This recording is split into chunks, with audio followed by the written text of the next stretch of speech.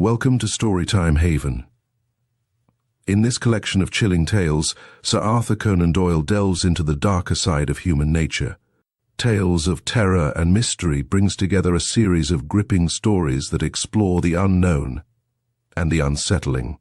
With Doyle's masterful storytelling, prepare yourself for a journey into the realm of suspense, where every shadow hides a secret and every twist reveals a new dimension of fear.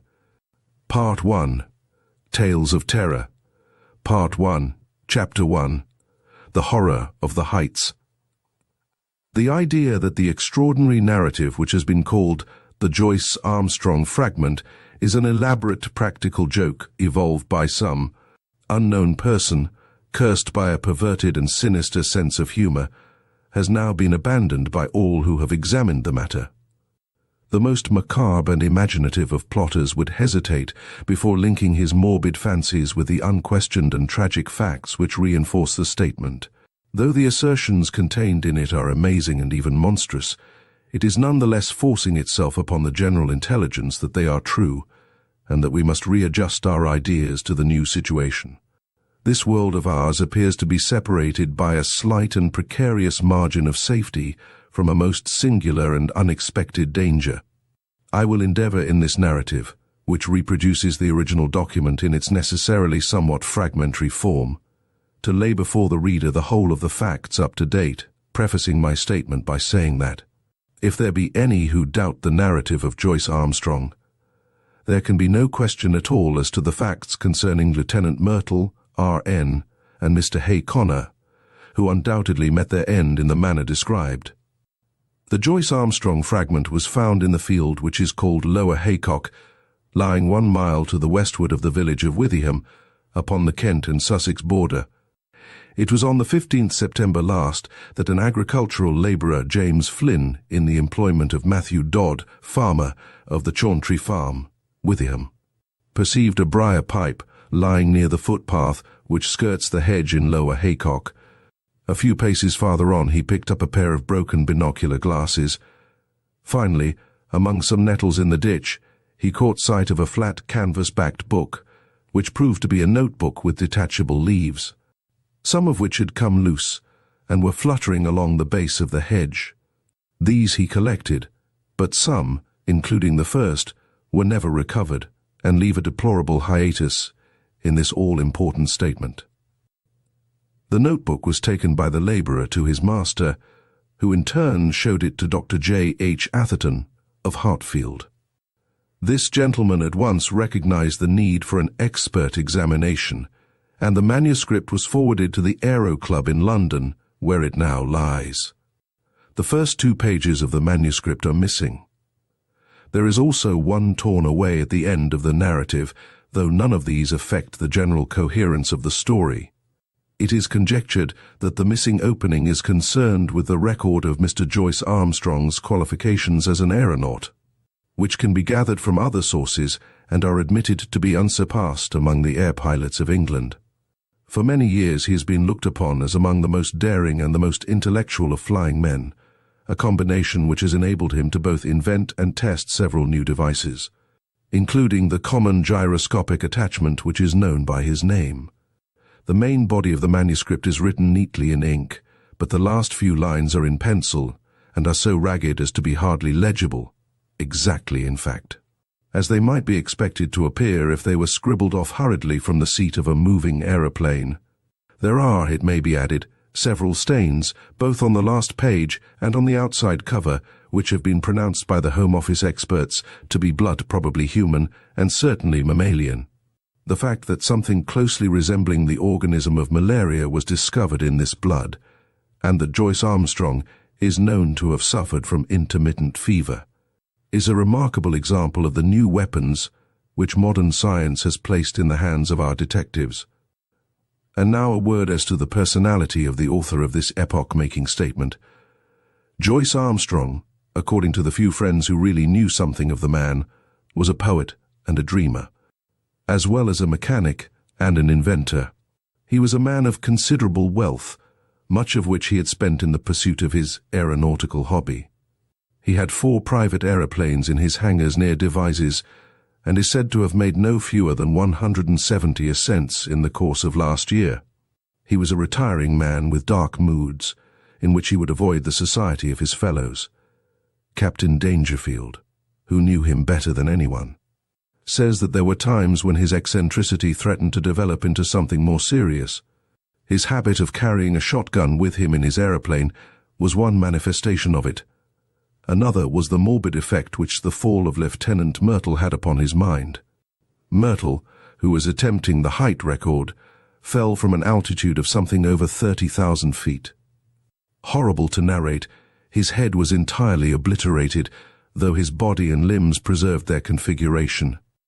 At every gathering of airmen, Joyce Armstrong, according to Dangerfield, would ask, with an enigmatic smile, "And where, pray, is Myrtle's head?"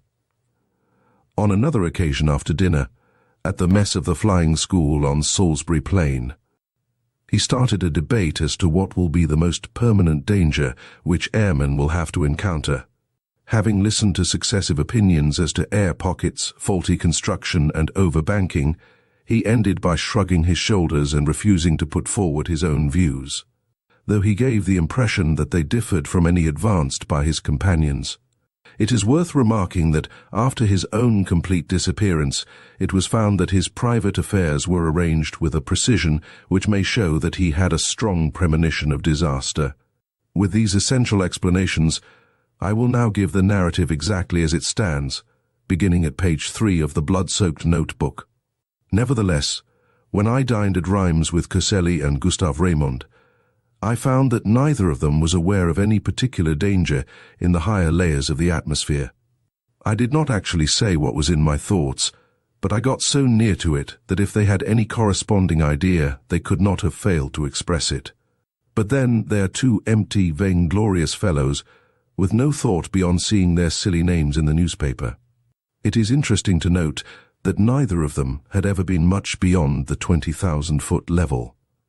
Of course, men have been higher than this both in balloons and in the ascent of mountains. It must be well above that point that the aeroplane enters the danger zone, always presuming that my premonitions are correct.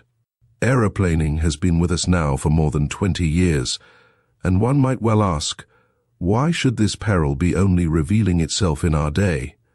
The answer is obvious.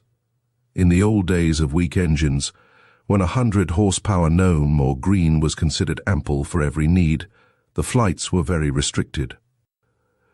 Now that 300 horsepower is the rule rather than the exception, visits to the upper layers have become easier and more common. Some of us can remember how, in our youth, Garros made a worldwide reputation by attaining 19,000 feet, and it was considered a remarkable achievement to fly over the Alps. Our standard now has been immeasurably raised, and there are 20 high flights for one in former years. Many of them have been undertaken with impunity. The 30,000-foot level has been reached time after time with no discomfort beyond cold and asthma. What does this prove? A visitor might descend upon this planet 1,000 times and never see a tiger. Yet tigers exist, and if he chanced to come down into a jungle, he might be devoured. There are jungles of the upper air, and there are worse things than tigers which inhabit them.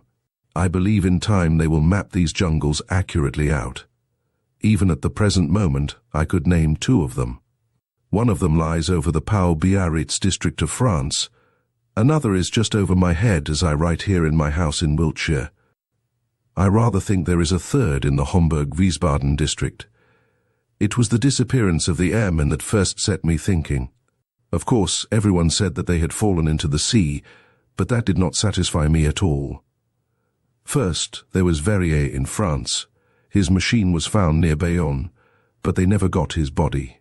There was the case of Baxter also, who vanished, though his engine and some of the iron fixings were found in a wood in Leicestershire. In that case, Dr. Middleton, of Amesbury, who was watching the flight with a telescope, declares that just before the clouds obscured the view he saw the machine, which was at an enormous height, suddenly rise perpendicularly upwards in a succession of jerks in a manner that he would have thought to be impossible. That was the last seen of Baxter. There was a correspondence in the papers, but it never led to anything. There were several other similar cases, and then there was the death of Connor. What a cackle there was about an unsolved mystery of the air, and what columns in the halfpenny papers. And yet how little was ever done to get to the bottom of the business. He came down in a tremendous vol plane from an unknown height. He never got off his machine and died in his pilot's seat. Died of what? Heart disease, said the doctors. Rubbish. Connor's heart was as sound as mine is. What did Venables say? Venables was the only man who was at his side when he died. He said that he was shivering and looked like a man who had been badly scared. Died of fright, said Venables, but could not imagine what he was frightened about. Only said one word to Venables which sounded like monstrous. They could make nothing of that at the inquest, but I could make something of it. Monsters. That was the last word of poor Harry Connor, and he did die of fright, just as Venables thought. And then there was Myrtle's head. Do you really believe? Does anybody really believe that a man's head could be driven clean into his body by the force of a fall? Well, perhaps it may be possible, but I, for one, have never believed that it was so with Myrtle. And the grease upon his clothes all slimy with grease, said somebody at the inquest. Queer that nobody got thinking after that. I did. But then, I had been thinking for a good long time. I've made 3 ascents. How Dangerfield used to chaff me about my shotgun, but I've never been high enough. Now, with this new light-pull Verona machine and its 175 Rober, I should easily touch the 30,000 tomorrow. I'll have a shot at the record. Maybe I shall have a shot at something else as well. Of course it's dangerous. If a fellow wants to avoid danger, he had best keep out of flying altogether, and subside finally into flannel slippers and a dressing gown. But I'll visit the air jungle tomorrow, and if there's anything there I shall know it. If I return, I'll find myself a bit of a celebrity. If I don't, this notebook may explain what I am trying to do, and how I lost my life in doing it. But no drivel about accidents or mysteries, if you please. I chose my Paul Verona monoplane for the job. There's nothing like a monoplane when real work is to be done. Beaumont found that out in very early days. For one thing, it doesn't mind damp, and the weather looks as if we should be in the clouds all the time. It's a bonny little model and answers my hand like a tender-mouthed horse. The engine is a 10-cylinder rotary Rober, working up to 175. It has all the modern improvements in closed fuselage, high-curved landing skids, brakes, gyroscopic steadiers, and 3 speeds, worked by an alteration of the angle of the planes upon the Venetian blind principle. I took a shotgun with me and a dozen cartridges filled with buckshot. You should have seen the face of Perkins, my old mechanic, when I directed him to put them in. I was dressed like an Arctic explorer, with 2 jerseys under my overalls, thick socks inside my padded boots, a storm cap with flaps, and my talc goggles. It was stifling outside the hangars, but I was going for the summit of the Himalayas and had to dress for the part. Perkins knew there was something on and implored me to take him with me. Perhaps I should if I were using the biplane, but a monoplane is a one-man show, if you want to get the last foot of life out of it. Of course I took an oxygen bag. The man who goes for the altitude record without one will either be frozen or smothered, or both. I had a good look at the planes, the rudder bar, and the elevating lever before I got in. Everything was in order so far as I could see. Then I switched on my engine and found that she was running sweetly. When they let her go, she rose almost at once upon the lowest speed. I circled my home field once or twice just to warm her up, and then with a wave to Perkins and the others, I flattened out my planes and put her on her highest. She skimmed like a swallow downwind for 8 or 10 miles, until I turned her nose up a little and she began to climb in a great spiral for the cloud bank above me. It's all important to rise slowly and adapt yourself to the pressure as you go. It was a close, warm day for an English September, and there was the hush and heaviness of impending rain. Now and then there came sudden puffs of wind from the southwest, one of them so gusty and unexpected that it caught me napping and turned me half round for an instant. I remember the time when gusts and whirls and air pockets used to be things of danger. before we learned to put an overmastering power into our engines. Just as I reached the cloud banks, with the altimeter marking 3,000, down came the rain. My word, how it poured! It drummed upon my wings and lashed against my face, blurring my glasses so that I could hardly see. I got down onto a low speed, for it was painful to travel against it. As I got higher, it became hail, and I had to turn tail to it. One of my cylinders was out of action, a dirty plug, I should imagine, but still I was rising steadily with plenty of power. After a bit the trouble passed, whatever it was, and I heard the full deep-throated purr, the 10 singing as one. That's where the beauty of our modern silencers comes in. We can at last control our engines by ear, how they squeal and squeak and sob when they are in trouble. All those cries for help were wasted in the old days when every sound was swallowed up by the monstrous racket of the machine. If only the early aviators could come back to see the beauty and perfection of the mechanism which had been bought at the cost of their lives. About 9:30 I was nearing the clouds. Down below me, all blurred and shadowed with rain, lay the vast expanse of Salisbury Plain. Half a dozen flying machines were doing hack work at the 1,000-foot level, looking like little black swallows against the green background. I dare say they were wondering what I was doing up in cloudland. Suddenly a grey curtain drew across beneath me, and the wet folds of vapours were swirling round my face. It was clammily cold and miserable, but I was above the hailstorm, and that was something gained. The cloud was as dark and thick as a London fog. In my anxiety to get clear, I cocked her nose up until the automatic alarm bell rang, and I actually began to slide backwards. My sopped and dripping wings had made me heavier than I thought, but presently I was in lighter cloud, and soon had cleared the first layer. There was a second opal-coloured and fleecy at a great height above my head, a white, unbroken ceiling above, and a dark, unbroken floor below, with the monoplane labouring upwards upon a vast spiral between them. It is deadly lonely in these cloud spaces.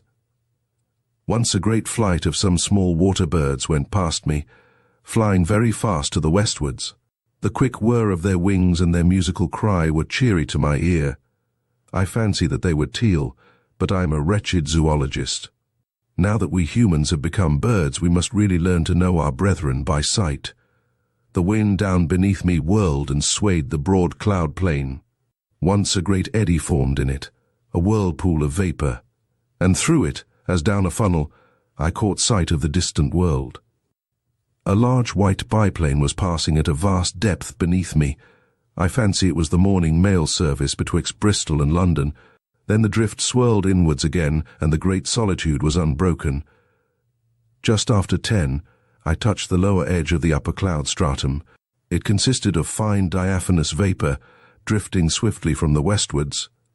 The wind had been steadily rising all this time, and it was now blowing a sharp breeze 28 an hour by my gauge. Already it was very cold, though my altimeter only marked 9,000. The engines were working beautifully, and we went droning steadily upwards. The cloud bank was thicker than I had expected, but at last it thinned out into a golden mist before me, and then in an instant I had shot out from it. And there was an unclouded sky and a brilliant sun above my head, all blue and gold above, all shining silver below, one vast glimmering plain as far as my eyes could reach. It was 10:15 o'clock, and the barograph needle pointed to 12,800. Up I went, and up, my ears concentrated upon the deep purring of my motor, my eyes busy always with the watch, the revolution indicator, the petrol lever, and the oil pump. No wonder aviators are said to be a fearless race. With so many things to think of, there is no time to trouble about oneself. About this time I noted how unreliable is the compass when above a certain height from Earth. At 15,000 feet, mine was pointing east and a point south. The sun and the wind gave me my true bearings. I had hoped to reach an eternal stillness in these high altitudes, but with every 1,000 feet of ascent the gale grew stronger. My machine groaned and trembled in every joint and rivet as she faced it, and swept away like a sheet of paper when I banked her on the turn, skimming down wind at a greater pace, perhaps, than ever mortal man has moved. Yet I had always to turn again and tack up in the wind's eye, for it was not merely a height record that I was after. By all my calculations, it was above Little Wiltshire that my air jungle lay, and all my labour might be lost if I struck the outer layers at some farther point. When I reached the 19,000-foot level, which was about midday, the wind was so severe that I looked with some anxiety to the stays of my wings, expecting momentarily to see them snap or slacken. I even cast loose the parachute behind me and fastened its hook into the ring of my leathern belt, so as to be ready for the worst. Now was the time when a bit of scamped work by the mechanic is paid for by the life of the aeronaut. But she held together bravely. Every cord and strut was humming and vibrating like so many harp strings, but it was glorious to see how, for all the beating and the buffeting, she was still the conqueror of nature and the mistress of the sky. There is surely something divine in man himself, that he should rise so superior to the limitations which creation seemed to impose rise to by such unselfish, heroic devotion as this air conquest has shown. Talk of human degeneration. When has such a story as this been written in the annals of our race? These were the thoughts in my head as I climbed that monstrous, inclined plane with the wind sometimes beating in my face and sometimes whistling behind my ears, while the cloud land beneath me fell away to such a distance that the folds and hummocks of silver had all smoothed out into one flat, shining plain. But suddenly I had a horrible and unprecedented experience. I have known before what it is to be in what our neighbours have called a tourbillon, but never on such a scale as this. That huge, sweeping river of wind of which I have spoken had, as it appears, whirlpools within it which were as monstrous as itself. Without a moment's warning, I was dragged suddenly into the heart of one. I spun round for a minute or two with such velocity that I almost lost my senses, and then fell suddenly, left wing foremost, down the vacuum funnel in the centre. I dropped like a stone, and lost nearly 1,000 feet. It was only my belt that kept me in my seat, and the shock and breathlessness left me hanging half insensible over the side of the fuselage. But I am always capable of a supreme effort. It is my one great merit as an aviator. I was conscious that the descent was slower. The whirlpool was a cone rather than a funnel, and I had come to the apex. With a terrific wrench, throwing my weight all to one side, I levelled my planes and brought her head away from the wind. In an instant I had shot out of the eddies and was skimming down the sky. Then, shaken but victorious, I turned her nose up and began once more my steady grind on the upward spiral. I took a large sweep to avoid the danger spot of the whirlpool, and soon I was safely above it. Just after 1 o'clock I was 21,000 feet above the sea level. To my great joy I had topped the gale, and with every 100 feet of ascent the air grew stiller. On the other hand, it was very cold, and I was conscious of that peculiar nausea which goes with rarefaction of the air. For the first time I unscrewed the mouth of my oxygen bag and took an occasional whiff of the glorious gas. I could feel it running like a cordial through my veins, and I was exhilarated almost to the point of drunkenness. I shouted and sang as I soared upwards into the cold, still outer world. It is very clear to me that the insensibility which came upon Glacier, and in a lesser degree upon Coxwell, when in 1862 they ascended in a balloon to the height of 30,000 feet, was due to the extreme speed with which a perpendicular ascent is made. Doing it at an easy gradient, and accustoming oneself to the lessened barometric pressure by slow degrees, there are no such dreadful symptoms. At the same great height, I found that even without my oxygen inhaler, I could breathe without undue distress. It was bitterly cold, however, and my thermometer was at 0 Fahrenheit. At 1:30 I was nearly 7 miles above the surface of the earth, and still ascending steadily. I found, however, that the rarefied air was giving markedly less support to my planes, and that my angle of ascent had to be considerably lowered in consequence. It was already clear that even with my light weight and strong engine power, there was a point in front of me where I should be held. To make matters worse, one of my sparking plugs was in trouble again, and there was intermittent misfiring in the engine. My heart was heavy with the fear of failure. It was about that time that I had a most extraordinary experience. Something whizzed past me in a trail of smoke and exploded with a loud hissing sound, sending forth a cloud of steam. For the instant I could not imagine what had happened. Then I remembered that the earth is forever being bombarded by meteor stones, and would be hardly inhabitable were they not in nearly every case turned to vapor in the outer layers of the atmosphere.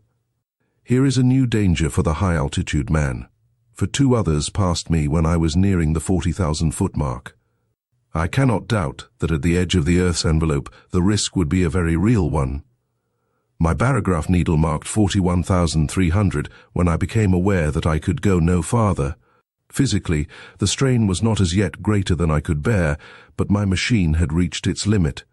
The attenuated air gave no firm support to the wings, and the least tilt developed into side slip, while she seemed sluggish on her controls. Possibly, had the engine been at its best, another 1,000 feet might have been within our capacity, but it was still misfiring, and 2 out of the 10 cylinders appeared to be out of action. If I had not already reached the zone for which I was searching, then I should never see it upon this journey. But was it not possible that I had attained it? Soaring in circles like a monstrous hawk upon the 40,000-foot level, I let the monoplane guide herself. And with my Mannheim glass, I made a careful observation of my surroundings. The heavens were perfectly clear. There was no indication of those dangers which I had imagined. I have said that I was soaring in circles. It struck me suddenly that I would do well to take a wider sweep and open up a new air tract. If the hunter entered an earth jungle, he would drive through it if he wished to find his game. My reasoning had led me to believe that the air jungle which I had imagined lay somewhere over Wiltshire. This should be to the south and west of me. I took my bearings from the sun, for the compass was hopeless, and no trace of earth was to be seen, nothing but the distant silver cloud plain. However, I got my direction as best I might, and kept her head straight to the mark.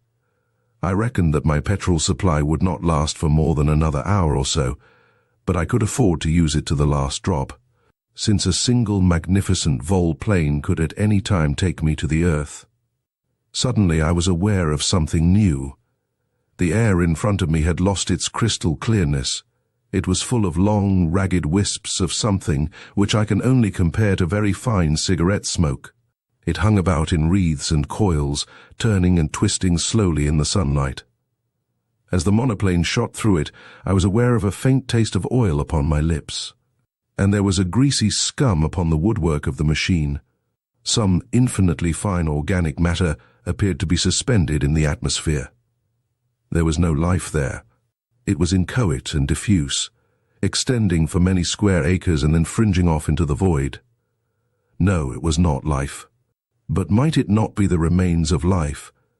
Above all, might it not be the food of life, of monstrous life, even as the humble grease of the ocean is the food for the mighty whale?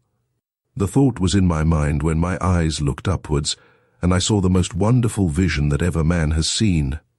Can I hope to convey it to you even as I saw it myself last Thursday? Conceive a jellyfish such as sails in our summer seas, bell-shaped and of enormous size, far larger, I should judge, than the dome of St. Paul's. It was of a light pink colour veined with a delicate green, but the whole huge fabric so tenuous that it was but a fairy outline against the dark blue sky. It pulsated with a delicate and regular rhythm. From it there depended 2 long drooping green tentacles, which swayed slowly backwards and forwards. This gorgeous vision passed gently with noiseless dignity over my head, as light and fragile as a soap bubble, and drifted upon its stately way. I had half turned my monoplane, that I might look after this beautiful creature, when, in a moment, I found myself amidst a perfect fleet of them, of all sizes, but none so large as the first. Some were quite small, but the majority about as big as an average balloon, and with much the same curvature at the top. There was in them a delicacy of texture and colouring which reminded me of the finest Venetian glass. Pale shades of pink and green were the prevailing tints, but all had a lovely iridescence where the sun shimmered through their dainty forms. Some hundreds of them drifted past me, a wonderful fairy squadron of strange, unknown argosies of the sky creatures, whose forms and substance were so attuned to these pure heights that one could not conceive anything so delicate within actual sight or sound of earth. But soon my attention was drawn to a new phenomenon, the serpents of the outer air.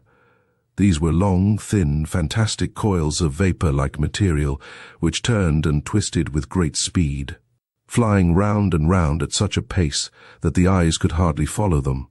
Some of these ghost-like creatures were 20 or 30 feet long, but it was difficult to tell their girth, for their outline was so hazy that it seemed to fade away into the air around them. These air snakes were of a very light grey or smoke color, with some darker lines within, which gave the impression of a definite organism. One of them whisked past my very face, and I was conscious of a cold, clammy contact, but their composition was so unsubstantial that I could not connect them with any thought of physical danger, any more than the beautiful bell-like creatures which had preceded them. There was no more solidity in their frames than in the floating spume from a broken wave. But a more terrible experience was in store for me. Floating downwards from a great height, there came a purplish patch of vapor, small as I saw it first, but rapidly enlarging as it approached me, until it appeared to be hundreds of square feet in size. Though fashioned of some transparent, jelly-like substance, it was none the less of much more definite outline and solid consistence than anything which I had seen before.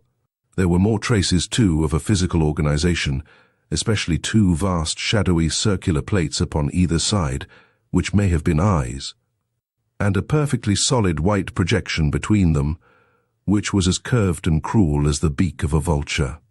The whole aspect of this monster was formidable and threatening, and it kept changing its color from a very light mauve to a dark, angry purple so thick that it cast a shadow as it drifted between my monoplane and the sun.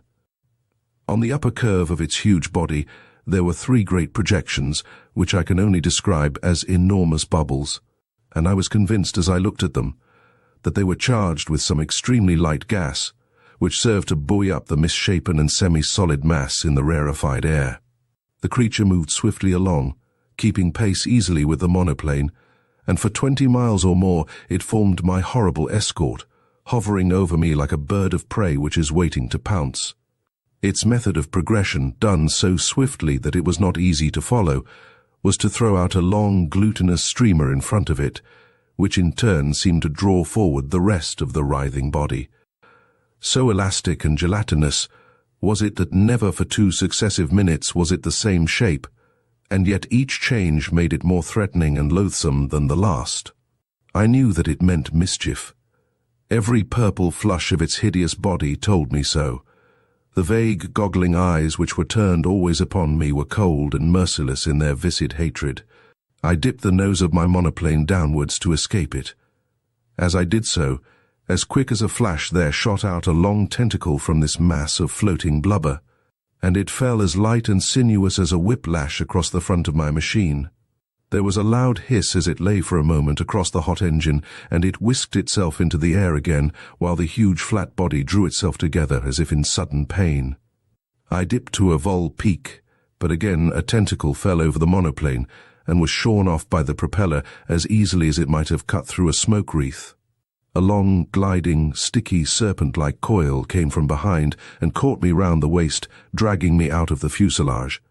I tore at it, my fingers sinking into the smooth, glue-like surface, and for an instant I disengaged myself, but only to be caught round the boot by another coil, which gave me a jerk that tilted me almost onto my back. As I fell over, I blazed off both barrels of my gun, though, indeed, it was like attacking an elephant with a pea-shooter to imagine that any human weapon could cripple that mighty bulk. And yet, I aimed better than I knew, for, with a loud report, one of the great blisters upon the creature's back exploded with the puncture of the buckshot. It was very clear that my conjecture was right, and that these vast, clear bladders were distended with some lifting gas, for in an instant the huge, cloud-like body turned sideways, writhing desperately to find its balance, while the white beak snapped and gaped in horrible fury. But already I had shot away on the steepest glide that I dared to attempt, my engine still full on, the flying propeller and the force of gravity shooting me downwards like an aerolite. Far behind me, I saw a dull purplish smudge growing swiftly smaller and merging into the blue sky behind it. I was safe out of the deadly jungle of the outer air. Once out of danger, I throttled my engine, for nothing tears a machine to pieces quicker than running on full power from a height. It was a glorious spiral vol plane from nearly 8 miles of altitude first, to the level of the silver cloud bank, then to that of the storm cloud beneath it, and finally, in beating rain, to the surface of the earth. I saw the Bristol Channel beneath me as I broke from the clouds, but, having still some petrol in my tank, I got 20 miles inland, before I found myself stranded in a field half a mile from the village of Ashcombe.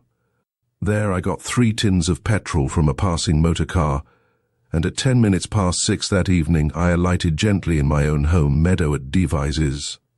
After such a journey as no mortal upon earth has ever yet taken and lived to tell the tale.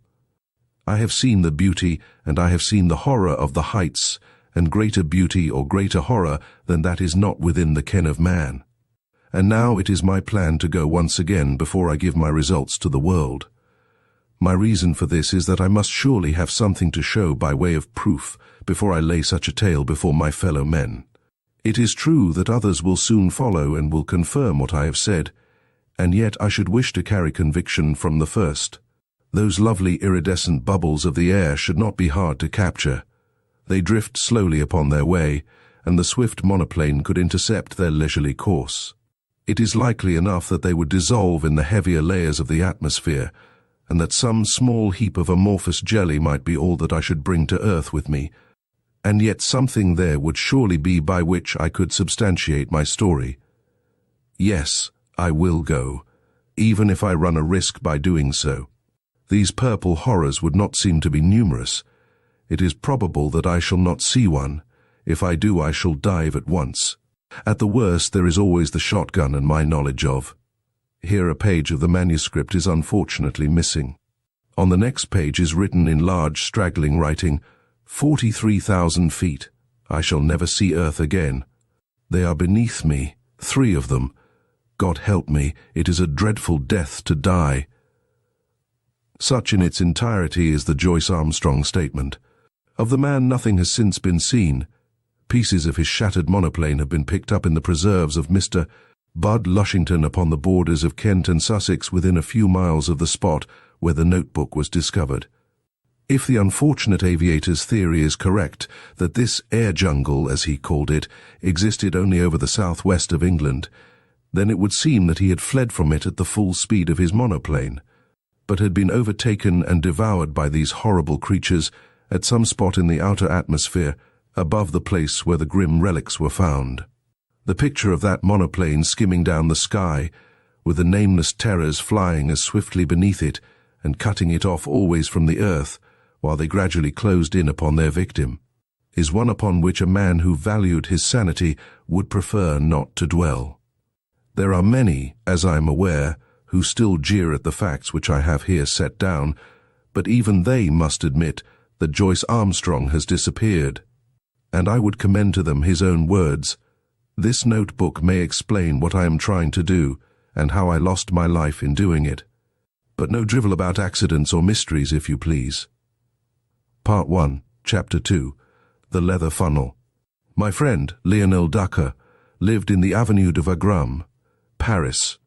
His house was that small one, with the iron railings and grass plot in front of it, on the left-hand side as you pass down from the Arc de Triomphe. I fancy that it had been there long before the avenue was constructed, for the grey tiles were stained with lichens, and the walls were mildewed and discoloured with age. It looked a small house from the street, 5 windows in front, if I remember right, but it deepened into a single long chamber at the back. It was here that Dacre had that singular library of occult literature, and the fantastic curiosities which served as a hobby for himself, and an amusement for his friends. A wealthy man of refined and eccentric tastes, he had spent much of his life and fortune in gathering together what was said to be a unique private collection of Talmudic, Kabbalistic, and magical works, many of them of great rarity and value. His tastes leaned toward the marvelous and the monstrous, and I have heard that his experiments in the direction of the unknown have passed all the bounds of civilization and of decorum. To his English friends he never alluded to such matters, and took the tone of the student and virtuoso. But a Frenchman whose tastes were of the same nature has assured me that the worst excesses of the Black Mass have been perpetrated in that large and lofty hall which is lined with the shelves of his books and the cases of his museum. Dacre's appearance was enough to show that his deep interest in these psychic matters was intellectual rather than spiritual. There was no trace of asceticism upon his heavy face, but there was much mental force in his huge dome-like skull, which curved upward from amongst his thinning locks, like a snow-peak above its fringe of fir trees.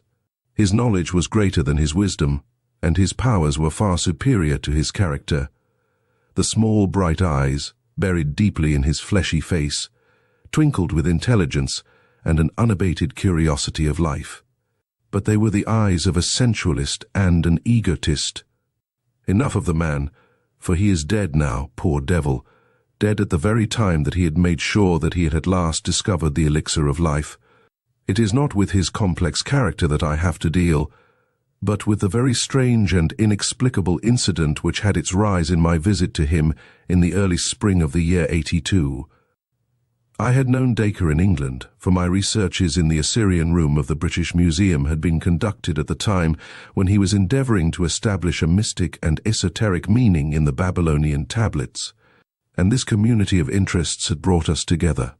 Chance remarks had led to daily conversation, and that to something verging upon friendship. I had promised him that on my next visit to Paris I would call upon him. At the time when I was able to fulfill my compact, I was living in a cottage at Fontainebleau, and as the evening trains were inconvenient, he asked me to spend the night in his house. "I have only that one spare couch," said he, pointing to a broad sofa in his large salon. "I hope that you will manage to be comfortable there." It was a singular bedroom, with its high walls of brown volumes, but there could be no more agreeable furniture to a bookworm like myself, and there is no scent so pleasant to my nostrils as that faint, subtle reek which comes from an ancient book. I assured him that I could desire no more charming chamber, and no more congenial surroundings. "If the fittings are neither convenient nor conventional, they are at least costly," said he, looking round at his shelves. "I have expended nearly $250,000 of money upon these objects which surround you. Books, weapons, gems, carvings, tapestries, images. There is hardly a thing here which has not its history, and it is generally one worth telling." He was seated as he spoke at one side of the open fireplace, and I at the other. His reading table was on his right, and the strong lamp above it ringed it with a very vivid circle of golden light. A half-rolled palimpsest lay in the centre, and around it were many quaint articles of bric-a-brac. One of these was a large funnel, such as is used for filling wine casks. It appeared to be made of black wood, and to be rimmed with discoloured brass. "That is a curious thing," I remarked. "What is the history of that?" "Ah," said he, "it is the very question which I have had occasion to ask myself. I would give a good deal to know. Take it in your hands and examine it." I did so, and found that what I had imagined to be wood was in reality leather, though age had dried it into an extreme hardness. It was a large funnel, and might hold a quart when full. The brass rim encircled the wide end, but the narrow was also tipped with metal. "What do you make of it?" asked Dacre. "I should imagine that it belonged to some vintner or maltster in the Middle Ages," said I. "I have seen in England leathern drinking flagons of the 17th century, black jacks as they were called, which were of the same colour and hardness as this filler. I dare say the date would be about the same," said Dacre, "and no doubt also it was used for filling a vessel with liquid. If my suspicions are correct, however, it was a queer vintner who used it, and a very singular cask which was filled. Do you observe nothing strange at the spout end of the funnel?" As I held it to the light, I observed that at a spot some 5 inches above the brass tip, the narrow neck of the leather funnel was all haggled and scored, as if someone had notched it round with a blunt knife. Only at that point was there any roughening of the dead black surface. Someone has tried to cut off the neck. Would you call it a cut? It is torn and lacerated. It must have taken some strength to leave these marks on such tough material, whatever the instrument may have been. But what do you think of it? I can tell that you know more than you say. Dacre smiled, and his little eyes twinkled with knowledge. Have you included the psychology of dreams among your learned studies? He asked. I did not even know that there was such a psychology. My dear sir, that shelf above the gem case is filled with volumes, from Albertus Magnus onward, which deal with no other subject. It is a science in itself. A science of charlatans. The charlatan is always the pioneer. From the astrologer came the astronomer, from the alchemist the chemist, from the mesmerist the experimental psychologist. The quack of yesterday is the professor of tomorrow. Even such subtle and elusive things as dreams will in time be reduced to system and order. When that time comes, the researches of our friends on the bookshelf yonder will no longer be the amusement of the mystic, but the foundations of a science.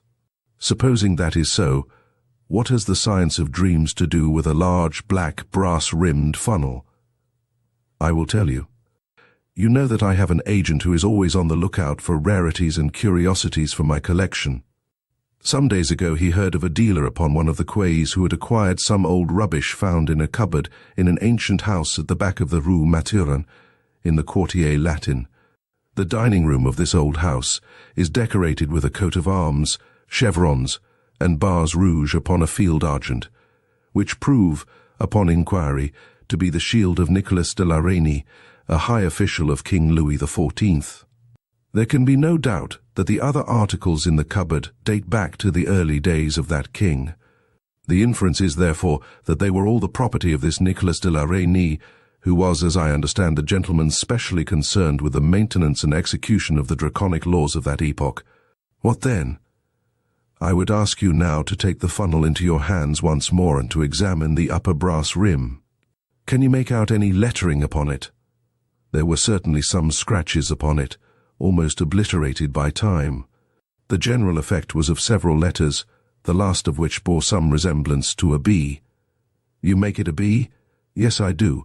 So do I. In fact, I have no doubt whatever that it is a B. But the nobleman you mentioned would have had R for his initial. Exactly. That's the beauty of it. He owned this curious object, and yet he had someone else's initials upon it. Why did he do this? I can't imagine, can you? Well, I might perhaps guess. Do you observe something drawn a little farther along the rim? I should say it was a crown. It is undoubtedly a crown, but if you examine it in a good light, you will convince yourself that it is not an ordinary crown. It is a heraldic crown, a badge of rank, and it consists of an alternation of 4 pearls and strawberry leaves, the proper badge of a marquis. We may infer, therefore, that the person whose initials end in B was entitled to wear that coronet. Then this common leather filler belonged to a marquis. Dacre gave a peculiar smile. Or to some member of the family of a marquis, said he. So much we have clearly gathered from this engraved rim. But what has all this to do with dreams? I do not know whether it was from a look upon Dacre's face, or from some subtle suggestion in his manner, but a feeling of repulsion, of unreasoning horror, came upon me as I looked at the gnarled old lump of leather. I have more than once received important information through my dreams, said my companion in the didactic manner which he loved to affect. I make it a rule now when I am in doubt upon any material point to place the article in question beside me as I sleep, and to hope for some enlightenment. The process does not appear to me to be very obscure, though it has not yet received the blessing of orthodox science. According to my theory, any object which has been intimately associated with any supreme paroxysm of human emotion, whether it be joy or pain, will retain a certain atmosphere or association which it is capable of communicating to a sensitive mind. By a sensitive mind, I do not mean an abnormal one, but such a trained and educated mind as you or I possess. You mean, for example, that if I slept beside that old sword upon the wall, I might dream of some bloody incident in which that very sword took part. An excellent example, for, as a matter of fact, that sword was used in that fashion by me, and I saw in my sleep the death of its owner, who perished in a brisk skirmish, which I have been unable to identify, but which occurred at the time of the Wars of the Frondists. If you think of it, some of our popular observances show that the fact has already been recognized by our ancestors, although we, in our wisdom, have classed it among superstitions. For example, the placing of the bride's cake beneath the pillow in order that the sleeper may have pleasant dreams.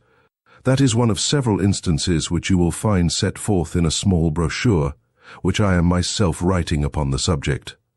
But to come back to the point, I slept one night with this funnel beside me, and I had a dream which certainly throws a curious light upon its use and origin. What did you dream? I dreamed. He paused, and an intent look of interest came over his massive face. By Jove, that's well thought of, said he. This really will be an exceedingly interesting experiment. You are yourself a psychic subject with nerves which respond readily to any impression. I have never tested myself in that direction. Then we shall test you tonight. Might I ask you as a very great favor, when you occupy that couch tonight, to sleep with this old funnel placed by the side of your pillow? The request seemed to me a grotesque one, but I have myself, in my complex nature, a hunger after all which is bizarre and fantastic. I had not the faintest belief in Dacre's theory, nor any hopes for success in such an experiment, yet it amused me that the experiment should be made. Dacre, with great gravity, drew a small stand to the head of my settee and placed the funnel upon it. Then, after a short conversation, he wished me good night and left me. I sat for some little time smoking by the smouldering fire, and turning over in my mind the curious incident which had occurred, and the strange experience which might lie before me. Skeptical as I was, there was something impressive in the assurance of Dacre's manner, and my extraordinary surroundings, the huge room with the strange and often sinister objects which were hung round it, struck solemnity into my soul. Finally I undressed, and turning out the lamp, I lay down. After long tossing, I fell asleep. Let me try to describe as accurately as I can the scene which came to me in my dreams. It stands out now in my memory more clearly than anything which I have seen with my waking eyes. There was a room which bore the appearance of a vault. 4 spandrels from the corners ran up to join a sharp, cup-shaped roof. The architecture was rough but very strong. It was evidently part of a great building. 3 men in black, with curious, top-heavy black velvet hats, sat in a line upon a red-carpeted dais. Their faces were very solemn and sad. On the left stood 2 long-gowned men with portfolios in their hands, which seemed to be stuffed with papers. Upon the right, looking toward me, was a small woman with blonde hair and singular light blue eyes, the eyes of a child.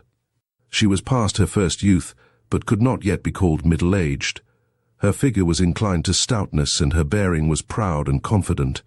Her face was pale but serene.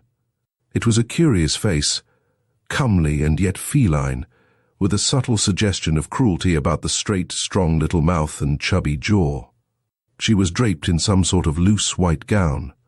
Beside her stood a thin, eager priest, who whispered in her ear and continually raised a crucifix before her eyes. She turned her head and looked fixedly past the crucifix at the 3 men in black, who were, I felt, her judges. As I gazed, the 3 men stood up and said something, but I could distinguish no words, though I was aware that it was the central one who was speaking. They then swept out of the room, followed by the 2 men with the papers. At the same instant, several rough-looking fellows in stout jerkins came bustling in and removed first the red carpet, and then the boards which formed the dais, so as to entirely clear the room. When this screen was removed, I saw some singular articles of furniture behind it. One looked like a bed with wooden rollers at each end, and a winch handle to regulate its length. Another was a wooden horse. There were several other curious objects, and a number of swinging cords which played over pulleys. It was not unlike a modern gymnasium. When the room had been cleared, there appeared a new figure upon the scene. This was a tall, thin person clad in black, with a gaunt and austere face. The aspect of the man made me shudder.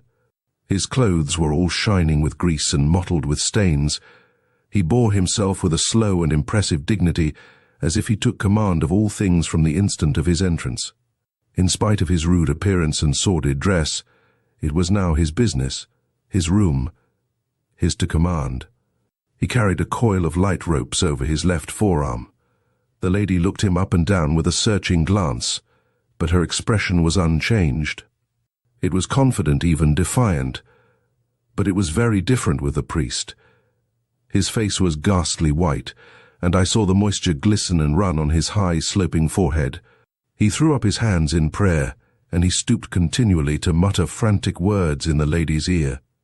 The man in black now advanced, and taking one of the cords from his left arm, he bound the woman's hands together. She held them meekly toward him as he did so. Then he took her arm with a rough grip and led her toward the wooden horse, which was little higher than her waist. Onto this she was lifted and laid, with her back upon it and her face to the ceiling, while the priest, quivering with horror, had rushed out of the room. The woman's lips were moving rapidly, and though I could hear nothing, I knew that she was praying. Her feet hung down on either side of the horse, and I saw that the rough varlets in attendance had fastened cords to her ankles and secured the other ends to iron rings in the stone floor. My heart sank within me as I saw these ominous preparations, and yet I was held by the fascination of horror, and I could not take my eyes from the strange spectacle. A man had entered the room with a bucket of water in either hand. Another followed with a third bucket. They were laid beside the wooden horse. The second man had a wooden dipper, a bowl with a straight handle, in his other hand. This he gave to the man in black. At the same moment one of the varlets approached with a dark object in his hand, which even in my dream filled me with a vague feeling of familiarity. It was a leathern filler. With horrible energy he thrust it, but I could stand no more. My hair stood on end with horror. I writhed, I struggled, I broke through the bonds of sleep, and I burst with a shriek into my own life, and found myself lying shivering with terror in the huge library, with the moonlight flooding through the window and throwing strange silver and black traceries upon the opposite wall. Oh, what a blessed relief to feel that I was back in the 19th century, back out of that medieval vault, into a world where men had human hearts within their bosoms. I sat up on my couch, trembling in every limb, my mind divided between thankfulness and horror. To think that such things were ever done, that they could be done without God striking the villains dead. Was it all a fantasy, or did it really stand for something which had happened in the black, cruel days of the world's history? I sank my throbbing head upon my shaking hands, and then, suddenly, my heart seemed to stand still in my bosom, and I could not even scream, so great was my terror. Something was advancing toward me through the darkness of the room. It is a horror coming upon a horror which breaks a man's spirit. I could not reason. I could not pray. I could only sit like a frozen image and glare at the dark figure which was coming down the great room. And then it moved out into the white lane of moonlight, and I breathed once more. It was Dacre, and his face showed that he was as frightened as myself. "Was that you? For God's sake, what's the matter?" he asked in a husky voice.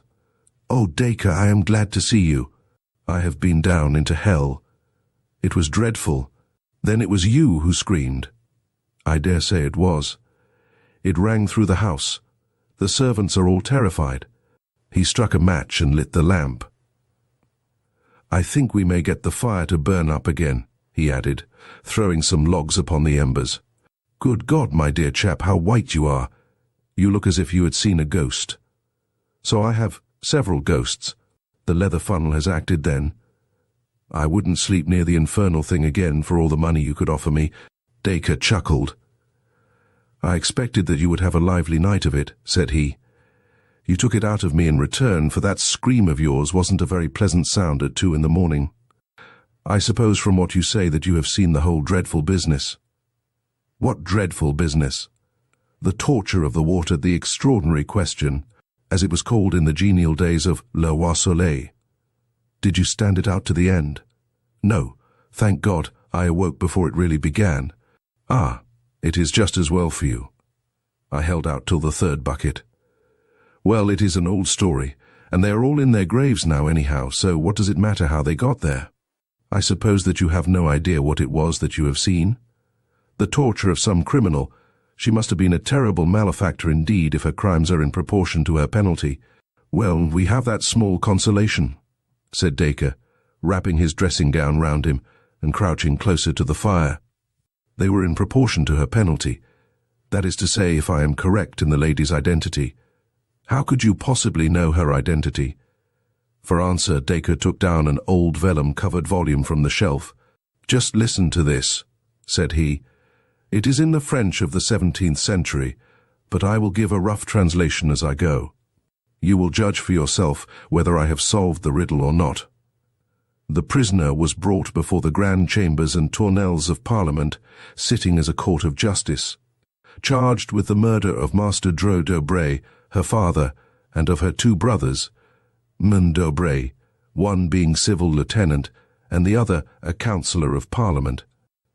In person it seemed hard to believe that she had really done such wicked deeds, for she was of a mild appearance, and of short stature, with a fair skin and blue eyes. Yet the court, having found her guilty, condemned her to the ordinary and to the extraordinary question in order that she might be forced to name her accomplices, after which she should be carried in a cart to the Place de Grève, there to have her head cut off, her body being afterwards burned and her ashes scattered to the winds. The date of this entry is July 16, 1676. It is interesting, said I, but not convincing. How do you prove the 2 women to be the same? I am coming to that. The narrative goes on to tell of the woman's behavior when questioned. When the executioner approached her, she recognized him by the cords which he held in his hands, and she at once held out her own hands to him, looking at him from head to foot without uttering a word. How's that? Yes, it was so. She gazed without wincing upon the wooden horse and rings which had twisted so many limbs and caused so many shrieks of agony. When her eyes fell upon the 3 pails of water, which were all ready for her, she said with a smile, "All that water must have been brought here for the purpose of drowning me, monsieur. You have no idea, I trust, of making a person of my small stature swallow it all. Shall I read the details of the torture?" "No, for heaven's sake, don't. Here is a sentence which must surely show you that what is here recorded is the very scene which you have gazed upon tonight." The good Abbé Pirot, unable to contemplate the agonies which were suffered by his penitent, had hurried from the room. Does that convince you? It does entirely. There can be no question that it is indeed the same event. But who, then, is this lady whose appearance was so attractive and whose end was so horrible? For answer, Dacre came across to me and placed the small lamp upon the table which stood by my bed. Lifting up the ill-omened filler, he turned the brass rim so that the light fell full upon it. Seen in this way, the engraving seemed clearer than on the night before. "We have already agreed that this is the badge of a marquis, or of a marquise," said he. "We have also settled that the last letter is B. It is undoubtedly so. I now suggest to you that the other letters from left to right are M, M, a small d, A, a small d, and then the final B. Yes, I am sure that you are right. I can make out the 2 small d's quite plainly." "What I have read to you tonight," said Dacre, "is the official record of the trial of Marie-Madeleine d'Aubray, Marquise de Bronvilliers, one of the most famous poisoners and murderers of all time."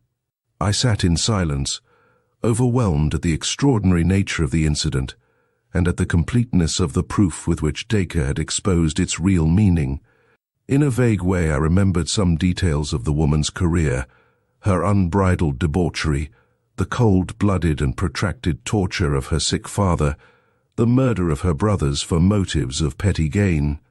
I recollected also that the bravery of her end had done something to atone for the horror of her life, and that all Paris had sympathized with her last moments, and blessed her as a martyr within a few days of the time when they had cursed her as a murderess. One objection, and one only, occurred to my mind. How came her initials and her badge of rank upon the filler?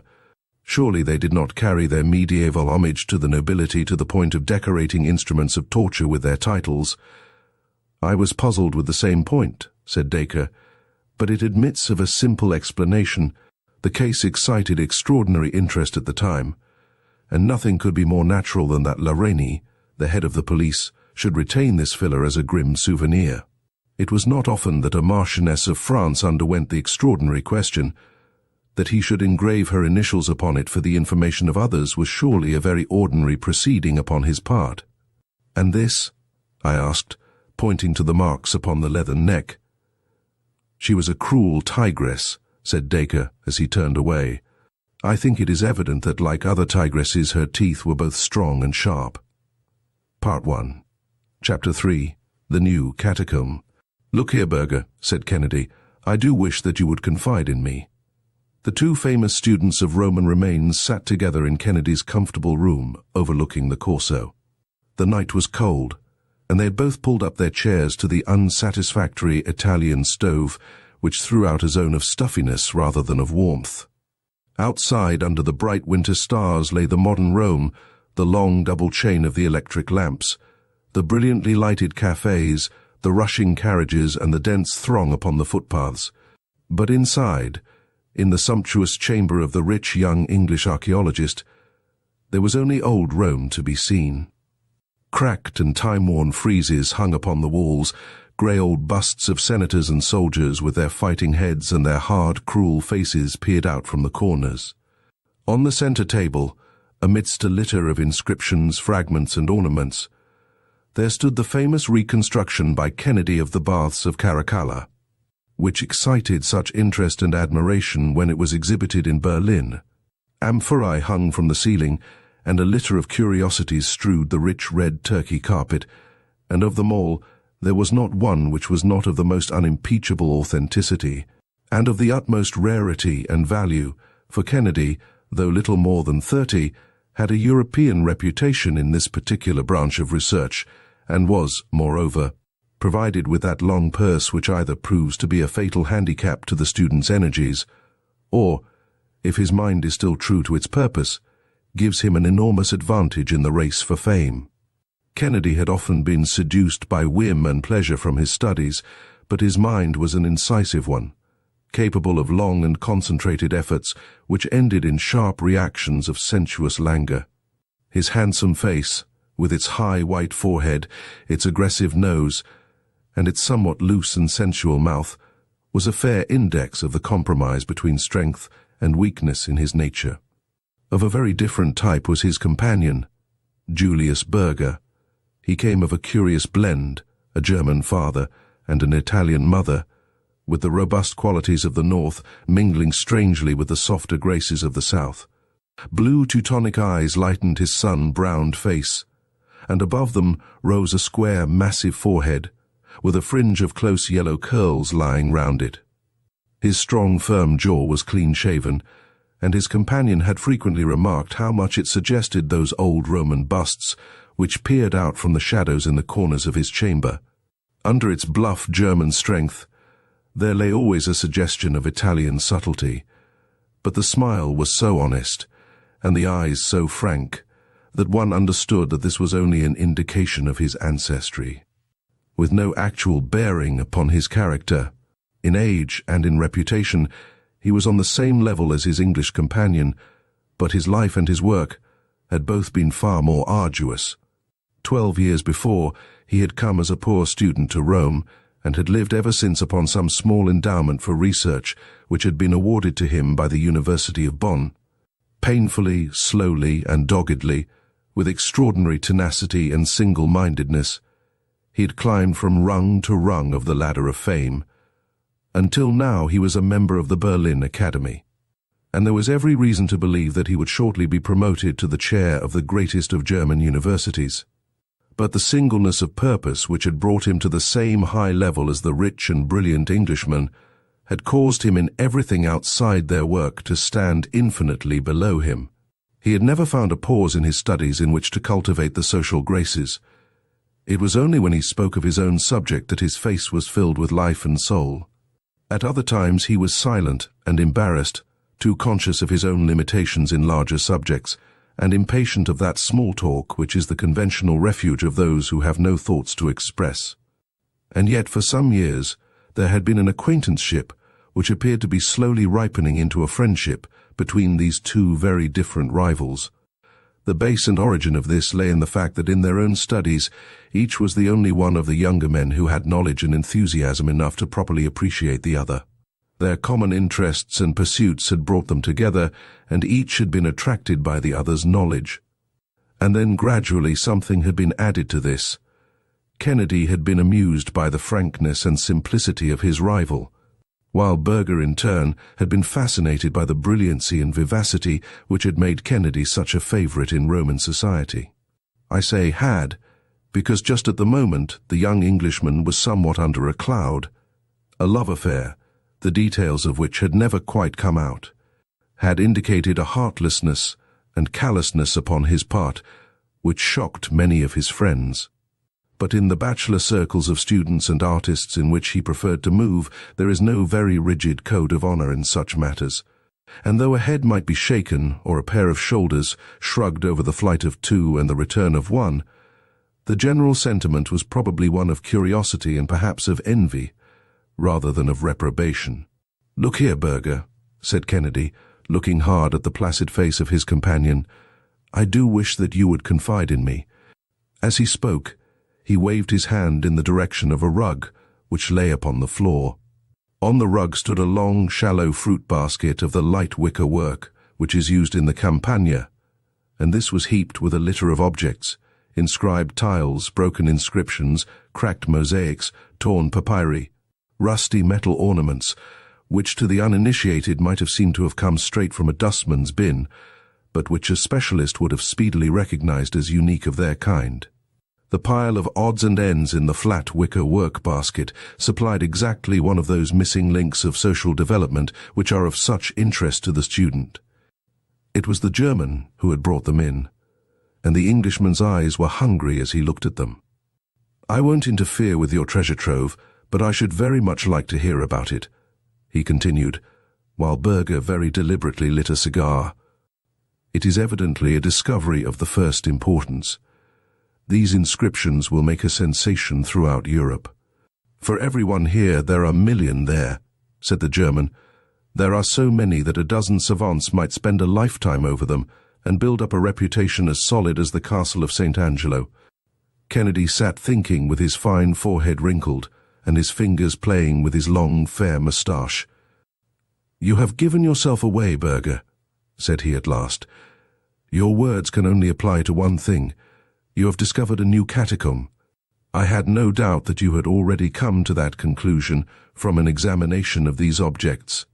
"Well, they certainly appeared to indicate it, but your last remarks make it certain. There is no place except a catacomb which could contain so vast a store of relics as you describe." "Quite so. There is no mystery about that. I have discovered a new catacomb." "Where?" "Ah, that is my secret, my dear Kennedy. Suffice it that it is so situated that there is not one chance in a million of anyone else coming upon it.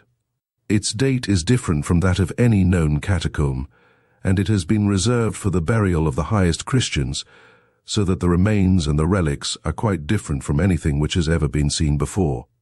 If I was not aware of your knowledge and of your energy, my friend, I would not hesitate under the pledge of secrecy to tell you everything about it.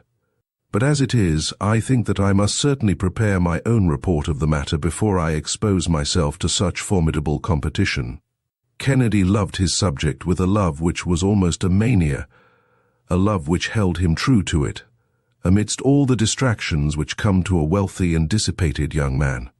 He had ambition, but his ambition was secondary to his mere abstract joy and interest in everything which concerned the old life and history of the city. He yearned to see this new underworld which his companion had discovered. "Look here, Berger," said he earnestly, "I assure you that you can trust me most implicitly in the matter. Nothing would induce me to put pen to paper about anything which I see until I have your express permission. I quite understand your feeling, and I think it is most natural, but you have really nothing whatever to fear from me. On the other hand, if you don't tell me, I shall make a systematic search, and I shall most certainly discover it. In that case, of course, I should make what use I liked of it, since I should be under no obligation to you." Berger smiled thoughtfully over his cigar. "I have noticed, friend Kennedy," said he, "that when I want information over any point, you are not always so ready to supply it. When did you ever ask me anything that I did not tell you? You remember, for example, my giving you the material for your paper about the Temple of the Vestals? Ah, well, that was not a matter of much importance. If I were to question you upon some intimate thing, would you give me an answer, I wonder? This new catacomb is a very intimate thing to me, and I should certainly expect some sign of confidence in return." "What you are driving at I cannot imagine," said the Englishman.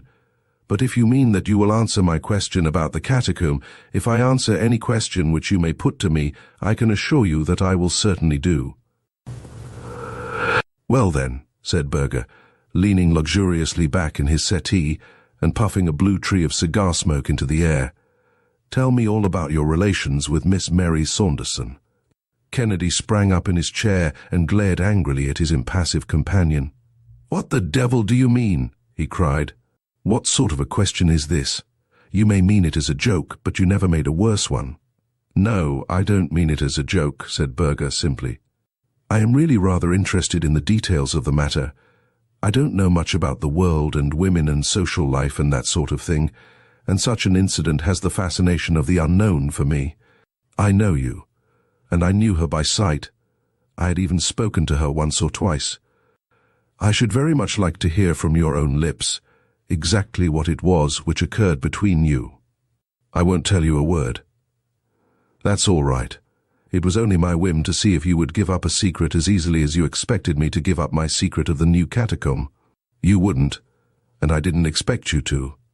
But why should you expect otherwise of me? There's St. John's clock striking 10. It is quite time that I was going home." "No, wait a bit, Berger," said Kennedy. "This is really a ridiculous caprice of yours to wish to know about an old love affair which has burned out months ago. You know we look upon a man who kisses and tells as the greatest coward and villain possible." "Certainly," said the German, gathering up his basket of curiosities. "When he tells anything about a girl which is previously unknown, he must be so. But in this case, as you must be aware, it was a public matter which was the common talk of Rome, so that you are not really doing Miss Mary Saunderson any injury by discussing her case with me. But still, I respect your scruples, and so good night." "Wait a bit, Berger," said Kennedy, laying his hand upon the other's arm. "I am very keen upon this catacomb business, and I can't let it drop quite so easily. Would you mind asking me something else in return, something not quite so eccentric this time?" No, you have refused, and there is an end of it," said Berger, with his basket on his arm. "No doubt you are quite right not to answer, and no doubt I am quite right also. And so again, my dear Kennedy, good night." The Englishman watched Berger cross the room, and he had his hand on the handle of the door before his host sprang up with the air of a man who is making the best of that which cannot be helped. "Hold on, old fellow," said he. "I think you are behaving in a most ridiculous fashion, but still, if this is your condition, I suppose that I must submit to it. I hate saying anything about a girl, but, as you say, it is all over Rome, and I don't suppose I can tell you anything which you do not know already. What was it you wanted to know?" The German came back to the stove, and laying down his basket, he sank into his chair once more. "May I have another cigar?" said he.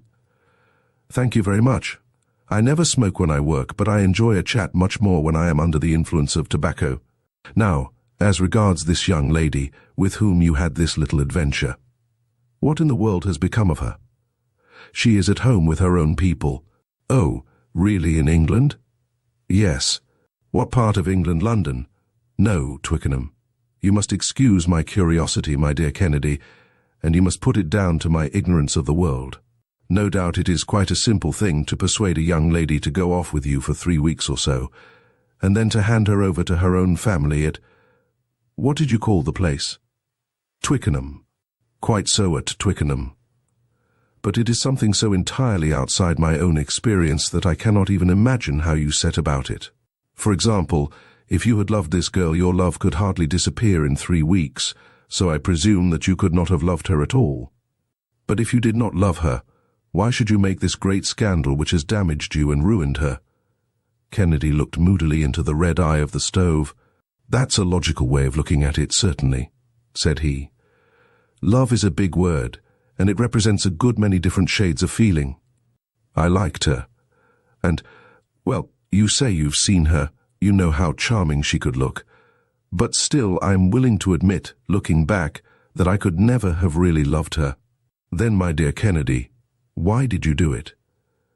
"The adventure of the thing had a great deal to do with it." "What? You are so fond of adventures."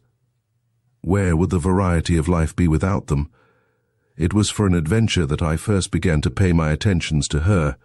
I've chased a good deal of game in my time, but there's no chase like that of a pretty woman. There was the piquant difficulty of it also, for, as she was the companion of Lady Emily Rood, it was almost impossible to see her alone. On the top of all the other obstacles which attracted me, I learned from her own lips very early in the proceedings that she was engaged. Mein Gott, to whom? She mentioned no names. I do not think that anyone knows that. So that made the adventure more alluring, did it? Well, it did certainly give a spice to it. Don't you think so? I tell you that I am very ignorant about these things. My dear fellow, you can remember that the apple you stole from your neighbor's tree was always sweeter than that which fell from your own, and then I found that she cared for me. What, at once? Oh no, it took about 3 months of sapping and mining, but at last I won her over. She understood that my judicial separation from my wife made it impossible for me to do the right thing by her, but she came all the same, and we had a delightful time, as long as it lasted. But how about the other man?" Kennedy shrugged his shoulders. "I suppose it is the survival of the fittest," said he. "If he had been the better man, she would not have deserted him. Let's drop the subject, for I have enough of it. Only one other thing. How did you get rid of her in 3 weeks?" "Well, we had both cooled down a bit, you understand. She absolutely refused, under any circumstances, to come back to face the people she had known in Rome. Now, of course, Rome is necessary to me, and I was already pining to be back at my work, so there was one obvious cause of separation. Then, again, her old father turned up at the hotel in London, and there was a scene, and the whole thing became so unpleasant that really, though I missed her dreadfully at first, I was very glad to slip out of it. Now, I rely upon you not to repeat anything of what I have said." "My dear Kennedy, I should not dream of repeating it. But all that you say interests me very much, for it gives me an insight into your way of looking at things, which is entirely different from mine, for I have seen so little of life. And now you want to know about my new catacomb. There's no use my trying to describe it, for you would never find it by that. There is only one thing, and that is for me to take you there. That would be splendid. When would you like to come? The sooner the better. I am all impatience to see it." "Well, it is a beautiful night, though a trifle cold. Suppose we start in an hour. We must be very careful to keep the matter to ourselves. If anyone saw us hunting in couples, they would suspect that there was something going on." "We can't be too cautious," said Kennedy. "Is it far?" "Some miles." "Not too far to walk?" "Oh no, we could walk there easily." "We had better do so, then. A cabman's suspicions would be aroused if he dropped us both at some lonely spot in the dead of the night." "Quite so. I think it would be best for us to meet at the gate of the Appian Way at midnight. I must go back to my lodgings for the matches and candles and things." "All right, Berger. I think it is very kind of you to let me into this secret, and I promise you that I will write nothing about it until you have published your report. Goodbye for the present. You will find me at the gate at 12. The cold, clear air was filled with the musical chimes from that city of clocks as Berger, wrapped in an Italian overcoat, with a lantern hanging from his hand, walked up to the rendezvous.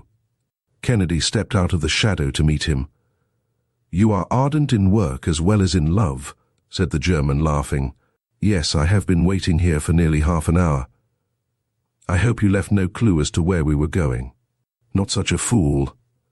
By Jove, I am chilled to the bone. Come on, Berger, let us warm ourselves by a spurt of hard walking." Their footsteps sounded loud and crisp upon the rough stone paving of the disappointing road, which is all that is left of the most famous highway of the world. A peasant or two going home from the wine shop, and a few carts of country produce coming up to Rome were the only things which they met. They swung along with the huge tombs looming up through the darkness upon each side of them, until they had come as far as the catacombs of St. Callistus, and saw against a rising moon the great circular bastion of Caecilia Metella in front of them. Then Burger stopped with his hand to his side. "Your legs are longer than mine, and you are more accustomed to walking," said he, laughing. "I think that the place where we turn off is somewhere here. Yes, this is it, round the corner of the trattoria. Now, it is a very narrow path, so perhaps I had better go in front and you can follow." He had lit his lantern, and by its light they were enabled to follow a narrow and devious track which wound across the marshes of the Campagna.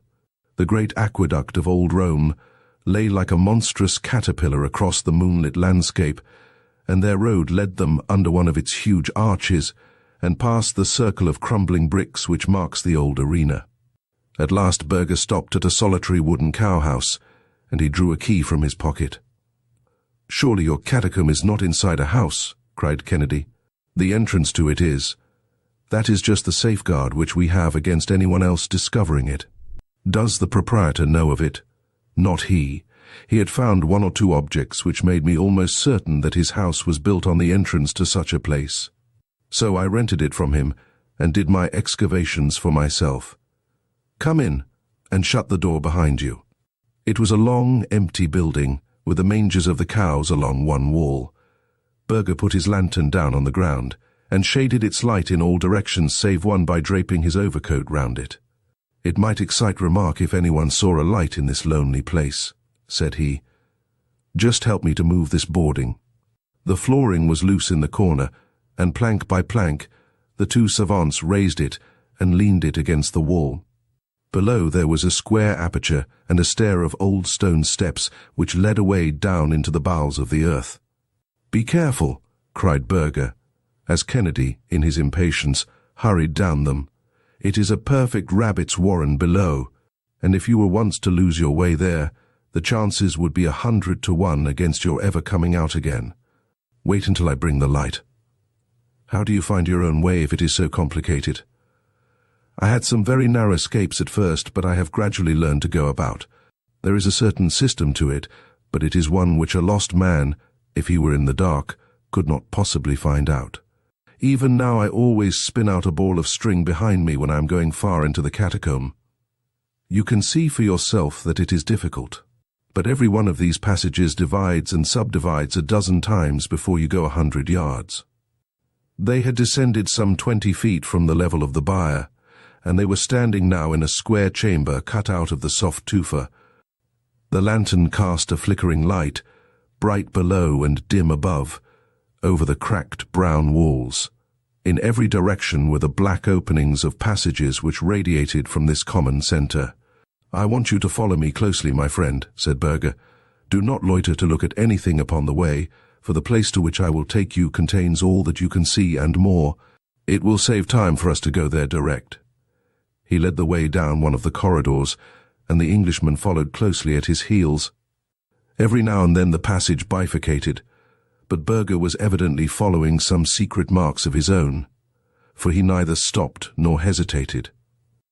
Everywhere along the walls, packed like the berths upon an emigrant ship, lay the Christians of old Rome. The yellow light flickered over the shriveled features of the mummies and gleamed upon rounded skulls and long white arm bones crossed over fleshless chests. And everywhere as he passed, Kennedy looked with wistful eyes upon inscriptions, funeral vessels, pictures, vestments, utensils, all lying as pious hands had placed them so many centuries ago. It was apparent to him, even in those hurried passing glances, that this was the earliest and finest of the catacombs, containing such a storehouse of Roman remains as had never before come at one time under the observation of the student. "What would happen if the light went out?" he asked, as they hurried onwards. "I have a spare candle and a box of matches in my pocket. By the way, Kennedy, have you any matches?" "No, you had better give me some." "Oh, that is all right. There is no chance of our separating. How far are we going?" "It seems to me that we have walked at least a quarter of a mile." More than that, I think. There is really no limit to the tombs. At least I have never been able to find any. This is a very difficult place, so I think that I will use our ball of string." He fastened one end of it to a projecting stone, and he carried the coil in the breast of his coat, paying it out as he advanced. Kennedy saw that it was no unnecessary precaution, for the passages had become more complex and tortuous than ever, with a perfect network of intersecting corridors. But these all ended in one large circular hall, with a square pedestal of tufa topped with a slab of marble at one end of it. "By Jove!" cried Kennedy in an ecstasy, as Berger swung his lantern over the marble. "It is a Christian altar, probably the first one in existence. Here is the little consecration cross cut upon the corner of it. No doubt this circular space was used as a church." "Precisely," said Berger. "If I had more time, I should like to show you all the bodies which are buried in these niches upon the walls, for they are the early popes and bishops of the church, with their mitres, their croziers, and full canonicals. Go over to that one and look at it." Kennedy went across and stared at the ghastly head which lay loosely on the shredded and mouldering mitre. "This is most interesting," said he, and his voice seemed to boom against the concave vault. "As far as my experience goes, it is unique.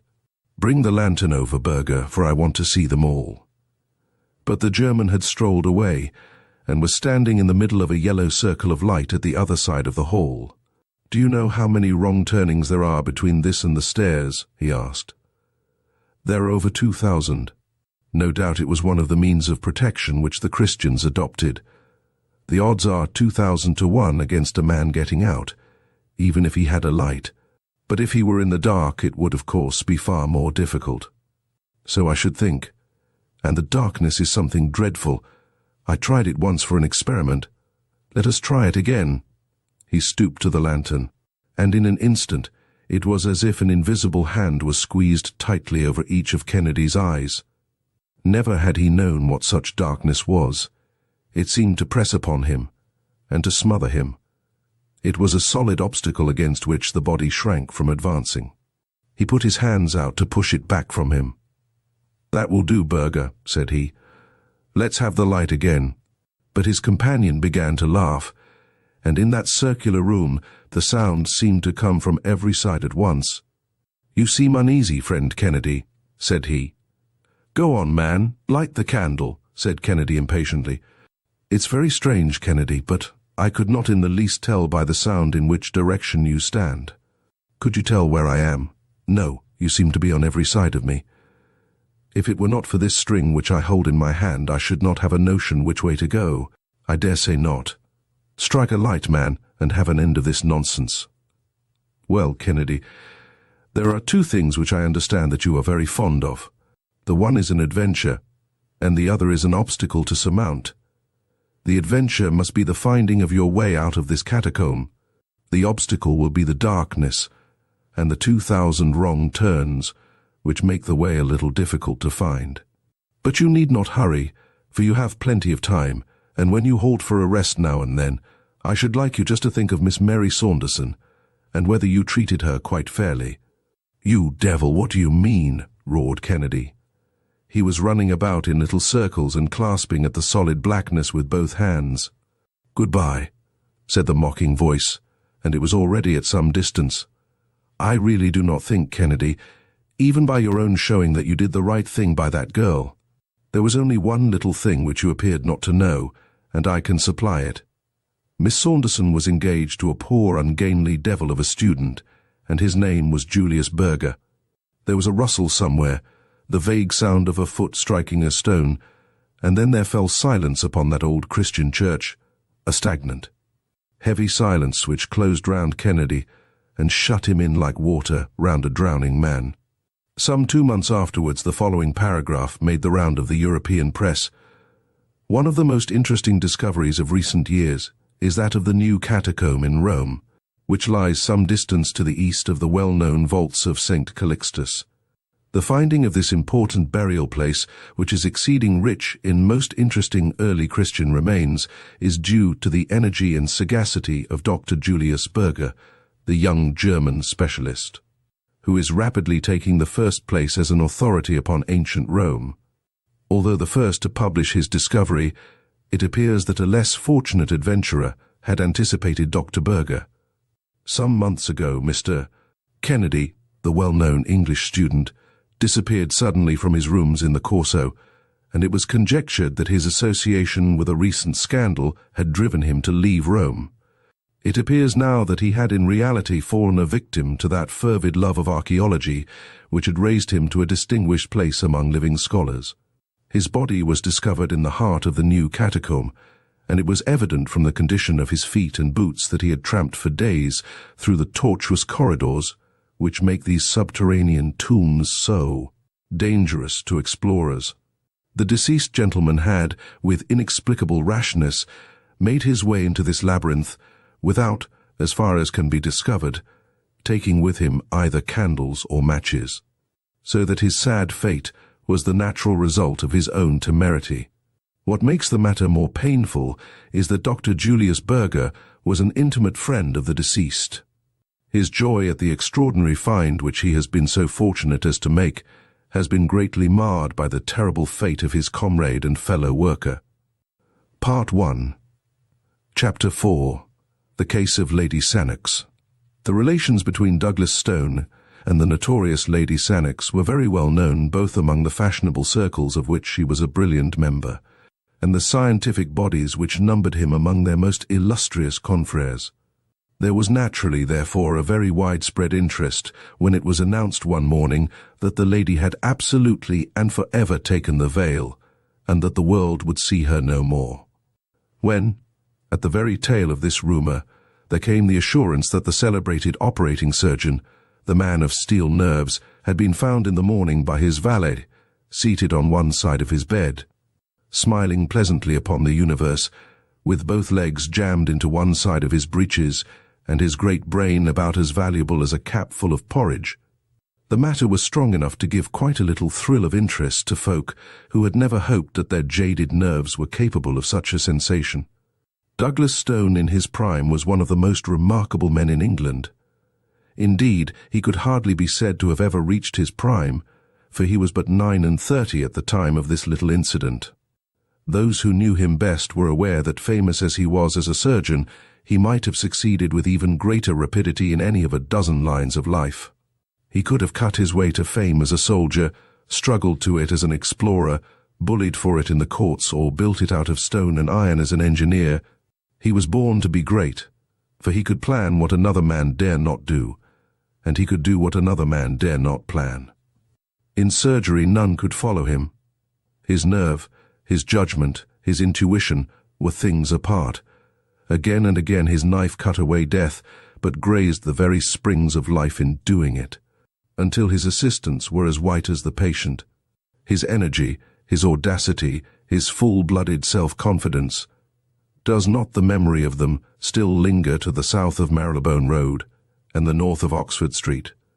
His vices were as magnificent as his virtues, and infinitely more picturesque. Large as was his income, and it was the third largest of all professional men in London, it was far beneath the luxury of his living. Deep in his complex nature lay a rich vein of sensualism, at the sport of which he placed all the prizes of his life. The eye, the ear, the touch, the palate, all were his masters. The bouquet of old vintages, the scent of rare exotics, the curves and tints of the daintiest potteries of Europe. It was to these that the quick-running stream of gold was transformed. And then there came his sudden mad passion for Lady Sannox, when a single interview with 2 challenging glances and a whispered word set him ablaze. She was the loveliest woman in London, and the only one to him. He was one of the handsomest men in London, but not the only one to her. She had a liking for new experiences, and was gracious to most men who wooed her. It may have been cause or it may have been effect that Lord Sannox looked 50, though he was but 36. He was a quiet, silent, neutral-tinted man, this lord, with thin lips and heavy eyelids, much given to gardening, and full of home-like habits.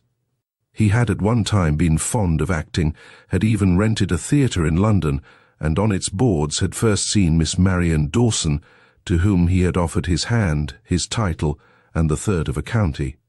Since his marriage, His early hobby had become distasteful to him. Even in private theatricals, it was no longer possible to persuade him to exercise the talent which he had often showed that he possessed. He was happier with a spud and a watering can among his orchids and chrysanthemums. It was quite an interesting problem whether he was absolutely devoid of sense or miserably wanting in spirit. Did he know his lady's ways and condone them, or was he a mere blind, doting fool? It was a point to be discussed over the teacups in snug little drawing-rooms, or with the aid of a cigar in the bow windows of clubs. Bitter and plain were the comments among men upon his conduct. There was but one who had a good word to say for him, and he was the most silent member in the smoking-room. He had seen him break in a horse at the university, and it seemed to have left an impression upon his mind. But when Douglas Stone became the favourite, all doubts as to Lord Sannox's knowledge or ignorance were set for ever at rest. There was no subterfuge about Stone. In his high-handed, impetuous fashion, he set all caution and discretion at defiance. The scandal became notorious.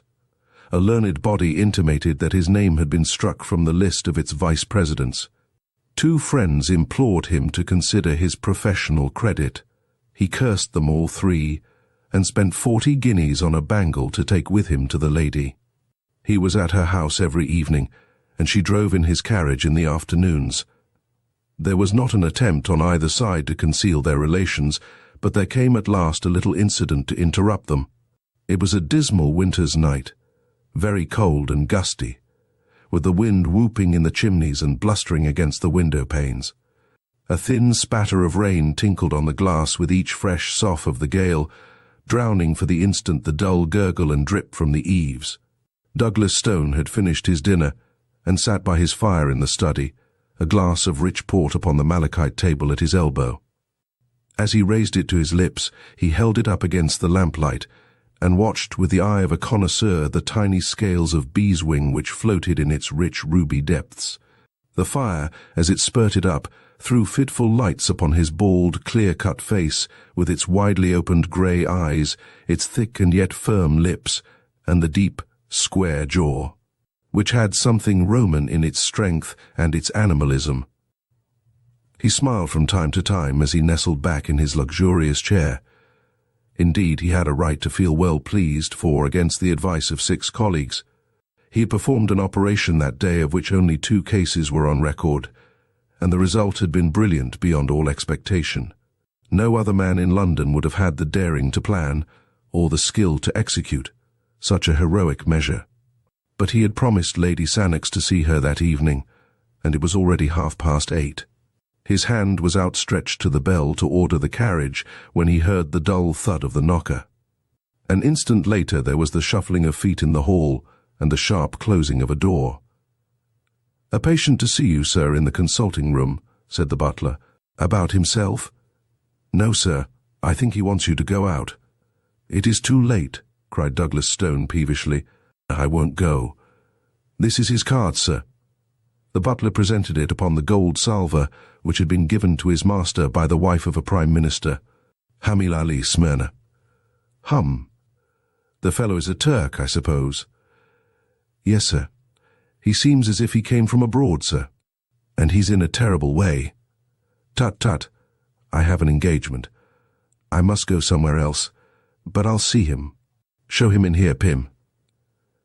A few moments later the butler swung open the door and ushered in a small and decrepit man, who walked with a bent back and with the forward push of the face and blink of the eyes which goes with extreme short sight.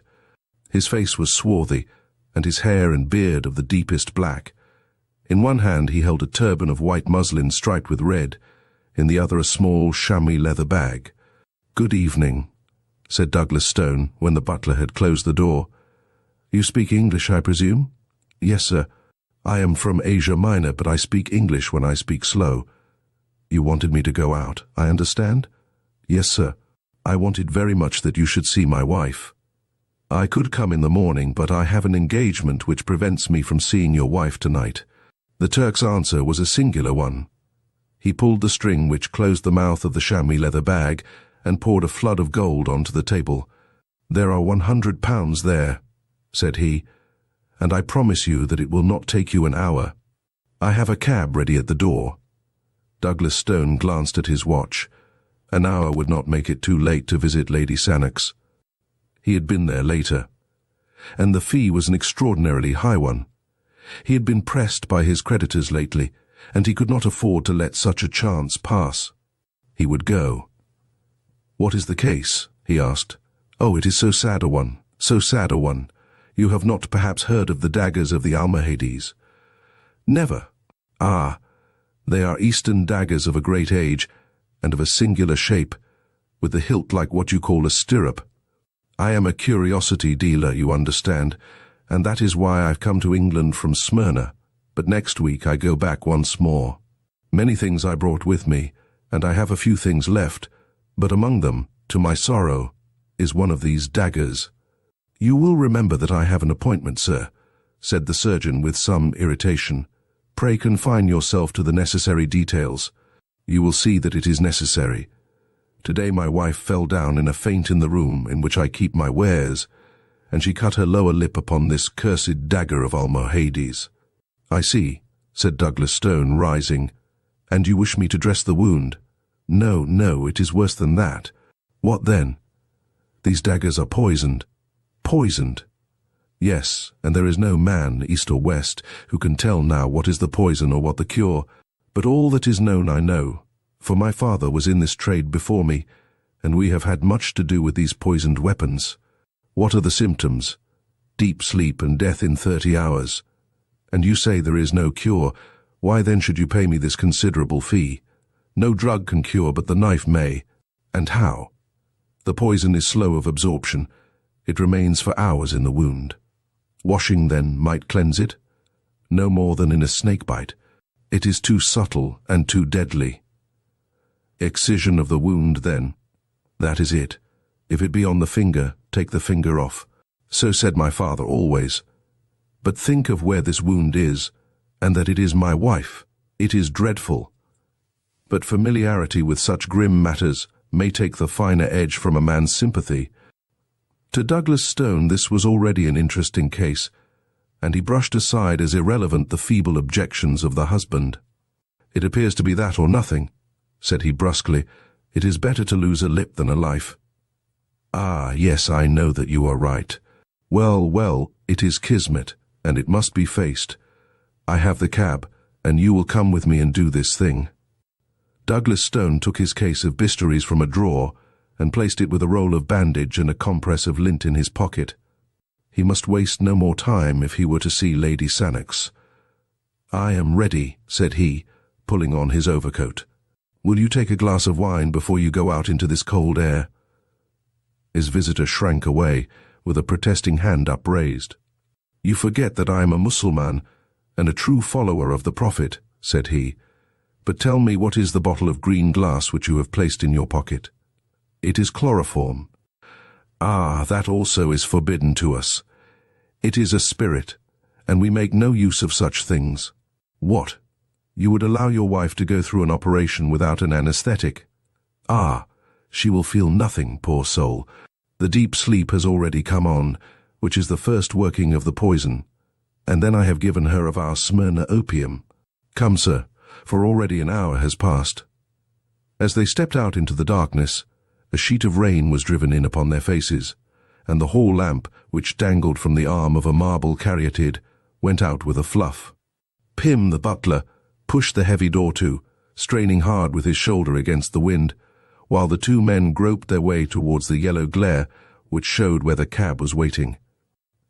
An instant later they were rattling upon their journey. "Is it far?" asked Douglas Stone. "Oh, no.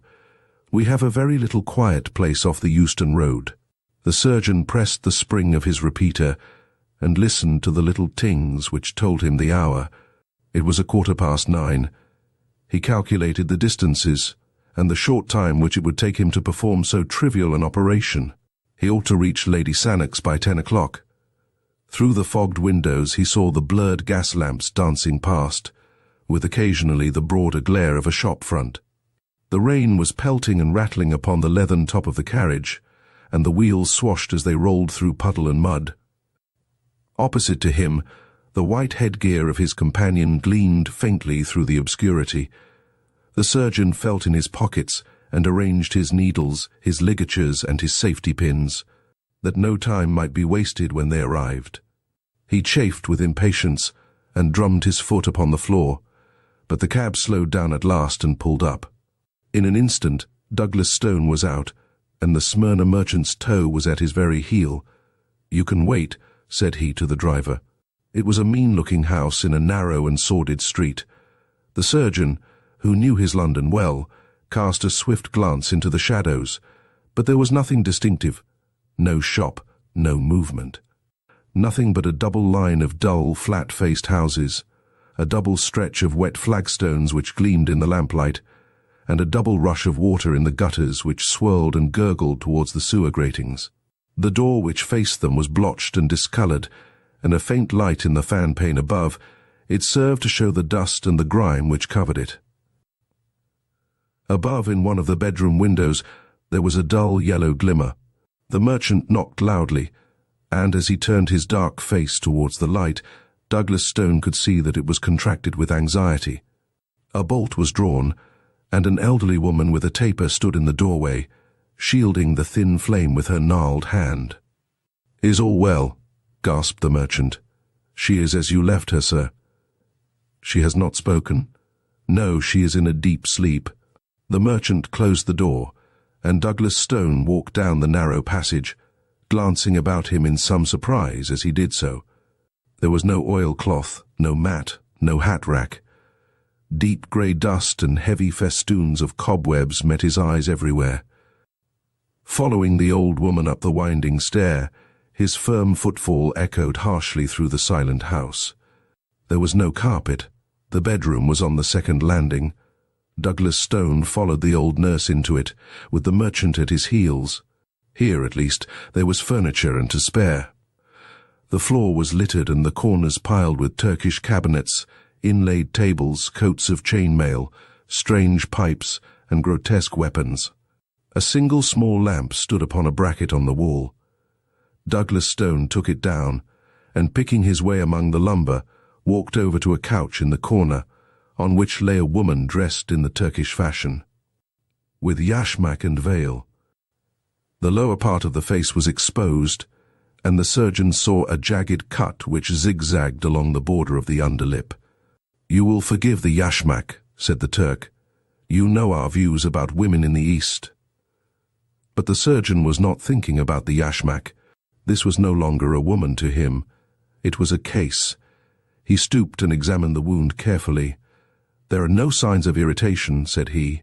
"We might delay the operation until local symptoms develop." The husband wrung his hands in uncontrollable agitation. "Oh, sir, he cried. "Do not trifle. You do not know. It is deadly. I know, and I give you my assurance that an operation is absolutely necessary. Only the knife can save her." "And yet I am inclined to wait," said Douglas Stone. "That is enough," the Turk cried angrily. "Every minute is of importance, and I cannot stand here and see my wife allowed to sink.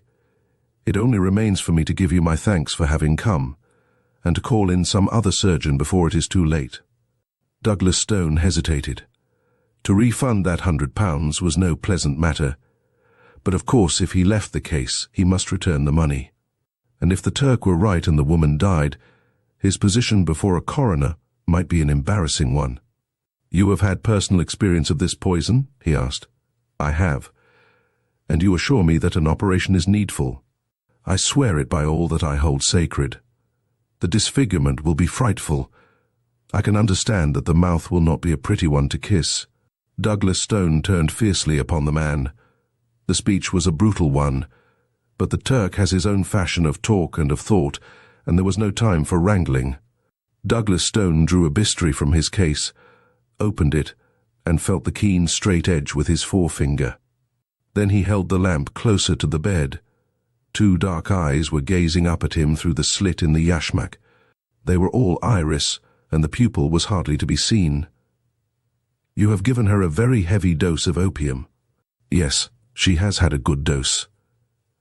He glanced again at the dark eyes which looked straight at his own. They were dull and lustreless, but even as he gazed, a little shifting sparkle came into them, and the lips quivered. "She is not absolutely unconscious," said he. "Would it not be well to use the knife while it will be painless?" The same thought had crossed the surgeon's mind.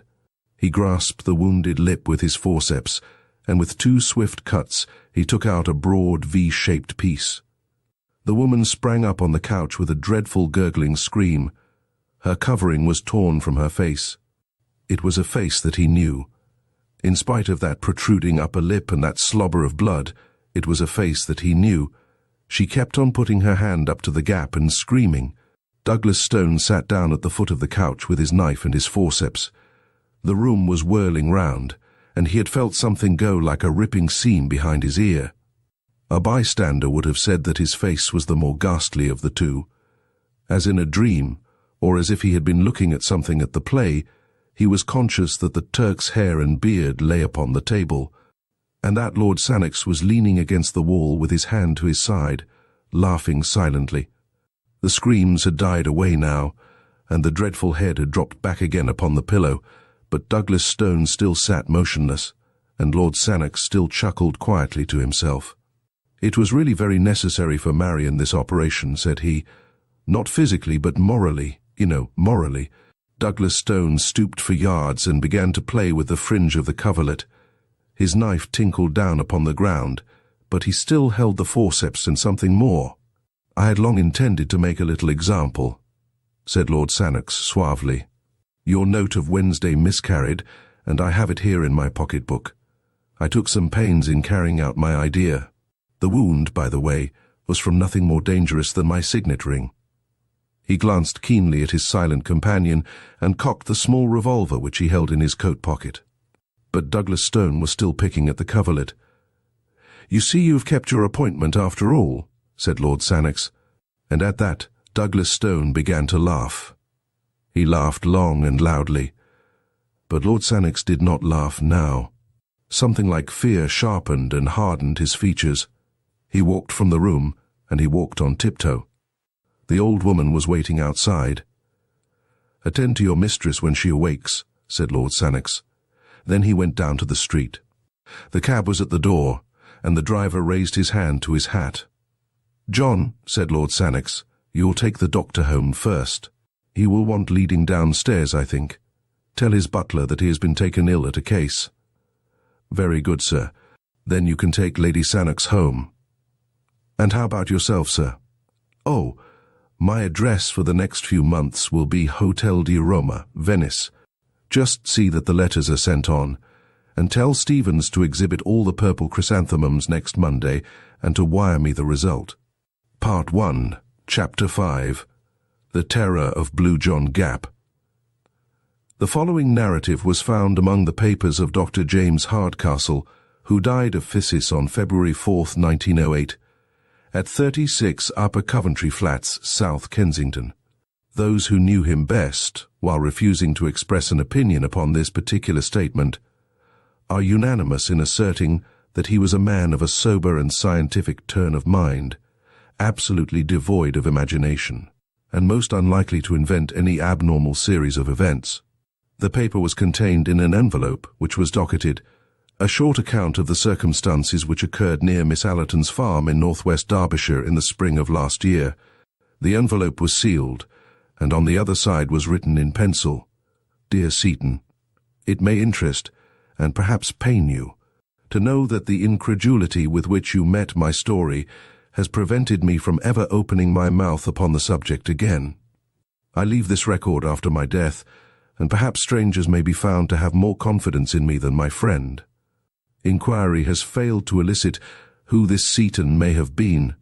I may add that the visit of the deceased to Allerton's farm, and the general nature of the alarm there, apart from his particular explanation, have been absolutely established. With this foreword I append his account exactly as he left it. It is in the form of a diary, some entries in which have been expanded, while a few have been erased. April 17. Already I feel the benefit of this wonderful upland air. The farm of the Allertons lies 1,420 feet above sea level, so it may well be a bracing climate. Beyond the usual morning cough, I have very little discomfort, and what with the fresh milk and the home-grown mutton, I have every chance of putting on weight. I think Saunderson will be pleased. The two Miss Allertons are charmingly quaint and kind, two dear little hard-working old maids, who are ready to lavish all the heart which might have gone out to husband and to children upon an invalid stranger. Truly, the old maid is a most useful person, one of the reserve forces of the community. They talk of the superfluous woman, but what would the poor superfluous man do without her kindly presence? By the way, in their simplicity, they very quickly let out the reason why Saunderson recommended their farm. The professor rose from the ranks himself, and I believe that in his youth he was not above scaring crows in these very fields. It is a most lonely spot, and the walks are picturesque in the extreme. The farm consists of grazing land lying at the bottom of an irregular valley. On each side are the fantastic limestone hills, formed of rock so soft that you can break it away with your hands. All this country is hollow. Could you strike it with some gigantic hammer, it would boom like a drum, or possibly cave in altogether and expose some huge subterranean sea. A great sea there must surely be, for on all sides the streams run into the mountain itself, never to reappear. There are gaps everywhere amid the rocks, and when you pass through them you find yourself in great caverns, which wind down into the bowels of the earth. I have a small bicycle lamp, and it is a perpetual joy to me to carry it into these weird solitudes, and to see the wonderful silver and black effect when I throw its light upon the stalactites which drape the lofty roofs. Shut off the lamp, and you are in the blackest darkness. Turn it on, and it is a scene from the Arabian Nights. But there is one of these strange openings in the earth which has a special interest, for it is the handiwork, not of nature, but of man. I had never heard of Blue John when I came to these parts. It is the name given to a peculiar mineral of a beautiful purple shade, which is only found at 1 or 2 places in the world. It is so rare that an ordinary vase of Blue John would be valued at a great price. The Romans, with that extraordinary instinct of theirs, discovered that it was to be found in this valley, and sank a horizontal shaft deep into the mountainside. The opening of their mine has been called Blue John Gap, a clean-cut arch in the rock, the mouth all overgrown with bushes.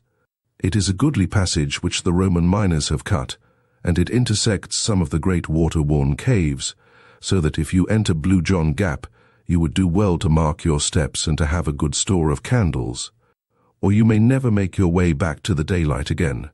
I have not yet gone deeply into it, but this very day I stood at the mouth of the arched tunnel, and peering down into the black recesses beyond, I vowed that when my health returned, I would devote some holiday to exploring those mysterious depths, and finding out for myself how far the Roman had penetrated into the Derbyshire hills. Strange how superstitious these countrymen are. I should have thought better of young Armitage, for he is a man of some education and character, and a very fine fellow for his station in life. I was standing at the Blue John Gap when he came across the field to me. "Well, doctor," said he, "you're not afraid anyhow." "Afraid?" I answered. "Afraid of what?" "Of it," said he, with a jerk of his thumb towards the black vault, "of the terror that lives in the Blue John cave. How absurdly easy it is for a legend to arise in a lonely countryside." I examined him as to the reasons for his weird belief. It seems that from time to time sheep have been missing from the fields, carried bodily away, according to Armitage. That they could have wandered away of their own accord and disappeared among the mountains was an explanation to which he would not listen. On one occasion a pool of blood had been found, and some tufts of wool. That also, I pointed out, could be explained in a perfectly natural way. Further, the nights upon which sheep disappeared were invariably very dark, cloudy nights with no moon. This I met with the obvious retort that those were the nights which a commonplace sheep-stealer would naturally choose for his work. On one occasion, a gap had been made in a wall, and some of the stones scattered for a considerable distance. Human agency again, in my opinion. Finally, Armitage clinched all his arguments by telling me that he had actually heard the creature indeed, that anyone could hear it, who remained long enough at the gap. It was a distant roaring of an immense volume. I could not but smile at this, knowing, as I do, the strange reverberations which come out of an underground water system running amid the chasms of a limestone formation. My incredulity annoyed Armitage, so that he turned and left me with some abruptness. And now comes the queer point about the whole business. I was still standing near the mouth of the cave, turning over in my mind the various statements of Armitage, and reflecting how readily they could be explained away, when suddenly, from the depth of the tunnel beside me, there issued a most extraordinary sound. How shall I describe it? First of all, it seemed to be a great distance away, far down in the bowels of the earth. Secondly, in spite of this suggestion of distance, it was very loud. Lastly, it was not a boom, nor a crash, such as one would associate with falling water or tumbling rock, but it was a high whine, tremulous and vibrating, almost like the whinnying of a horse. It was certainly a most remarkable experience, and one which for a moment, I must admit, gave a new significance to Armitage's words. I waited by the Blue John Gap for half an hour or more, but there was no return of the sound, so at last I wandered back to the farmhouse, rather mystified by what had occurred. Decidedly, I shall explore that cavern when my strength is restored. Of course, Armitage's explanation is too absurd for discussion, and yet that sound was certainly very strange. It still rings in my ears as I write. April 20. In the last 3 days I have made several expeditions to the Blue John Gap, and have even penetrated some short distance. But my bicycle lantern is so small and weak that I dare not trust myself very far. I shall do the thing more systematically. I have heard no sound at all, and could almost believe that I had been the victim of some hallucination suggested perhaps by Armitage's conversation. Of course, the whole idea is absurd, and yet I must confess that those bushes at the entrance of the cave do present an appearance as if some heavy creature had forced its way through them. I begin to be keenly interested. I have said nothing to the Miss Allertons, for they are quite superstitious enough already, but I have bought some candles and mean to investigate for myself. I observed this morning that among the numerous tufts of sheep's wool which lay among the bushes near the cavern, there was one which was smeared with blood. Of course, my reason tells me that if sheep wander into such rocky places, they are likely to injure themselves, and yet somehow that splash of crimson gave me a sudden shock. And for a moment, I found myself shrinking back in horror from the old Roman arch. A fetid breath seemed to ooze from the black depths into which I peered. Could it indeed be possible that some nameless thing, some dreadful presence, was lurking down yonder? I should have been incapable of such feelings in the days of my strength, but one grows more nervous and fanciful when one's health is shaken. For the moment I weakened in my resolution, and was ready to leave the secret of the old mine, if one exists, forever unsolved. But tonight my interest has returned, and my nerves grown more steady. Tomorrow I trust that I shall have gone more deeply into this matter. April 22. Let me try and set down as accurately as I can my extraordinary experience of yesterday. I started in the afternoon, and made my way to the Blue John Gap. I confess that my misgivings returned as I gazed into its depths, and I wished that I had brought a companion to share my exploration. Finally, with a return of resolution, I lit my candle, pushed my way through the briars, and descended into the rocky shaft. It went down at an acute angle for some 50 feet, the floor being covered with broken stone. Thence there extended a long straight passage cut in the solid rock. I am no geologist, but the lining of this corridor was certainly of some harder material than limestone, for there were points where I could actually see the tool marks which the old miners had left in their excavation, as fresh as if they had been done yesterday. Down this strange old-world corridor, I stumbled, my feeble flame throwing a dim circle of light around me, which made the shadows beyond the more threatening and obscure. Finally, I came to a spot where the Roman tunnel opened into a water-worn cavern, a huge hall, hung with long white icicles of lime deposit. From this central chamber, I could dimly perceive that a number of passages worn by the subterranean streams wound away into the depths of the earth. I was standing there wondering whether I had better return, or whether I dare venture farther into this dangerous labyrinth, when my eyes fell upon something at my feet which strongly arrested my attention. The greater part of the floor of the cavern was covered with boulders of rock or with hard incrustations of lime, but at this particular point there had been a drip from the distant roof which had left a patch of soft mud. In the very center of this there was a huge mark, an ill-defined blotch, deep, broad and irregular, as if a great boulder had fallen upon it. No loose stone lay near, however, nor was there anything to account for the impression. It was far too large to be caused by any possible animal, and besides, there was only the one, and the patch of mud was of such a size that no reasonable stride could have covered it. As I rose from the examination of that singular mark, and then looked round into the black shadows which hemmed me in, I must confess that I felt for a moment a most unpleasant sinking of my heart, and that, do what I could. The candle trembled in my outstretched hand. I soon recovered my nerve, however, when I reflected how absurd it was to associate so huge and shapeless a mark with the track of any known animal. Even an elephant could not have produced it. I determined, therefore, that I would not be scared by vague and senseless fears from carrying out my exploration. Before proceeding, I took good note of a curious rock formation in the wall by which I could recognize the entrance of the Roman tunnel. The precaution was very necessary, for the great cave, so far as I could see it, was intersected by passages. Having made sure of my position, and reassured myself by examining my spare candles and my matches, I advanced slowly over the rocky and uneven surface of the cavern. And now I come to the point where I met with such sudden and desperate disaster. A stream, some 20 feet broad, ran across my path, and I walked for some little distance along the bank to find a spot where I could cross dry-shod. Finally, I came to a place where a single flat boulder lay near the center, which I could reach in a stride. As it chanced, however, the rock had been cut away and made top-heavy by the rush of the stream, so that it tilted over as I landed on it and shot me into the ice-cold water.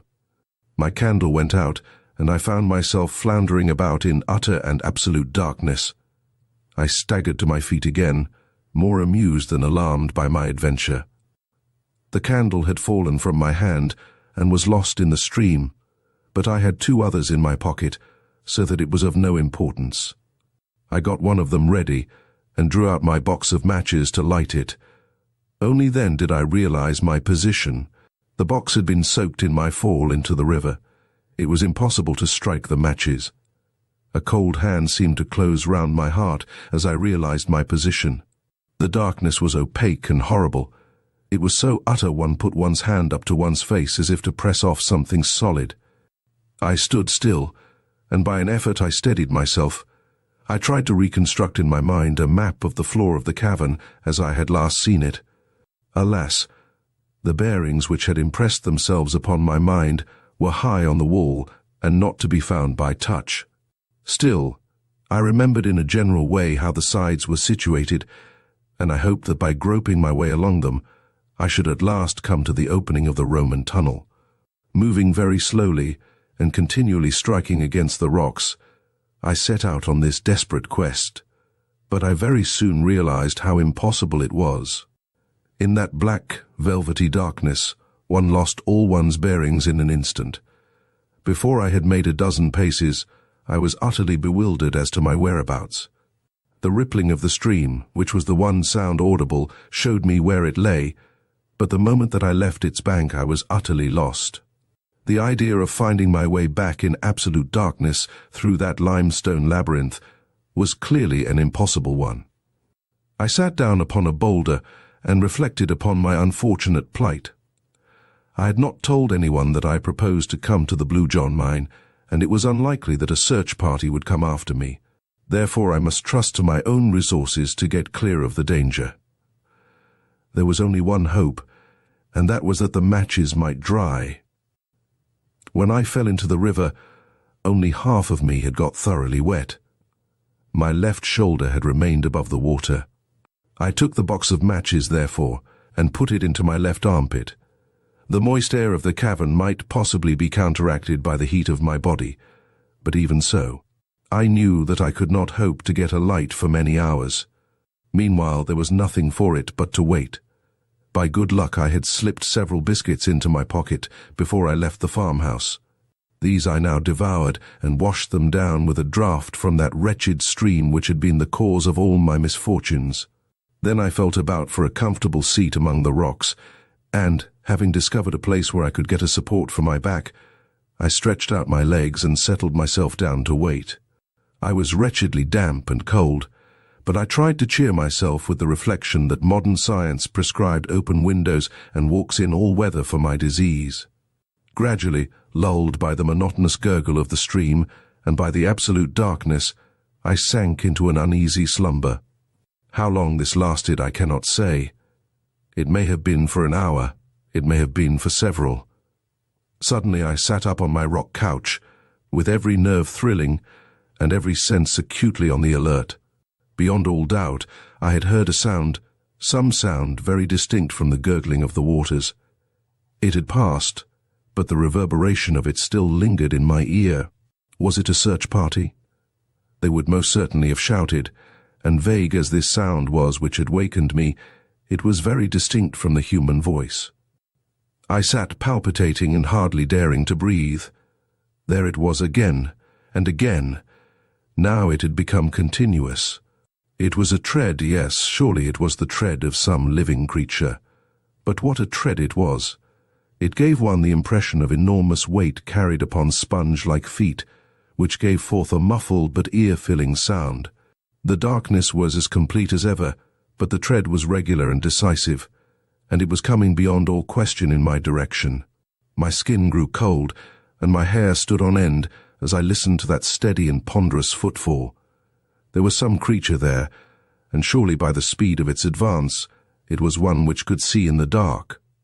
I crouched low on my rock and tried to blend myself into it. The steps grew nearer still, then stopped, and presently I was aware of a loud lapping and gurgling. The creature was drinking at the stream. Then again there was silence, broken by a succession of long sniffs and snorts of tremendous volume and energy. Had it caught the scent of me? My own nostrils were filled by a low, fetid odor, mephitic and abominable. Then I heard the steps again. They were on my side of the stream now. The stones rattled within a few yards of where I lay. Hardly daring to breathe, I crouched upon my rock. Then the steps drew away. I heard the splash as it returned across the river, and the sound died away into the distance in the direction from which it had come. For a long time I lay upon the rock, too much horrified to move. I thought of the sound which I had heard coming from the depths of the cave, of Armitage's fears, of the strange impression in the mud. And now came this final and absolute proof that there was indeed some inconceivable monster, something utterly unearthly and dreadful, which lurked in the hollow of the mountain. Of its nature or form I could frame no conception, save that it was both light-footed and gigantic. The combat between my reason, which told me that such things could not be, and my senses, which told me that they were, raged within me as I lay. Finally, I was almost ready to persuade myself that this experience had been part of some evil dream, and that my abnormal condition might have conjured up an hallucination. But there remained one final experience which removed the last possibility of doubt from my mind. I had taken my matches from my armpit and felt them. They seemed perfectly hard and dry. Stooping down into a crevice of the rocks, I tried one of them. To my delight, it took fire at once. I lit the candle, and with a terrified backward glance into the obscure depths of the cavern, I hurried in the direction of the Roman passage. As I did so, I passed the patch of mud on which I had seen the huge imprint. Now I stood astonished before it, for there were 3 similar imprints upon its surface, enormous in size, irregular in outline, of a depth which indicated the ponderous weight which had left them. Then a great terror surged over me. Stooping and shading my candle with my hand, I ran in a frenzy of fear to the rocky archway, hastened up it, and never stopped until, with weary feet and panting lungs, I rushed up the final slope of stones, broke through the tangle of briars, and flung myself exhausted upon the soft grass under the peaceful light of the stars. It was 3 in the morning when I reached the farmhouse, and today I am all unstrung and quivering after my terrific adventure. As yet, I have told no one. I must move warily in the matter. What would the poor lonely women or the uneducated yokels here think of it if I were to tell them my experience? Let me go to someone who can understand and advise. April 25. I was laid up in bed for 2 days after my incredible adventure in the cavern. I use the adjective with a very definite meaning, for I have had an experience since which has shocked me almost as much as the other. I have said that I was looking round for someone who could advise me. There is a Dr. Mark Johnson who practices some few miles away, to whom I had a note of recommendation from Professor Saunderson. To him I drove, when I was strong enough to get about, and I recounted to him my whole strange experience. He listened intently, and then carefully examined me, paying special attention to my reflexes and to the pupils of my eyes. When he had finished, he refused to discuss my adventure, saying that it was entirely beyond him, but he gave me the card of a Mr. Picton at Castleton, with the advice that I should instantly go to him and tell him the story exactly as I had done to himself. He was, according to my adviser, the very man who was preeminently suited to help me. I went on to the station, therefore, and made my way to the little town, which is some 10 miles away. Mr. Picton appeared to be a man of importance, as his brass plate was displayed upon the door of a considerable building on the outskirts of the town. I was about to ring his bell when some misgiving came into my mind, and crossing to a neighbouring shop, I asked the man behind the counter if he could tell me anything of Mr. Picton. "Why," said he is the best mad doctor in Derbyshire, and yonder is his asylum." You can imagine that it was not long before I had shaken the dust of Castleton from my feet and returned to the farm, cursing all unimaginative pedants who cannot conceive that there may be things in creation which have never yet chanced to come across their mole's vision. After all, now that I am cooler, I can afford to admit that I have been no more sympathetic to Armitage than Dr. Johnson has been to me. April 27. When I was a student, I had the reputation of being a man of courage and enterprise. I remember that when there was a ghost hunt at Coltbridge, it was I who sat up in the haunted house. Is it advancing years? After all, I am only 35, or is it this physical malady which has caused degeneration? Certainly my heart quails when I think of that horrible cavern in the hill, and the certainty that it has some monstrous occupant. What shall I do? There is not an hour in the day that I do not debate the question. If I say nothing, then the mystery remains unsolved. If I do say anything, then I have the alternative of mad alarm over the whole countryside, or of absolute incredulity which may end in consigning me to an asylum. On the whole, I think that my best course is to wait, and to prepare for some expedition which shall be more deliberate and better thought out than the last. As a first step I have been to Castleton, and obtained a few essentials, a large acetylene lantern for one thing, and a good double-barreled sporting rifle for another. The latter I have hired, but I have bought a dozen heavy game cartridges, which would bring down a rhinoceros. Now I am ready for my troglodyte friend. Give me better health and a little spate of energy, and I shall try conclusions with him yet. But who and what is he? Ah! There is the question which stands between me and my sleep. How many theories do I form, only to discard each in turn?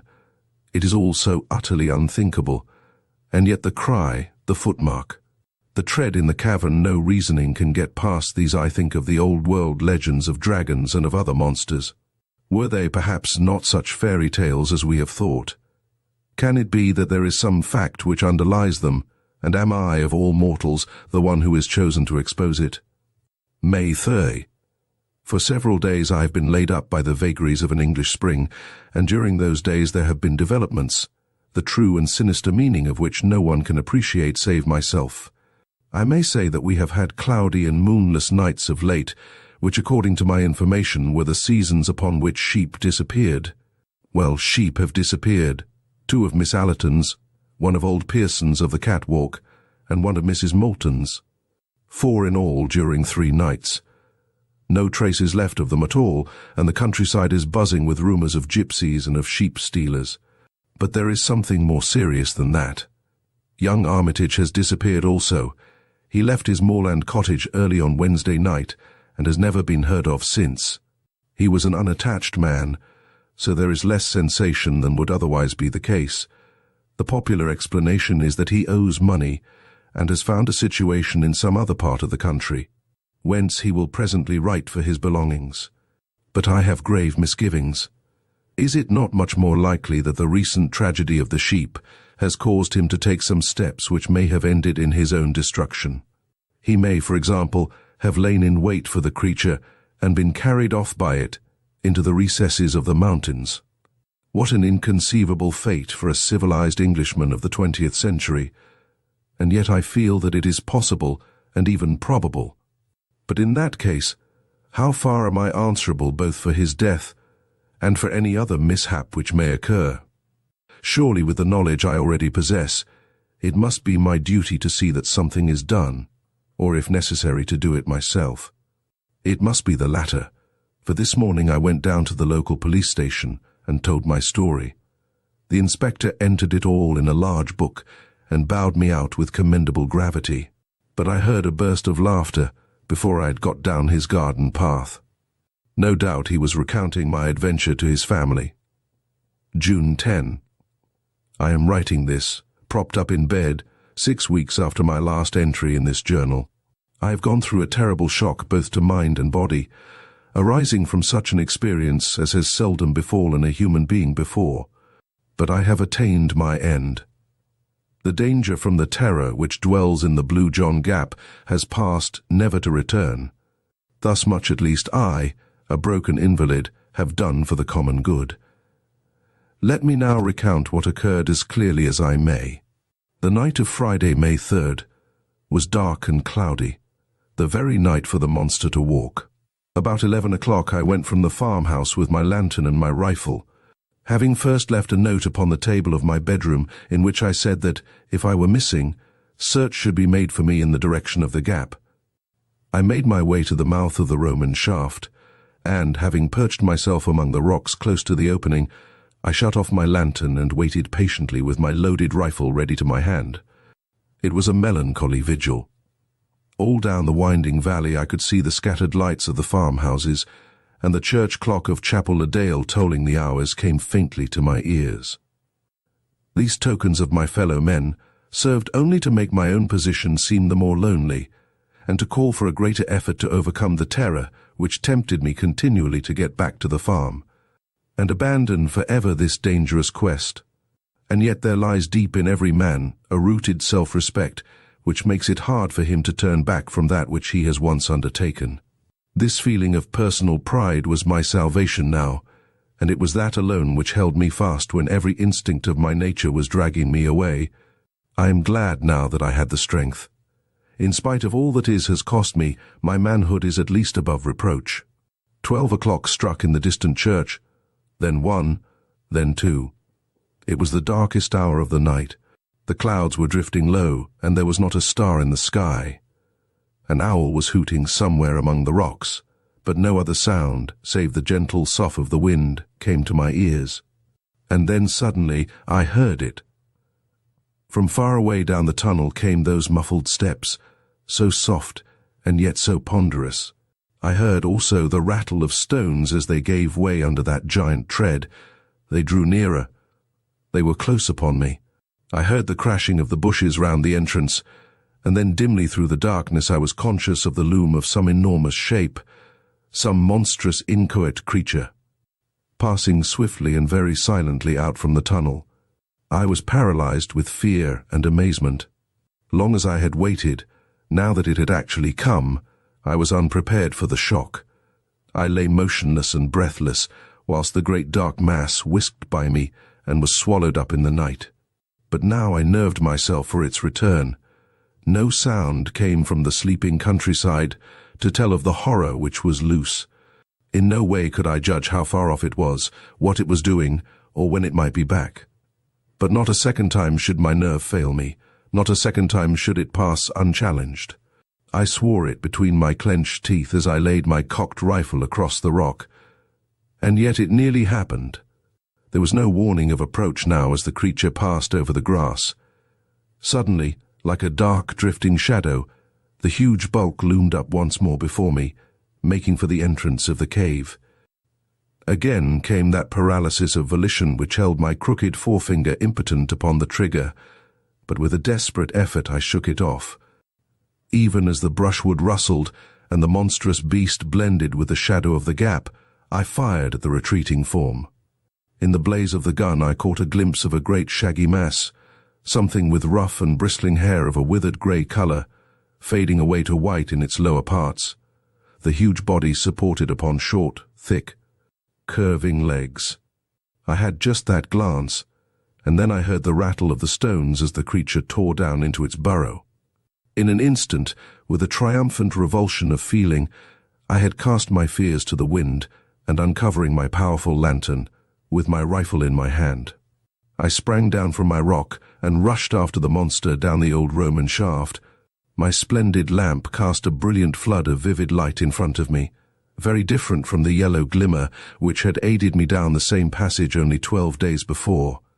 As I ran, I saw the great beast lurching along before me, its huge bulk filling up the whole space from wall to wall. Its hair looked like coarse, faded oakum, and hung down in long, dense masses which swayed as it moved. It was like an enormous unclipped sheep in its fleece, but in size it was far larger than the largest elephant, and its breadth seemed to be nearly as great as its height. It fills me with amazement now to think that I should have dared to follow such a horror into the bowels of the earth, but when one's blood is up, and when one's quarry seems to be flying, the old primeval hunting spirit awakes and prudence is cast to the wind. Rifle in hand, I ran at the top of my speed upon the trail of the monster. I had seen that the creature was swift. Now I was to find out to my cost that it was also very cunning. I had imagined that it was in panic flight, and that I had only to pursue it. The idea that it might turn upon me never entered my excited brain. I have already explained that the passage down which I was racing opened into a great central cave. Into this I rushed, fearful lest I should lose all trace of the beast. But he had turned upon his own traces, and in a moment we were face to face. That picture, seen in the brilliant white light of the lantern, is etched forever upon my brain. He had reared up on his hind legs as a bear would do, and stood above me, enormous, menacing such a creature as no nightmare had ever brought to my imagination. I have said that he reared like a bear, and there was something bear-like, if one could conceive a bear which was tenfold the bulk of any bear seen upon earth, in his whole pose and attitude, in his great crooked forelegs with their ivory white claws, in his rugged skin, and in his red gaping mouth, fringed with monstrous fangs. Only in one point did he differ from the bear, or from any other creature which walks the earth, and even at that supreme moment a shudder of horror passed over me as I observed that the eyes which glistened in the glow of my lantern were huge, projecting bulbs, white and sightless. For a moment his great paws swung over my head. The next he fell forward upon me. I and my broken lantern crashed to the earth, and I remember no more. When I came to myself, I was back in the farmhouse of the Allertons. 2 days had passed since my terrible adventure in the Blue John Gap. It seems that I had lain all night in the cave insensible from concussion of the brain, with my left arm and 2 ribs badly fractured. In the morning my note had been found, a search party of 12 farmers assembled, and I had been tracked down and carried back to my bedroom, where I had lain in high delirium ever since. There was, it seems, no sign of the creature, and no bloodstain which would show that my bullet had found him as he passed. Save for my own plight and the marks upon the mud, there was nothing to prove that what I said was true. 6 weeks have now elapsed, and I am able to sit out once more in the sunshine. Just opposite me is the steep hillside, grey with shaly rock, and yonder on its flank is the dark cleft which marks the opening of the Blue John Gap. But it is no longer a source of terror. Never again through that ill-omened tunnel shall any strange shape flit out into the world of men. The educated and the scientific, the Dr. Johnsons and the like, may smile at my narrative. But the poorer folk of the countryside had never a doubt as to its truth. On the day after my recovering consciousness, they assembled in their hundreds round the Blue John Gap. As the Castleton Courier said, it was useless for our correspondent, or for any of the adventurous gentlemen who had come from Matlock, Buxton, and other parts, to offer to descend, to explore the cave to the end, and to finally test the extraordinary narrative of Dr. James Hardcastle. The country people had taken the matter into their own hands, and from an early hour of the morning they had worked hard in stopping up the entrance of the tunnel. There is a sharp slope where the shaft begins, and great boulders, rolled along by many willing hands, were thrust down it until the gap was absolutely sealed. So ends the episode which has caused such excitement throughout the country. Local opinion is fiercely divided upon the subject. On the one hand are those who point to Dr. Hardcastle's impaired health, and to the possibility of cerebral lesions of tubercular origin, giving rise to strange hallucinations. Some idea fix, according to these gentlemen, caused the doctor to wander down the tunnel, and a fall among the rocks was sufficient to account for his injuries. On the other hand, a legend of a strange creature in the gap has existed for some months back, and the farmers look upon Dr. Hardcastle's narrative and his personal injuries as a final corroboration. So the matter stands, and so the matter will continue to stand, for no definite solution seems to us to be now possible. It transcends human wit to give any scientific explanation which could cover the alleged facts. Perhaps before the Courier published these words, they would have been wise to send their representative to me. I have thought the matter out, as no one else has occasion to do, and it is possible that I might have removed some of the more obvious difficulties of the narrative and brought it one degree nearer to scientific acceptance. Let me then write down the only explanation which seems to me to elucidate what I know to my cost to have been a series of facts. My theory may seem to be wildly improbable, but at least no one can venture to say that it is impossible.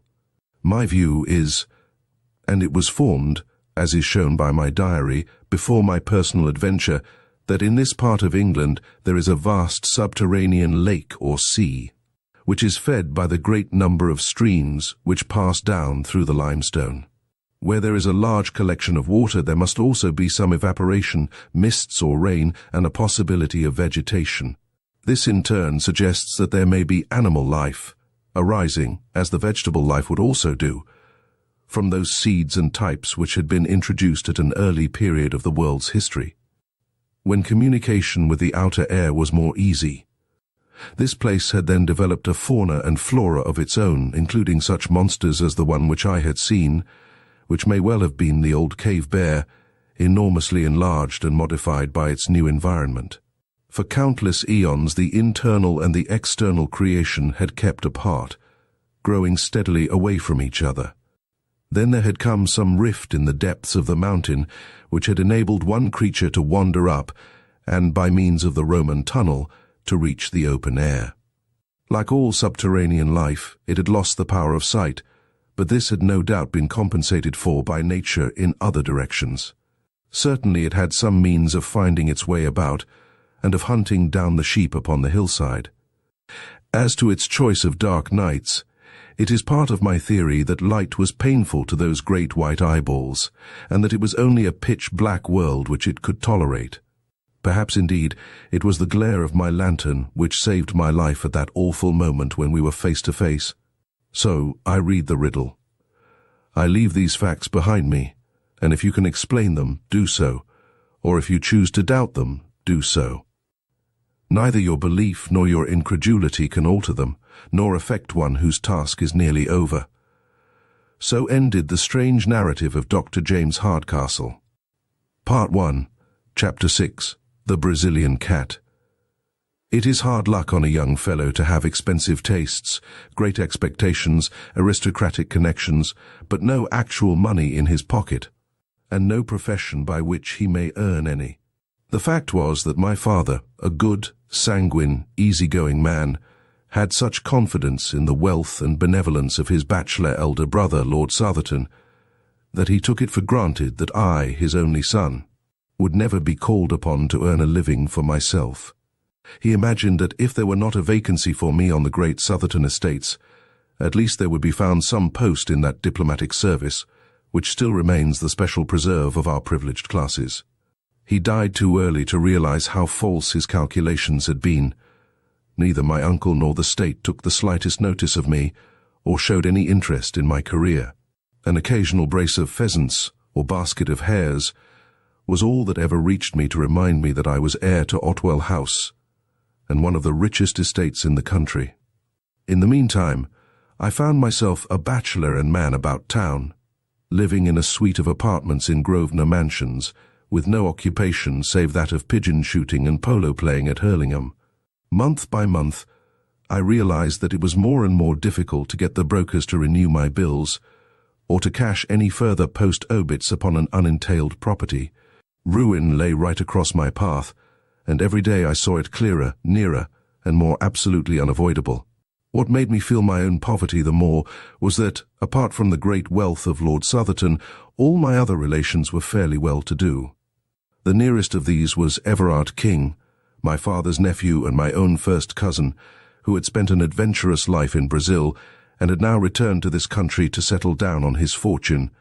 We never knew how he made his money, but he appeared to have plenty of it, for he bought the estate of Greylands near Clipton-on-the-Marsh in Suffolk.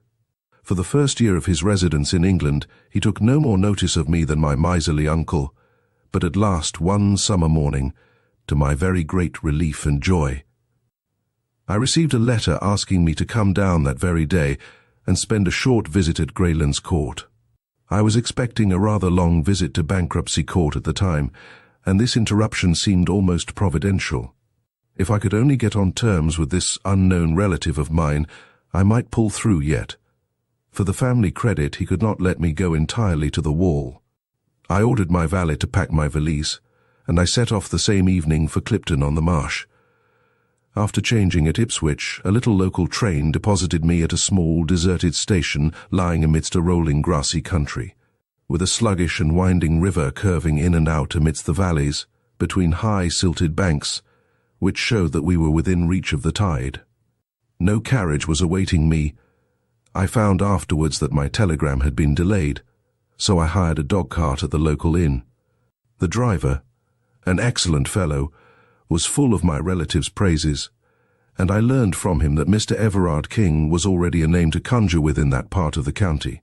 He had entertained the school children, he had thrown his grounds open to visitors, he had subscribed to charities, in short. His benevolence had been so universal that my driver could only account for it on the supposition that he had parliamentary ambitions. My attention was drawn away from my driver's panegyric by the appearance of a very beautiful bird which settled on a telegraph post beside the road. At first I thought that it was a jay, but it was larger, with a brighter plumage. The driver accounted for its presence at once by saying that it belonged to the very man whom we were about to visit. It seems that the acclimatization of foreign creatures was one of his hobbies, and that he had brought with him from Brazil a number of birds and beasts which he was endeavoring to rear in England. When once we had passed the gates of Greylands Park, we had ample evidence of this taste of his.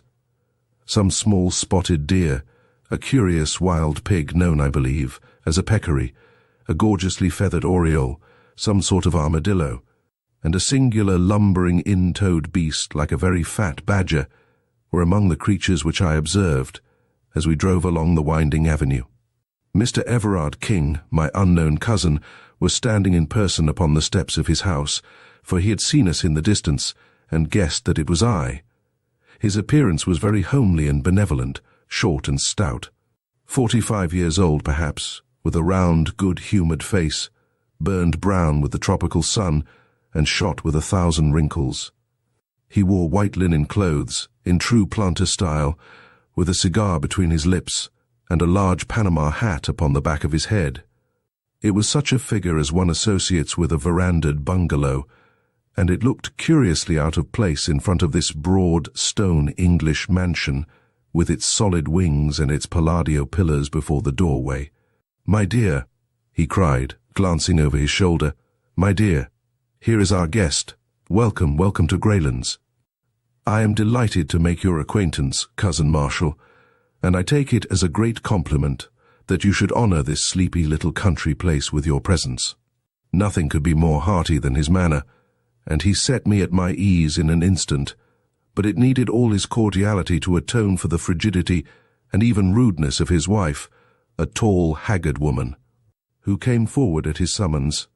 She was, I believe, of Brazilian extraction, though she spoke excellent English, and I excused her manners on the score of her ignorance of our customs. She did not attempt to conceal, however, either then or afterwards, that I was no very welcome visitor at Greylands Court. Her actual words were, as a rule, courteous, but she was the possessor of a pair of particularly expressive dark eyes, and I read in them very clearly from the first that she heartily wished me back in London once more. However, my debts were too pressing, and my designs upon my wealthy relative were too vital for me to allow them to be upset by the ill temper of his wife. So I disregarded her coldness and reciprocated the extreme cordiality of his welcome. No pains had been spared by him to make me comfortable. My room was a charming one. He implored me to tell him anything which could add to my happiness. It was on the tip of my tongue to inform him that a blank cheque would materially help towards that end, but I felt that it might be premature in the present state of our acquaintance. The dinner was excellent, and as we sat together afterwards over his Havanas and coffee, which later he told me was specially prepared upon his own plantation, it seemed to me that all my driver's eulogies were justified, and that I had never met a more large-hearted and hospitable man. But, in spite of his cheery good nature, he was a man with a strong will and a fiery temper of his own. Of this I had an example upon the following morning.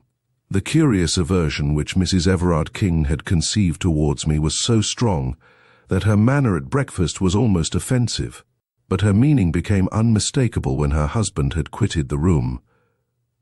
"The best train in the day is at 12:15, said she, "but I was not thinking of going today," I answered, frankly, perhaps even defiantly, for I was determined not to be driven out by this woman. "Oh, if it rests with you," said she, and stopped with a most insolent expression in her eyes. "I am sure," I answered, "that Mr. Everard King would tell me if I were outstaying my welcome." "What's this?" "What's this?" said a voice, and there he was in the room. He had overheard my last words, and a glance at our faces had told him the rest. In an instant his chubby, cheery face set into an expression of absolute ferocity. "Might I trouble you to walk outside, Marshal?" said he. "I may mention that my own name is Marshal King."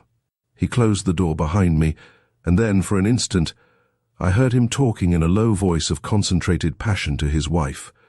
This gross breach of hospitality had evidently hit upon his tenderest point. I am no eavesdropper, so I walked out onto the lawn. Presently I heard a hurried step behind me, and there was the lady, her face pale with excitement and her eyes red with tears. "My husband has asked me to apologize to you, Mr. Marshal King," said she, standing with downcast eyes before me. "Please do not say another word, Mrs. King." Her dark eyes suddenly blazed out at me. "You fool!" she hissed with frantic vehemence, and turning on her heels swept back to the house. The insult was so outrageous, so insufferable, that I could only stand staring after her in bewilderment. I was still there when my host joined me. He was his cheery, chubby self once more. "I hope that my wife has apologized for her foolish remarks," said he. "Oh, yes, yes, certainly." He put his hand through my arm and walked with me up and down the lawn. "You must not take it seriously," said he. "It would grieve me inexpressibly if you curtailed your visit by 1 hour. The fact is, there is no reason why there should be any concealment between relatives that my poor dear wife is incredibly jealous. She hates that anyone, male or female, should for an instant come between us. Her ideal is a desert island and an eternal tete-a-tete. That gives you the clue to her actions, which are, I confess, upon this particular point, not very far removed from mania. Tell me that you will think no more of it." "No, no, certainly not." "Then light this cigar and come round with me and see my little menagerie." The whole afternoon was occupied by this inspection, which included all the birds, beasts, and even reptiles which he had imported. Some were free, some in cages, a few actually in the house.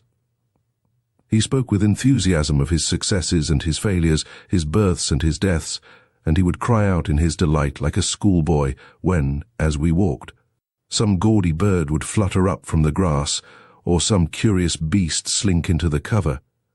Finally, he led me down a corridor which extended from one wing of the house. At the end of this there was a heavy door with a sliding shutter in it, and beside it there projected from the wall an iron handle attached to a wheel and a drum. A line of stout bars extended across the passage. "I am about to show you the jewel of my collection," said he. "There is only one other specimen in Europe, now that the Rotterdam cub is dead. It is a Brazilian cat. But how does that differ from any other cat?" "You will soon see that," said he, laughing. "Will you kindly draw that shutter and look through?" I did so and found that I was gazing into a large empty room, with stone flags and small barred windows upon the farther wall.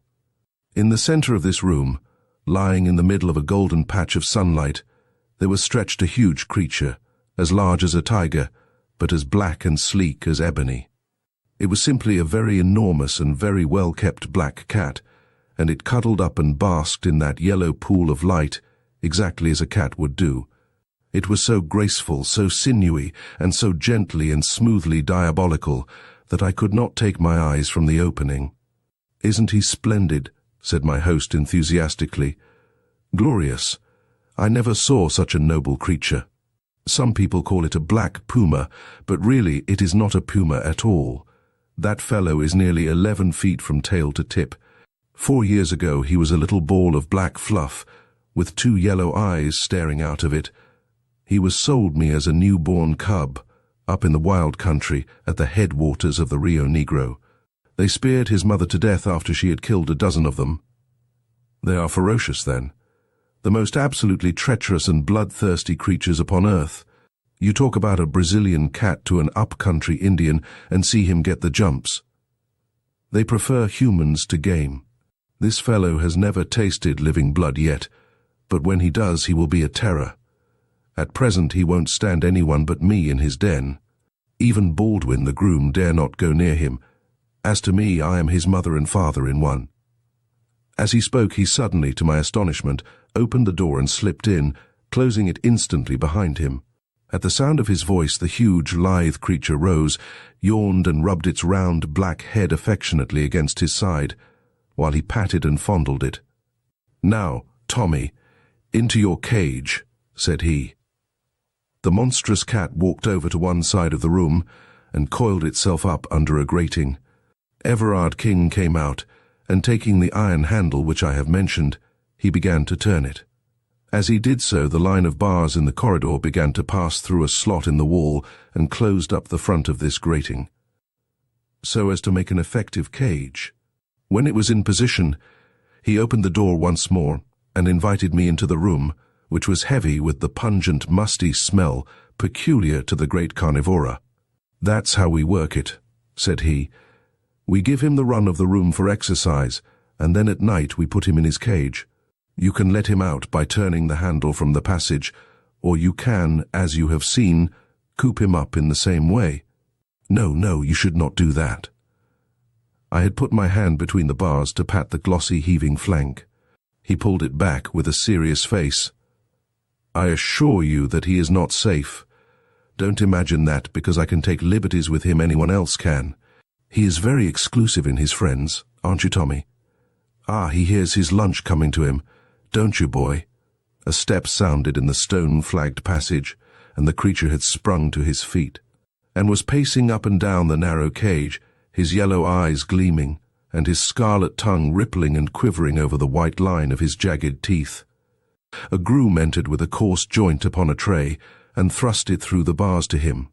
He pounced lightly upon it, carried it off to the corner, and there, holding it between his paws, tore and wrenched at it, raising his bloody muzzle every now and then to look at us. It was a malignant and yet fascinating sight. "You can't wonder that I am fond of him, can you?" said my host as we left the room, especially when you consider that I have had the rearing of him. It was no joke bringing him over from the center of South America, but here he is safe and sound, and, as I have said, far the most perfect specimen in Europe. The people at the zoo are dying to have him, but I really can't part with him. Now, I think that I have inflicted my hobby upon you long enough, so we cannot do better than follow Tommy's example and go to our lunch. My South American relative was so engrossed by his grounds and their curious occupants that I hardly gave him credit at first for having any interests outside them. That he had some, and pressing ones, was soon borne in upon me by the number of telegrams which he received. They arrived at all hours, and were always opened by him with the utmost eagerness and anxiety upon his face. Sometimes I imagined that it must be the turf, and sometimes the stock exchange, but certainly he had some very urgent business going forwards which was not transacted upon the downs of Suffolk. During the 6 days of my visit, he had never fewer than 3 or 4 telegrams a day, and sometimes as many as 7 or 8. I had occupied these 6 days so well that by the end of them I had succeeded in getting upon the most cordial terms with my cousin. Every night we had sat up late in the billiard-room, he telling me the most extraordinary stories of his adventures in America, stories so desperate and reckless that I could hardly associate them with the brown little, chubby man before me. In return, I ventured upon some of my own reminiscences of London life, which interested him so much that he vowed he would come up to Grosvenor Mansions and stay with me. He was anxious to see the faster side of city life, and certainly, though I say it, he could not have chosen a more competent guide. It was not until the last day of my visit that I ventured to approach that which was on my mind. I told him frankly about my pecuniary difficulties and my impending ruin, and I asked his advice, though I hoped for something more solid. He listened attentively, puffing hard at his cigar. "But surely," said he, "you are the heir of our relative, Lord Southerton?" "I have every reason to believe so, but he would never make me any allowance." No, I have heard of his miserly ways." "My poor Marshal, your position has been a very hard one. By the way, have you heard any news of Lord Southerton's health lately? He has always been in a critical condition ever since my childhood. Exactly a creaking hinge, if ever there was one. Your inheritance may be a long way off. Dear me, how awkwardly situated you are. I had some hopes, sir, that you, knowing all the facts, might be inclined to advance." "Don't say another word, my dear boy," he cried with the utmost cordiality. "We shall talk it over tonight, and I give you my word that whatever is in my power shall be done." I was not sorry that my visit was drawing to a close, for it is unpleasant to feel that there is one person in the house who eagerly desires your departure. Mrs. King's sallow face and forbidding eyes had become more and more hateful to me. She was no longer actively rude. Her fear of her husband prevented her, but she pushed her insane jealousy to the extent of ignoring me, never addressing me, and in every way making my stay at Greylands as uncomfortable as she could. So offensive was her manner during that last day, that I should certainly have left had it not been for that interview with my host in the evening, which would, I hoped, retrieve my broken fortunes. It was very late when it occurred, for my relative, who had been receiving even more telegrams than usual during the day, went off to his study after dinner, and only emerged when the household had retired to bed. I heard him go round locking the doors, as custom was of a night, and finally he joined me in the billiard-room. His stout figure was wrapped in a dressing gown, and he wore a pair of red Turkish slippers without any heels. Settling down into an armchair, he brewed himself a glass of grog, in which I could not help noticing that the whisky considerably predominated over the water. "My word," said he, "what a night!" It was indeed. The wind was howling and screaming round the house, and the latticed windows rattled and shook as if they were coming in. The glow of the yellow lamps and the flavour of our cigars seemed the brighter and more fragrant for the contrast. "Now, my boy," said my host, "we have the house and the night to ourselves. Let me have an idea of how your affairs stand, and I will see what can be done to set them in order. I wish to hear every detail." Thus encouraged, I entered into a long exposition, in which all my tradesmen and creditors from my landlord to my valet figured in turn. I had notes in my pocketbook, and I marshalled my facts, and gave, I flatter myself, a very businesslike statement of my own unbusinesslike ways and lamentable position. I was depressed, however, to notice that my companion's eyes were vacant and his attention elsewhere. When he did occasionally throw out a remark, it was so entirely perfunctory and pointless that I was sure he had not in the least followed my remarks. Every now and then he roused himself and put on some show of interest, asking me to repeat or to explain more fully, but it was always to sink once more into the same brown study. At last he rose and threw the end of his cigar into the grate. "I'll tell you what, my boy," said he. "I never had a head for figures, so you will excuse me. You must jot it all down upon paper and let me have a note of the amount. I'll understand it when I see it in black and white." The proposal was encouraging. I promised to do so. And now it's time we were in bed. By Jove, there's 1 o'clock striking in the hall. The tingling of the chiming clock broke through the deep roar of the gale. The wind was sweeping past with the rush of a great river.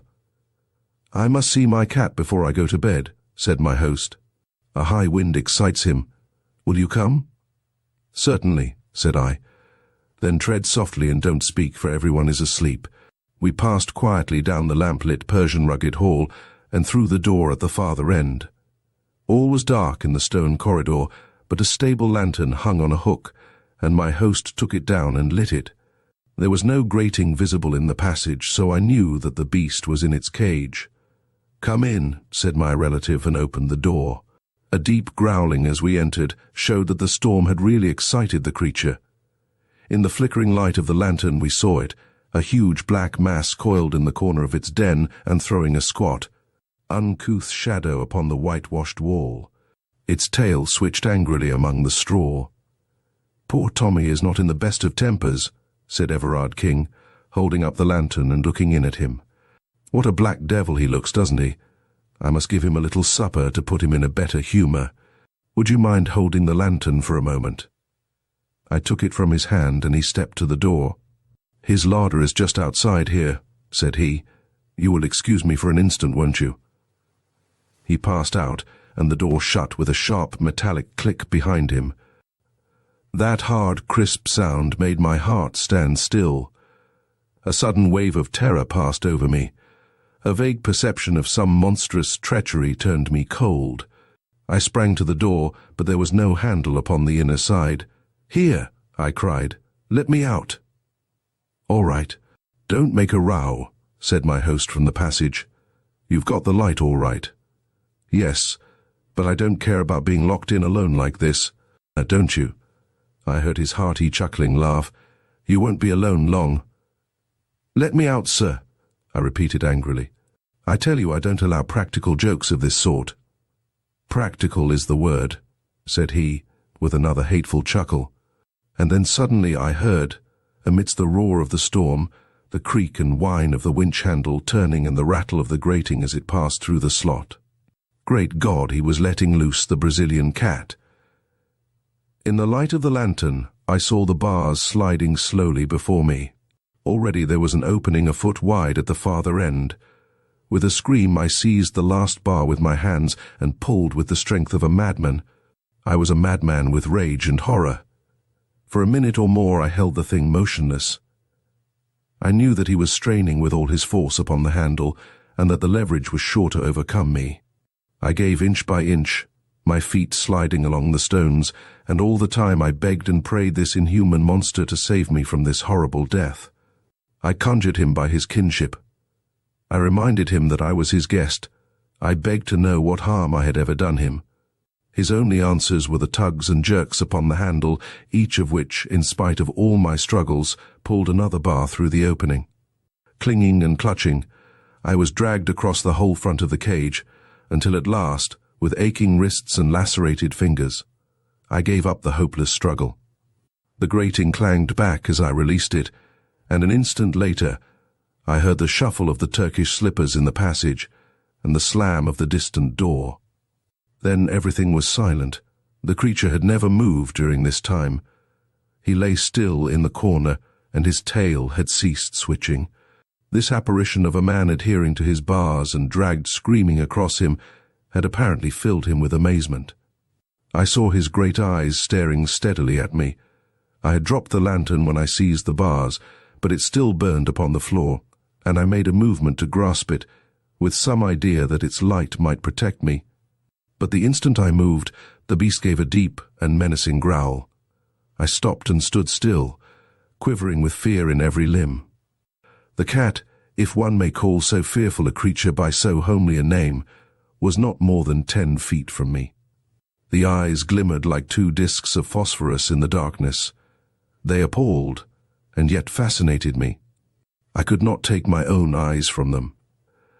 Nature plays strange tricks with us at such moments of intensity, and those glimmering lights waxed and waned with a steady rise and fall. Sometimes they seemed to be tiny points of extreme brilliancy, little electric sparks in the black obscurity. Then they would widen and widen until all that corner of the room was filled with their shifting and sinister light. And then suddenly they went out altogether. The beast had closed its eyes. I do not know whether there may be any truth in the old idea of the dominance of the human gaze, or whether the huge cat was simply drowsy. But the fact remains that, far from showing any symptom of attacking me, it simply rested its sleek black head upon its huge forepaws and seemed to sleep. I stood, fearing to move lest I should rouse it into malignant life once more, but at least I was able to think clearly now that the baleful eyes were off me. Here I was, shut up for the night with a ferocious beast. My own instincts, to say nothing of the words of the plausible villain who laid this trap for me, warned me that the animal was as savage as its master. How could I stave it off until morning? The door was hopeless, and so were the narrow barred windows. There was no shelter anywhere in the bare, stone-flagged room. To cry for assistance was absurd. I knew that this den was an outhouse, and that the corridor which connected it with the house was at least 100 feet long. Besides, with the gale thundering outside, my cries were not likely to be heard. I had only my own courage and my own wits to trust to, and then, with a fresh wave of horror, my eyes fell upon the lantern. The candle had burned low, and was already beginning to gutter. In 10 minutes it would be out. I had only 10 minutes then in which to do something, for I felt that if I were once left in the dark with that fearful beast, I should be incapable of action. The very thought of it paralyzed me. I cast my despairing eyes round this chamber of death, and they rested upon one spot which seemed to promise, I will not say safety, but less immediate and imminent danger than the open floor. I have said that the cage had a top as well as a front, and this top was left standing when the front was wound through the slot in the wall. It consisted of bars at a few inches interval, with stout wire netting between, and it rested upon a strong stanchion at each end. It stood now as a great barred canopy over the crouching figure in the corner. The space between this iron shelf and the roof may have been from 2 or 3 feet. If I could only get up there, squeezed in between bars and ceiling, I should have only one vulnerable side. I should be safe from below, from behind, and from each side. Only on the open face of it could I be attacked. There, it is true, I had no protection whatever, but at least I should be out of the brute's path when he began to pace about his den. He would have to come out of his way to reach me. It was now or never, for if once the light were out it would be impossible. With a gulp in my throat I sprang up, seized the iron edge of the top, and swung myself panting onto it. I writhed in face downwards, and found myself looking straight into the terrible eyes and yawning jaws of the cat.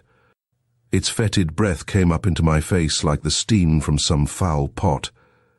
It appeared, however, to be rather curious than angry. With a sleek ripple of its long black back it rose, stretched itself, and then rearing itself on its hind legs. With one forepaw against the wall, it raised the other, and drew its claws across the wire meshes beneath me. One sharp white hook tore through my trousers, for I may mention that I was still in evening dress, and dug a furrow in my knee.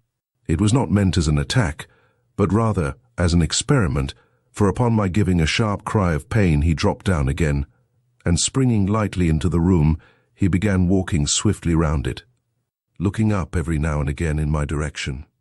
For my part, I shuffled backwards until I lay with my back against the wall, screwing myself into the smallest space possible. The farther I got, the more difficult it was for him to attack me. He seemed more excited now that he had begun to move about, and he ran swiftly and noiselessly round and round the den, passing continually underneath the iron couch upon which I lay. It was wonderful to see so great a bulk passing like a shadow, with hardly the softest thudding of velvety pads. The candle was burning low, so low that I could hardly see the creature. And then, with a last flare and splutter, it went out altogether. I was alone with the cat in the dark. It helps one to face a danger when one knows that one has done all that possibly can be done. There is nothing for it then but to quietly await the result. In this case, there was no chance of safety anywhere except the precise spot where I was. I stretched myself out, therefore, and lay silently, almost breathlessly, hoping that the beast might forget my presence if I did nothing to remind him. I reckoned that it must already be 2 o'clock. At 4 it would be full dawn. I had not more than 2 hours to wait for daylight. Outside, the storm was still raging, and the rain lashed continually against the little windows. Inside, the poisonous and fetid air was overpowering. I could neither hear nor see the cat. I tried to think about other things, but only one had power enough to draw my mind from my terrible position. That was the contemplation of my cousin's villainy, his unparalleled hypocrisy, his malignant hatred of me.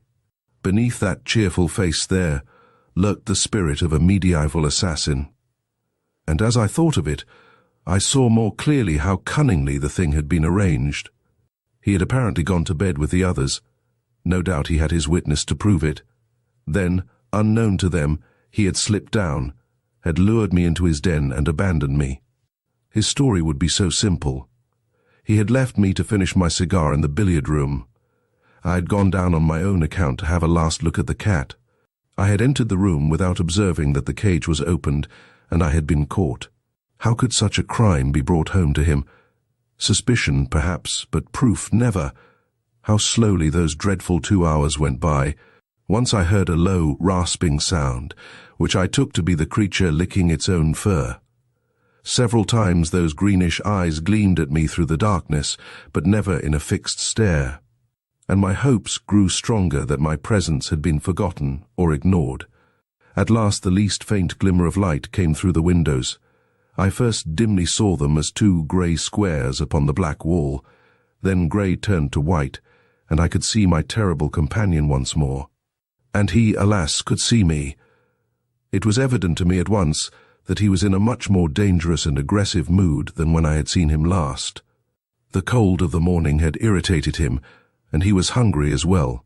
With a continual growl, he paced swiftly up and down the side of the room which was farthest from my refuge, his whiskers bristling angrily, and his tail switching and lashing. As he turned at the corners, his savage eyes always looked upwards at me with a dreadful menace. I knew then that he meant to kill me. Yet I found myself, even at that moment, admiring the sinuous grace of the devilish thing, its long, undulating, rippling movements, the gloss of its beautiful flanks, the vivid, palpitating scarlet of the glistening tongue which hung from the jet-black muzzle.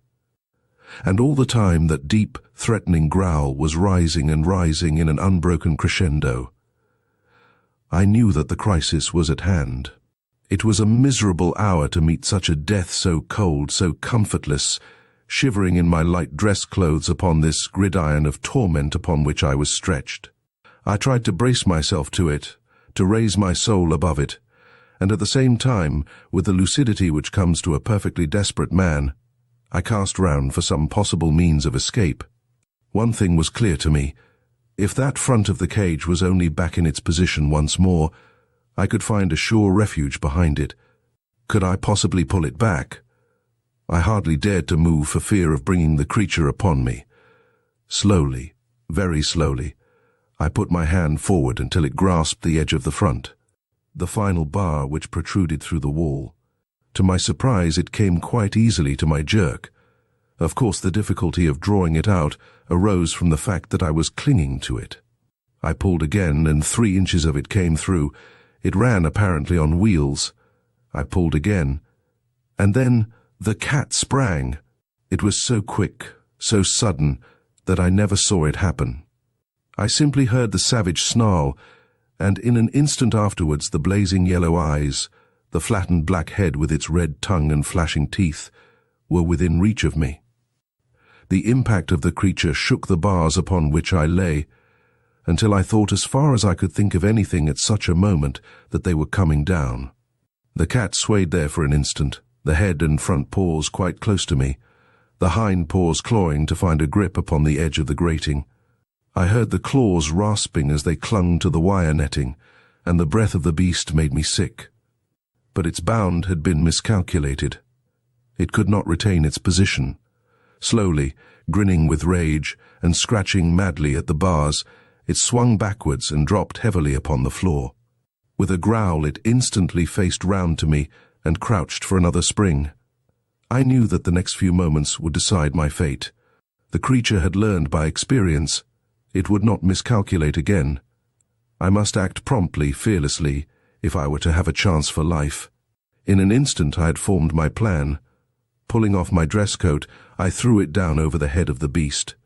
At the same moment, I dropped over the edge, seized the end of the front grating, and pulled it frantically out of the wall. It came more easily than I could have expected. I rushed across the room, bearing it with me, but, as I rushed, the accident of my position put me upon the outer side. Had it been the other way, I might have come off scathless. As it was, there was a moment's pause as I stopped it, and tried to pass in through the opening which I had left. That moment was enough to give time to the creature to toss off the coat with which I had blinded him, and to spring upon me. I hurled myself through the gap and pulled the rails to behind me, but he seized my leg before I could entirely withdraw it.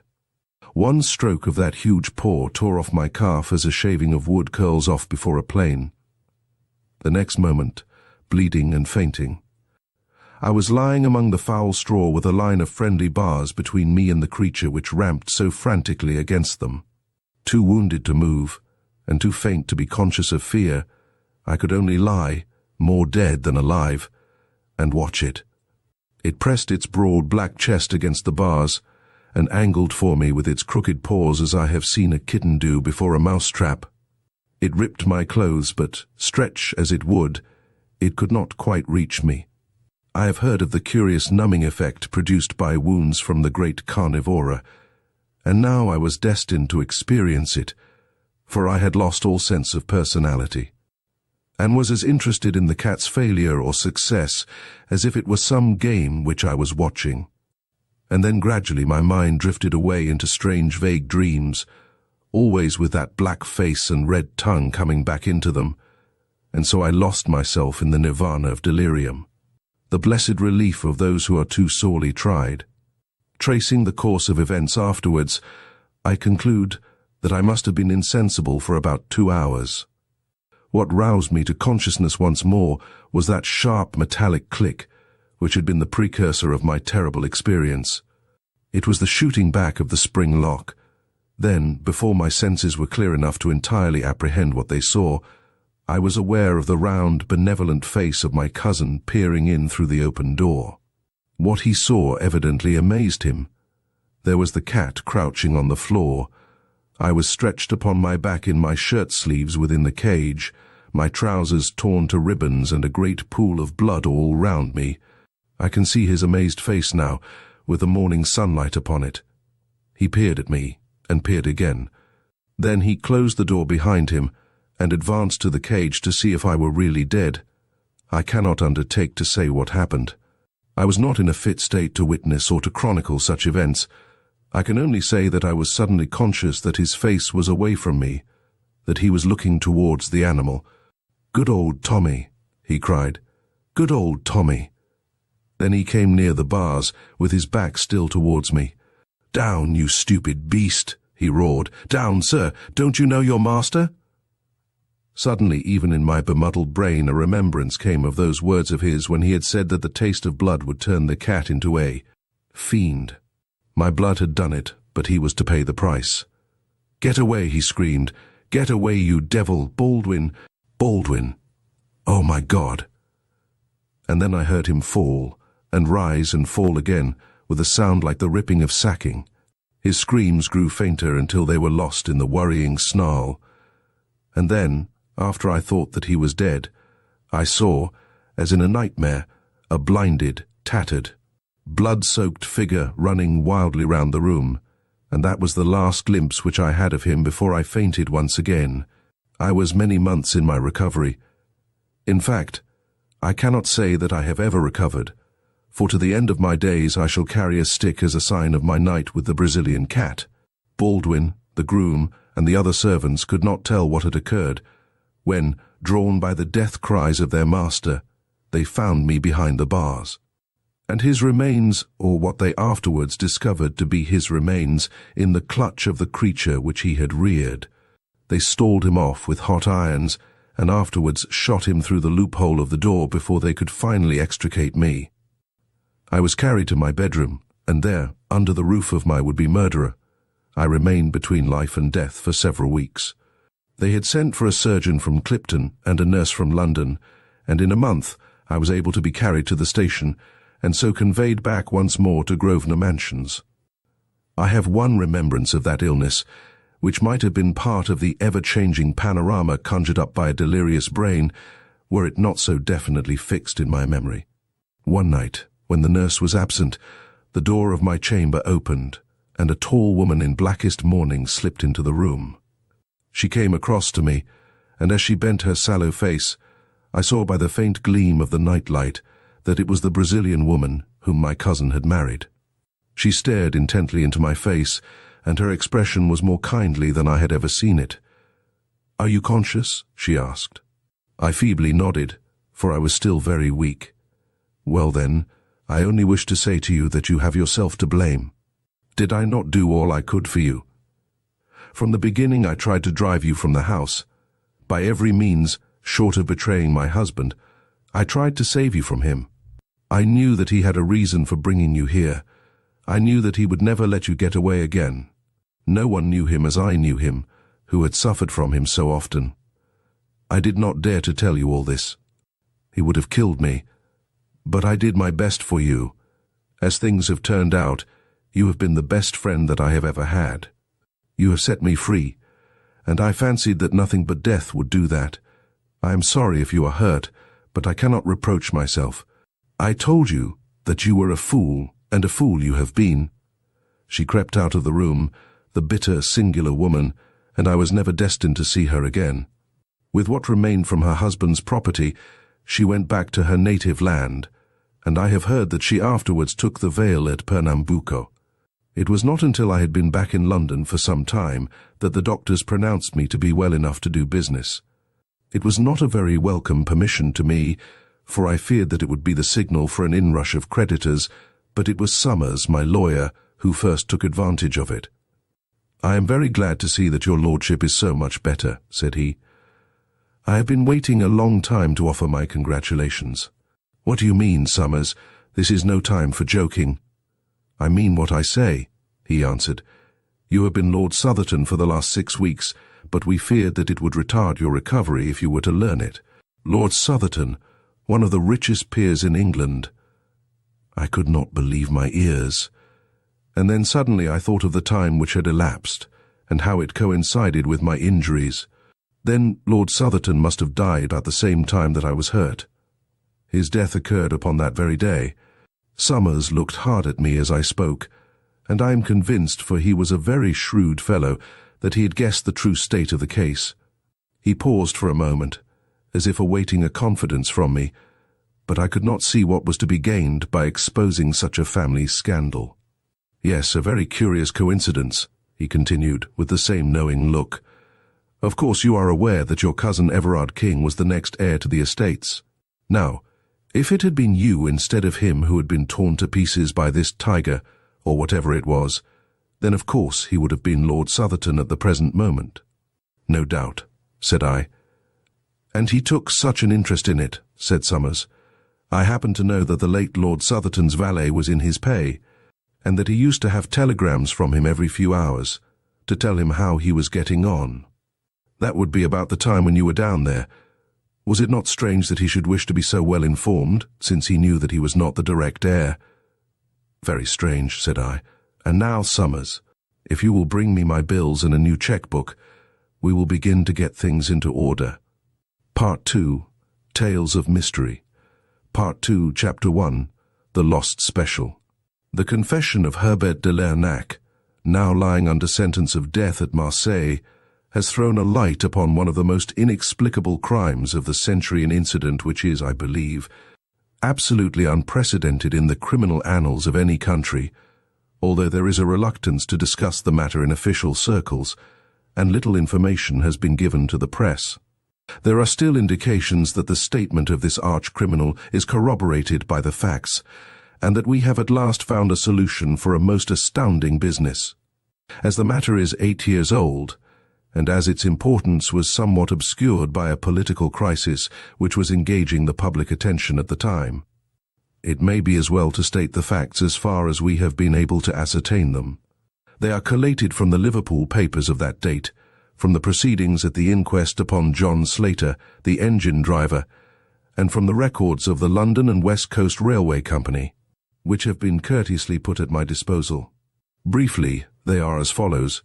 On the June 3rd, 1890, a gentleman, who gave his name as Monsieur Louis Caratal, desired an interview with Mr. James Bland, the superintendent of the London and West Coast Central Station in Liverpool. He was a small man, middle-aged and dark, with a stoop which was so marked that it suggested some deformity of the spine. He was accompanied by a friend, a man of imposing physique, whose deferential manner and constant attention showed that his position was one of dependence. This friend or companion, whose name did not transpire, was certainly a foreigner, and probably from his swarthy complexion, either a Spaniard or a South American. One peculiarity was observed in him. He carried in his left hand a small black leather dispatch box, and it was noticed by a sharp-eyed clerk in the central office that this box was fastened to his wrist by a strap. No importance was attached to the fact at the time, but subsequent events endowed it with some significance. Monsieur Caratal was shown up to Mr. Bland's office, while his companion remained outside. Monsieur Caratal's business was quickly dispatched. He had arrived that afternoon from Central America. Affairs of the utmost importance demanded that he should be in Paris without the loss of an unnecessary hour. He had missed the London express. A special must be provided. Money was of no importance. Time was everything. If the company would speed him on his way, they might make their own terms. Mr. Bland struck the electric bell, summoned Mr. Potterhood, the traffic manager, and had the matter arranged in 5 minutes. The train would start in 3/4 of an hour. It would take that time to ensure that the line should be clear. The powerful engine called Rochdale No. 247 on the company's register was attached to 2 carriages with a guard's van behind. The first carriage was solely for the purpose of decreasing the inconvenience arising from the oscillation. The second was divided, as usual, into 4 compartments, a first class smoking, a second class, and a second class smoking. The first compartment, which was nearest to the engine, was the one allotted to the travellers. The other 3 were empty. The guard of the special train was James Macpherson, who had been some years in the service of the company. The stoker, William Smith, was a new hand.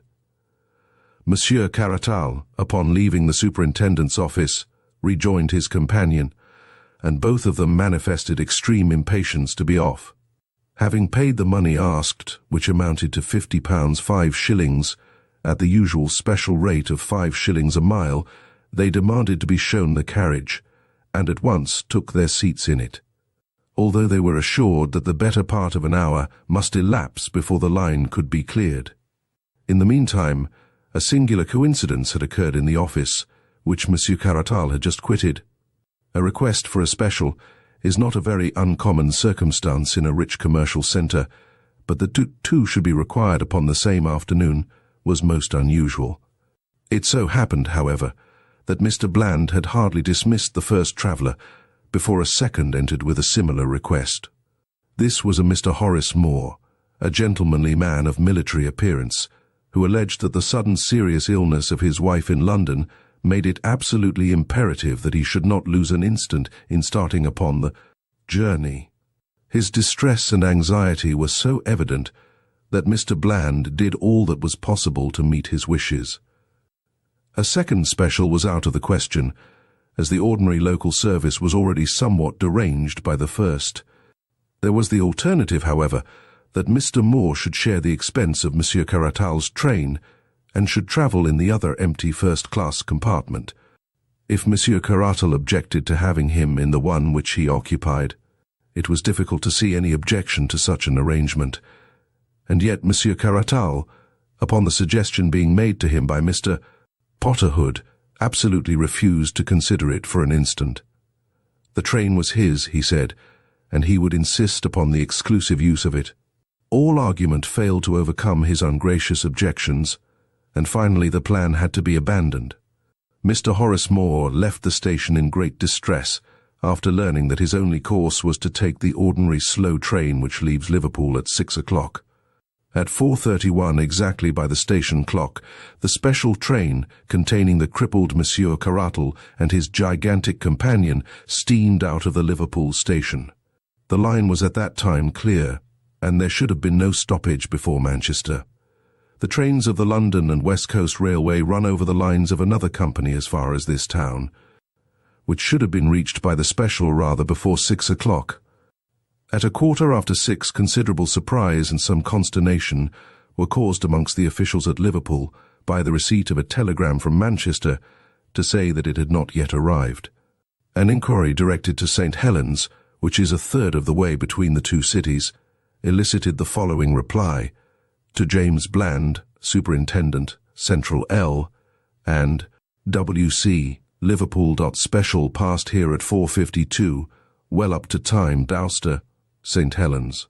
This telegram was received at 6:40. At 6:50 a second message was received from Manchester, no sign of special as advised by you, and then 10 minutes later a third, more bewildering. Presumes some mistake as to proposed running of special. Local train from St. Helens timed to follow it has just arrived and has seen nothing of it. Kindly wire advices. Manchester. The matter was assuming a most amazing aspect, although in some respects the last telegram was a relief to the authorities at Liverpool. If an accident had occurred to the special, it seemed hardly possible that the local train could have passed down the same line without observing it. And yet, what was the alternative? Where could the train be? Had it possibly been sidetracked for some reason in order to allow the slower train to go past? Such an explanation was possible if some small repair had to be effected. A telegram was dispatched to each of the stations between St. Helens and Manchester, and the superintendent and traffic manager waited in the utmost suspense at the instrument for the series of replies which would enable them to say for certain what had become of the missing train. The answers came back in the order of questions, which was the order of the stations beginning at the St. Helens end. Special passed here 5 o'clock. Collins Green. Special passed here 5:06, Doylestown. Special passed here Newton. Special passed here Kenyon Junction. No special train has passed here. Barton Moss. The two officials stared at each other in amazement. "This is unique in my 30 years of experience," said Mr. Bland. "Absolutely unprecedented and inexplicable, sir. The special has gone wrong between Kenyon Junction and Barton Moss. And yet there is no siding, so far as my memory serves me, between the two stations. The special must have run off the metals. But how could the 4:50 Parliamentary pass over the same line without observing it? There's no alternative, Mr. Hood. It must be so. Possibly the local train may have observed something which may throw some light upon the matter. We will wire to Manchester for more information, and to Kenyon Junction with instructions that the line be examined instantly as far as Barton Moss." The answer from Manchester came within a few minutes. No news of missing special. Driver and guard of slow train positive no accident between Kenyon Junction and Barton Moss. Line quite clear and no sign of anything unusual. Manchester. "That driver and guard will have to go," said Mr. Bland grimly. "There has been a wreck, and they have missed it. The special has obviously run off the metals without disturbing the line. How it could have done so passes my comprehension, but so it must be. And we shall have a wire from Kenyon or Barton Moss presently to say that they have found her at the bottom of an embankment." But Mr. Bland's prophecy was not destined to be fulfilled. Half an hour passed, and then there arrived the following message from the station master of Kenyon Junction. "There are no traces of the missing special. It is quite certain that she passed here and that she did not arrive at Barton Moss. We have detached engine from goods train, and I have myself ridden down the line, but all is clear and there is no sign of any accident." Mr. Bland tore his hair in his perplexity. "This is rank lunacy, Hood," he cried. "Does a train vanish into thin air in England in broad daylight? The thing is preposterous. An engine, a tender, 2 carriages, a van, 5 human beings, and all lost on a straight line of railway. Unless we get something positive within the next hour, I'll take Inspector Collins and go down myself." And then at last something positive did occur. It took the shape of another telegram from Kenyon Junction. "Regret to report that the dead body of John Slater, driver of the special train, has just been found among the gorse bushes at a point 2¼ miles from the junction. Had fallen from his engine, pitched down the embankment, and rolled among the bushes. Injuries to his head from the fall appear to be cause of death. Ground has now been carefully examined, and there is no trace of the missing train." The country was, as has already been stated, in the throes of a political crisis, and the attention of the public was further distracted by the important and sensational developments in Paris, where a huge scandal threatened to destroy the government and to wreck the reputations of many of the leading men in France. The papers were full of these events, and the singular disappearance of the special train attracted less attention than would have been the case in more peaceful times. The grotesque nature of the event helped to detract from its importance, for the papers were disinclined to believe the facts as reported to them. More than one of the London journals treated the matter as an ingenious hoax, until the coroner's inquest upon the unfortunate driver, an inquest which elicited nothing of importance, convinced them of the tragedy of the incident. Mr. Bland, accompanied by Inspector Collins, the senior detective officer in the service of the company, went down to Kenyon Junction the same evening, and their research lasted throughout the following day, but was attended with purely negative results. Not only was no trace found of the missing train, but no conjecture could be put forward which could possibly explain the facts. At the same time, Inspector Collins's official report, which lies before me as I write, served to show that the possibilities were more numerous than might have been expected. "In the stretch of railway between these 2 points," said he, "the country is dotted with ironworks and collieries. Of these, some are being worked and some have been abandoned. There are no fewer than 12 which have small gauge lines which run trolley cars down to the main line. These can, of course, be disregarded. Besides these, however, there are 7 which have, or have had, proper lines running down and connecting with points to the main line, so as to convey their produce from the mouth of the mine to the great centres of distribution. In every case, these lines are only a few miles in length. Out of the 7, 4 belong to collieries which are worked out, or at least to shafts which are no longer used. These are the Red Gauntlet, Hero, Slough of Despond, and Heartsease mines, the latter having 10 years ago been one of the principal mines in Lancashire.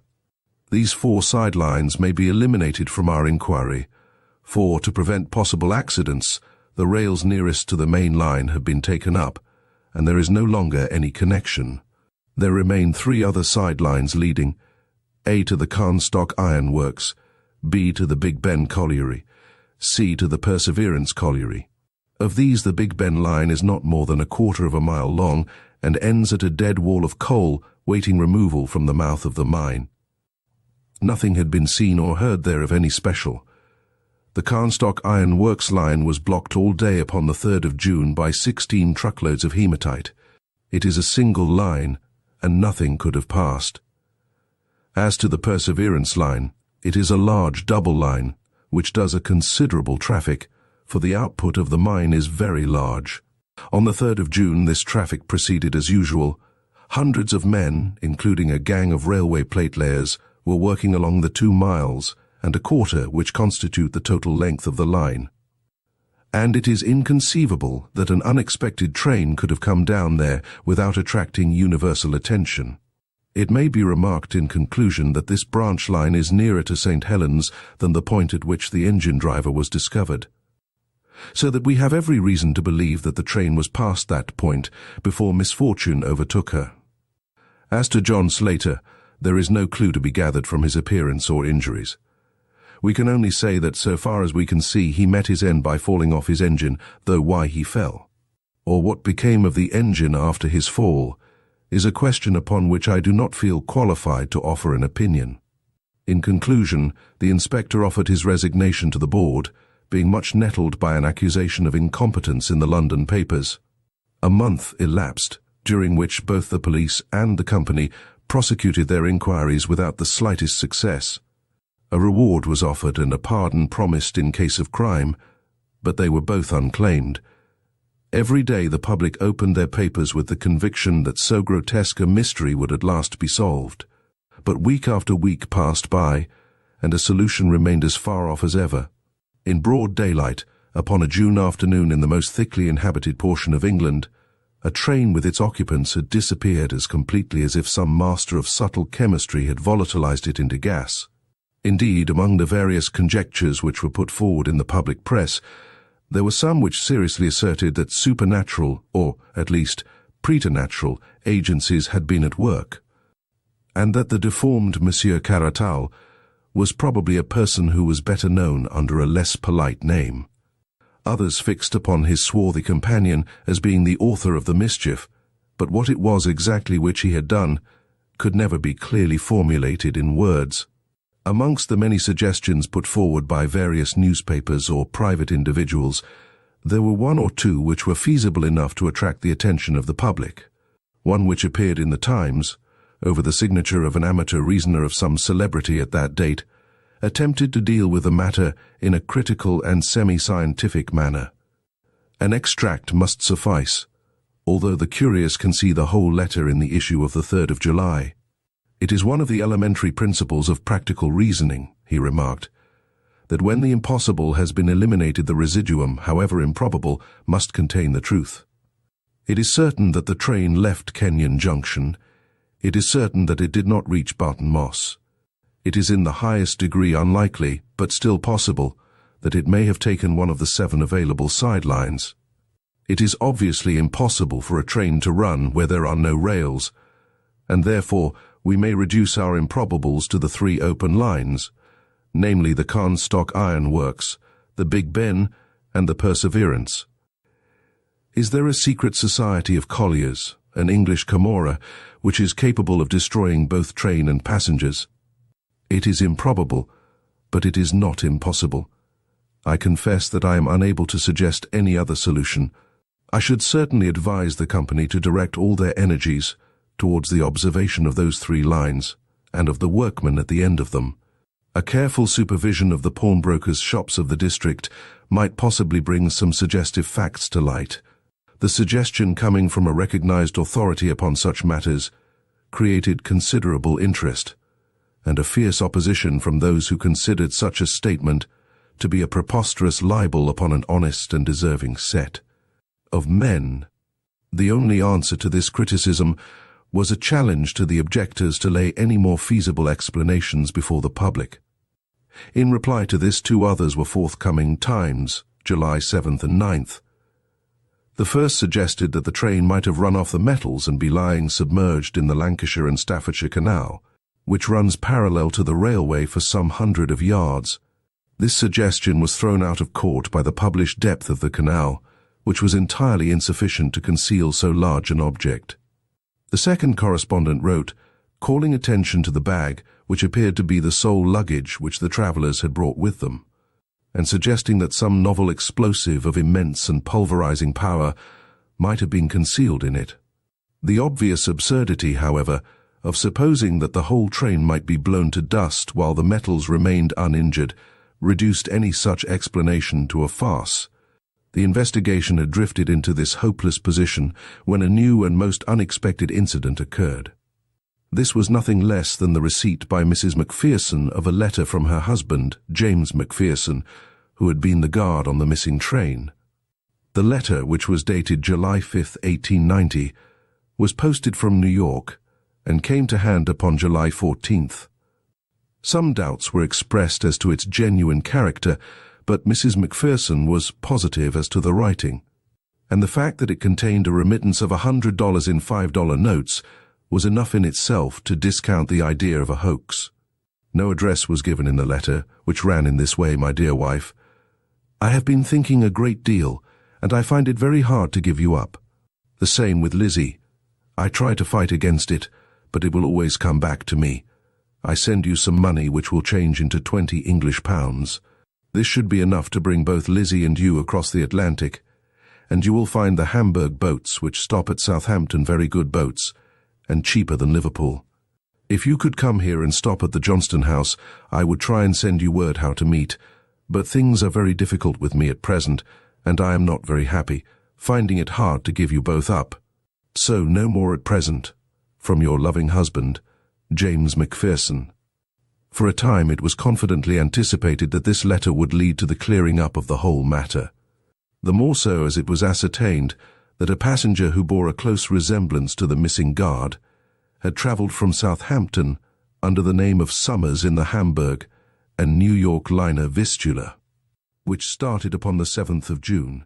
Mrs. Macpherson and her sister Lizzie Dalton went across to New York, as directed, and stayed for 3 weeks at the Johnston House, without hearing anything from the missing man. It is probable that some injudicious comments in the press may have warned him that the police were using them as a bait.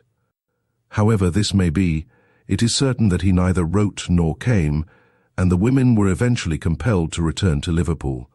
And so the matter stood, and has continued to stand up to the present year of 1898.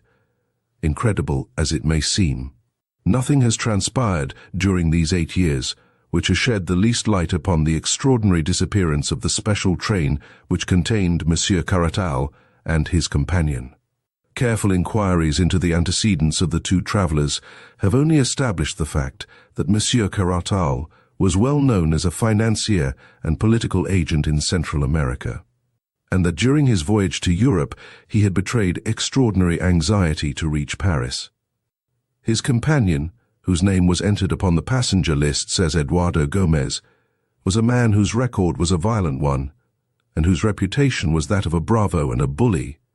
There was evidence to show, however, that he was honestly devoted to the interests of Monsieur Caratal, and that the latter, being a man of puny physique, employed the other as a guard and protector. It may be added that no information came from Paris as to what the objects of Monsieur Caratal's hurried journey may have been. This comprises all the facts of the case up to the publication in the Marseille papers of the recent confession of Herbert de Lernac, now under sentence of death for the murder of a merchant named Bonvalot. This statement may be literally translated as follows: "It is not out of mere pride or boasting that I give this information, for, if that were my object, I could tell a dozen actions of mine which are quite as splendid, but I do it in order that certain gentlemen in Paris may understand that I, who am able here to tell about the fate of Monsieur Caratal, can also tell in whose interest and at whose request the deed was done, unless the reprieve which I am awaiting comes to me very quickly. Take warning, monsieur, before it is too late. You know Herbert de Lernac, and you are aware that his deeds are as ready as his words. Hasten, then, or you are lost. At present I shall mention no names. If you only heard the names, what would you not think? But I shall merely tell you how cleverly I did it. I was true to my employers then, and no doubt they will be true to me now. I hope so, and until I am convinced that they have betrayed me, these names which would convulse Europe shall not be divulged. But on that day, well, I say no more. In a word, then, there was a famous trial in Paris in the year 1890, in connection with a monstrous scandal in politics and finance. How monstrous that scandal was can never be known save by such confidential agents as myself. The honor and careers of many of the chief men in France were at stake. You have seen a group of ninepins standing, all so rigid and prim and unbending. Then there comes the ball from far away and pop, pop, pop. There are your ninepins on the floor. Well, imagine some of the greatest men in France as these ninepins, and then this Monsieur Caratal was the ball which could be seen coming from far away. If he arrived, then it was pop, pop, pop for all of them. It was determined that he should not arrive. I do not accuse them all of being conscious of what was to happen. There were, as I have said, great financial as well as political interests at stake, and a syndicate was formed to manage the business. Some subscribed to the syndicate, who hardly understood what were its objects. But others understood very well, and they can rely upon it that I have not forgotten their names. They had ample warning that Monsieur Caratal was coming long before he left South America, and they knew that the evidence which he held would certainly mean ruin to all of them. The syndicate had the command of an unlimited amount of money, absolutely unlimited, you understand. They looked round for an agent who was capable of wielding this gigantic power. The man chosen must be inventive, resolute, adaptive, a man in a million. They chose Herbert de Lernac, and I admit that they were right. My duties were to choose my subordinates, to use freely the power which money gives, and to make certain that Monsieur Caratal should never arrive in Paris. With characteristic energy I set about my commission within an hour of receiving my instructions, and the steps which I took were the very best for the purpose which could possibly be devised.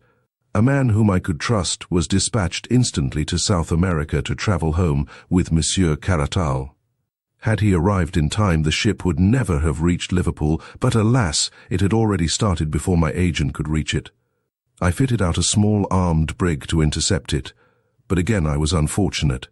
Like all great organizers, I was, however, prepared for failure, and had a series of alternatives prepared, one or the other of which must succeed. You must not underrate the difficulties of my undertaking, or imagine that a mere commonplace assassination would meet the case. We must destroy not only Monsieur Caratal, but Monsieur Caratal's documents, and Monsieur Caratal's companions also, if we had reason to believe that he had communicated his secrets to them. And you must remember that they were on the alert and keenly suspicious of any such attempt.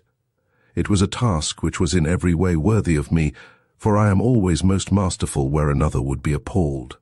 I was all ready for Monsieur Caratal's reception in Liverpool, and I was the more eager because I had reason to believe that he had made arrangements by which he would have a considerable guard from the moment that he arrived in London.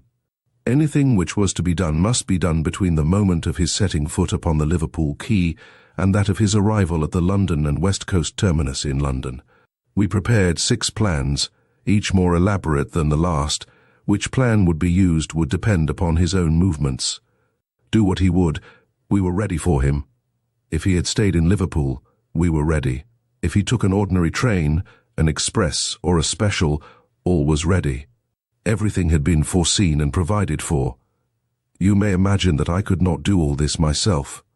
What could I know of the English railway lines? But money can procure willing agents all the world over, and I soon had one of the acutest brains in England to assist me. I will mention no names, but it would be unjust to claim all the credit for myself. My English ally was worthy of such an alliance. He knew the London and West Coast line thoroughly, and he had the command of a band of workers who were trustworthy and intelligent. The idea was his, and my own judgment was only required in the details. We brought over several officials, amongst whom the most important was James Macpherson, whom we had ascertained to be the guard most likely to be employed upon a special train. Smith, the stoker, was also in our employ. John Slater, the engine driver, had been approached, but had been found to be obstinate and dangerous, so we desisted. We had no certainty that Monsieur Caratal would take a special, but we thought it very probable, for it was of the utmost importance to him that he should reach Paris without delay. It was for this contingency, therefore, that we made special preparations which were complete down to the last detail, long before his steamer had sighted the shores of England. You will be amused to learn that there was one of my agents in the pilot boat which brought that steamer to its moorings. The moment that Caratal arrived in Liverpool, we knew that he suspected danger and was on his guard. He had brought with him as an escort a dangerous fellow named Gomez, a man who carried weapons and was prepared to use them. This fellow carried Caratal's confidential papers for him and was ready to protect either them or his master. The probability was that Caratal had taken him into his counsel, and that to remove Caratal without removing Gomez would be a mere waste of energy. It was necessary that they should be involved in a common fate, and our plans to that end were much facilitated by their request for a special train. On that special train you will understand that 2 out of the 3 servants of the company were really in our employ, at a price which would make them independent for a lifetime. I do not go so far as to say that the English are more honest than any other nation, but I have found them more expensive to buy. I have already spoken of my English agent, who is a man with a considerable future before him, unless some complaint of the throat carries him off before his time. He had charge of all arrangements at Liverpool, whilst I was stationed at the inn at Kenyon, where I awaited a cipher signal to act. When the special was arranged for, my agent instantly telegraphed to me and warned me how soon I should have everything ready. He himself, under the name of Horace Moore, applied immediately for a special also, in the hope that he would be sent down with Monsieur Caratal, which might under certain circumstances have been helpful to us. If, for example, our great coup had failed, it would then have become the duty of my agent to have shot them both and destroyed their papers. Caratal was on his guard, however, and refused to admit any other traveller. My agent then left the station, returned by another entrance, entered the guard's van on the side farthest from the platform, and travelled down with Macpherson the guard. In the meantime, you will be interested to know what my movements were. Everything had been prepared for days before, and only the finishing touches were needed. The side line which we had chosen had once joined the main line, but it had been disconnected. We had only to replace a few rails to connect it once more. These rails had been laid down as far as could be done without danger of attracting attention, and now it was merely a case of completing a juncture with the line and arranging the points as they had been before. The sleepers had never been removed, and the rails, fish plates and rivets were all ready, for we had taken them from a siding on the abandoned portion of the line. With my small but competent band of workers, we had everything ready long before the special arrived. When it did arrive, it ran off upon the small sideline so easily that the jolting of the points appears to have been entirely unnoticed by the 2 travellers. Our plan had been that Smith, the stoker, should chloroform John Slater, the driver, so that he should vanish with the others. In this respect, and in this respect only, our plans miscarried. I accept the criminal folly of Macpherson in writing home to his wife. Our stoker did his business so clumsily that Slater in his struggles fell off the engine, and though fortune was with us so far that he broke his neck in the fall, still he remained as a blot upon that which would otherwise have been one of those complete masterpieces which are only to be contemplated in silent admiration. The criminal expert will find in John Slater the one flaw in all our admirable combinations, a man who has had as many triumphs as I can afford to be frank, and I therefore lay my finger upon John Slater, and I proclaim him to be a flaw. But now I have got our special train upon the small line 2 kilometres, or rather more than 1 mile, in length, which leads, or rather used to lead, to the abandoned Heartsease mine, once one of the largest coal mines in England. You will ask how it is that no one saw the train upon this unused line. I answer that along its entire length it runs through a deep cutting, and that, unless someone had been on the edge of that cutting, he could not have seen it. There was someone on the edge of that cutting. I was there, and now I will tell you what I saw. My assistant had remained at the points in order that he might superintend the switching off of the train. He had 4 armed men with him, so that if the train ran off the line, we thought it probable, because the points were very rusty, we might still have resources to fall back upon. Having once seen it safely on the sideline, he handed over the responsibility to me. I was waiting at a point which overlooks the mouth of the mine, and I was also armed, as were my 2 companions. Come what might, you see, I was always ready. The moment that the train was fairly on the sideline, Smith, the stoker, slowed down the engine, and then, having turned it on to the fullest speed again, he and Macpherson, with my English lieutenant, sprang off before it was too late. It may be that it was this slowing down which first attracted the attention of the travellers, but the train was running at full speed again before their heads appeared at the open window. It makes me smile to think how bewildered they must have been. Picture to yourself your own feelings if, on looking out of your luxurious carriage, you suddenly perceived that the lines upon which you ran were rusted and corroded, red and yellow with disuse and decay.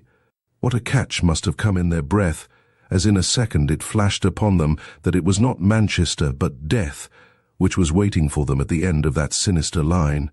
But the train was running with frantic speed, rolling and rocking over the rotten line, while the wheels made a frightful screaming sound upon the rusted surface. I was close to them, and could see their faces. Carroll was praying. I think there was something like a rosary dangling out of his hand. The other roared like a bull who smells the blood of the slaughterhouse. He saw us standing on the bank, and he beckoned to us like a madman. Then he tore at his wrist and threw his dispatch box out of the window in our direction. Of course, his meaning was obvious.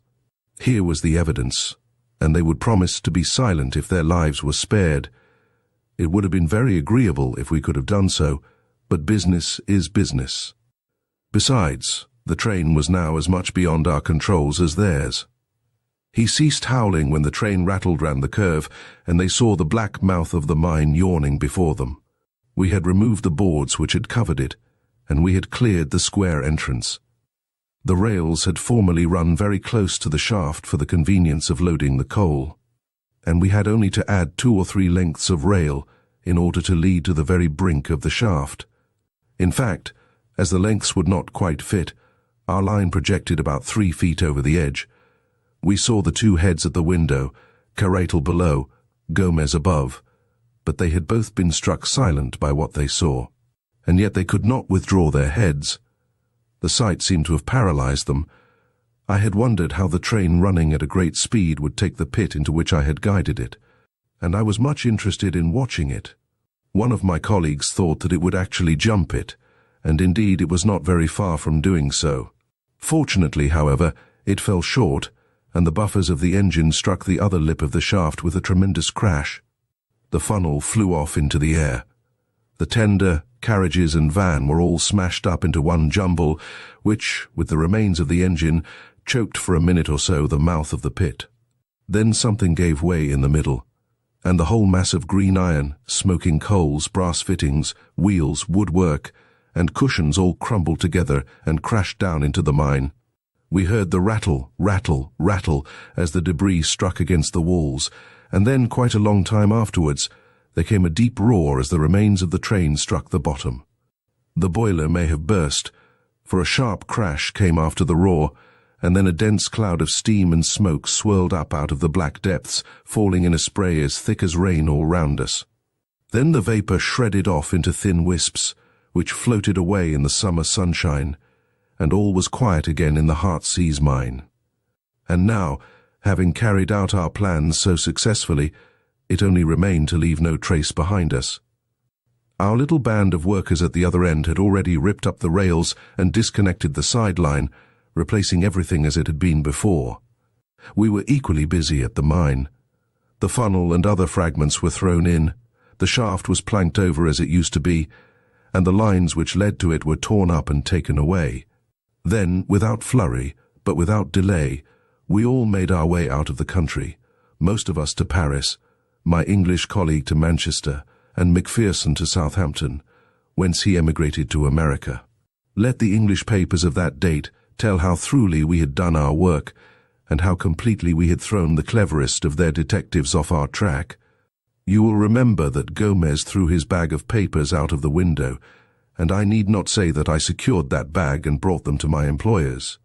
It may interest my employers now, however, to learn that out of that bag I took 1 or 2 little papers as a souvenir of the occasion. I have no wish to publish these papers, but still it is every man for himself in this world, and what else can I do if my friends will not come to my aid when I want them? Messieurs, you may believe that Herbert de Lernac is quite as formidable when he is against you as when he is with you, and that he is not a man to go to the guillotine until he has seen that every one of you is en route for New Caledonia. For your own sake, if not for mine, make haste, Monsieur and General and Baron. You can fill up the blanks for yourselves as you read this. I promise you that in the next edition there will be no blanks to fill. P.S. As I look over my statement, there is only one omission which I can see. It concerns the unfortunate man Macpherson, who was foolish enough to write to his wife and to make an appointment with her in New York. It can be imagined that when interests like ours were at stake, we could not leave them to the chance of whether a man in that class of life would or would not give away his secrets to a woman. Having once broken his oath by writing to his wife, we could not trust him any more. We took steps, therefore, to ensure that he should not see his wife. I have sometimes thought that it would be a kindness to write to her and to assure her that there is no impediment to her marrying again. Part 2, Chapter 2, The Beetle-Hunter. A curious experience? Said the doctor. Yes, my friends, I have had one very curious experience. I never expect to have another, for it is against all doctrines of chances that two such events would befall any one man in a single lifetime. You may believe me or not, but the thing happened exactly as I tell it. I had just become a medical man, but I had not started in practice, and I lived in rooms in Gower Street. The street has been renumbered since then, but it was in the only house which has a bow window, upon the left-hand side, as you go down from the Metropolitan Station. A widow named Murchison kept the house at that time, and she had 3 medical students and 1 engineer as lodgers. I occupied the top room, which was the cheapest, but cheap as it was more than I could afford. My small resources were dwindling away, and every week it became more necessary that I should find something to do. Yet I was very unwilling to go into general practice, for my tastes were all in the direction of science, and especially of zoology, towards which I had always a strong leaning.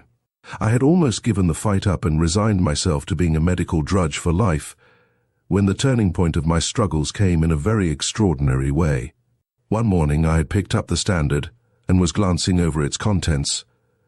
There was a complete absence of news, and I was about to toss the paper down again, when my eyes were caught by an advertisement at the head of the personal column. It was worded in this way: wanted for 1 or more days the services of a medical man. It is essential that he should be a man of strong physique, of steady nerves, and of a resolute nature. Must be an entomologist colopterist preferred. Apply, in person, at 77 Billions, Brook Street.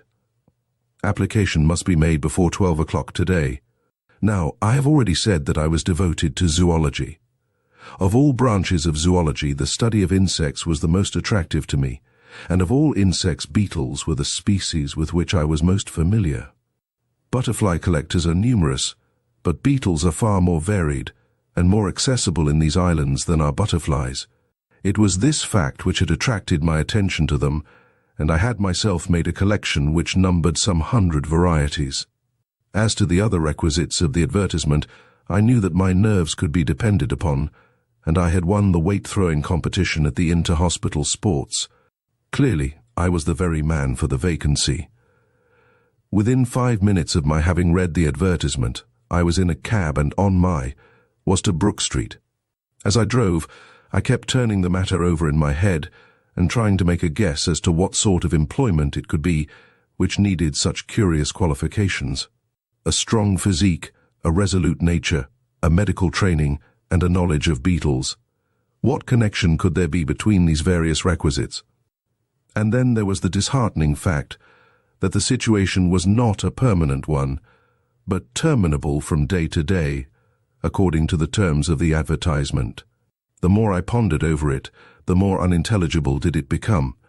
But at the end of my meditations, I always came back to the ground fact that, come what might, I had nothing to lose, that I was completely at the end of my resources, and that I was ready for any adventure, however desperate, which would put a few honest sovereigns into my pocket.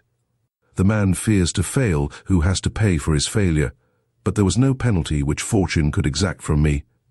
I was like the gambler with empty pockets, who is still allowed to try his luck with the others. No. 77B, Brook Street, was one of those dingy and yet imposing houses, dun-coloured and flat-faced, with the intensely respectable and solid air which marks the Georgian builder.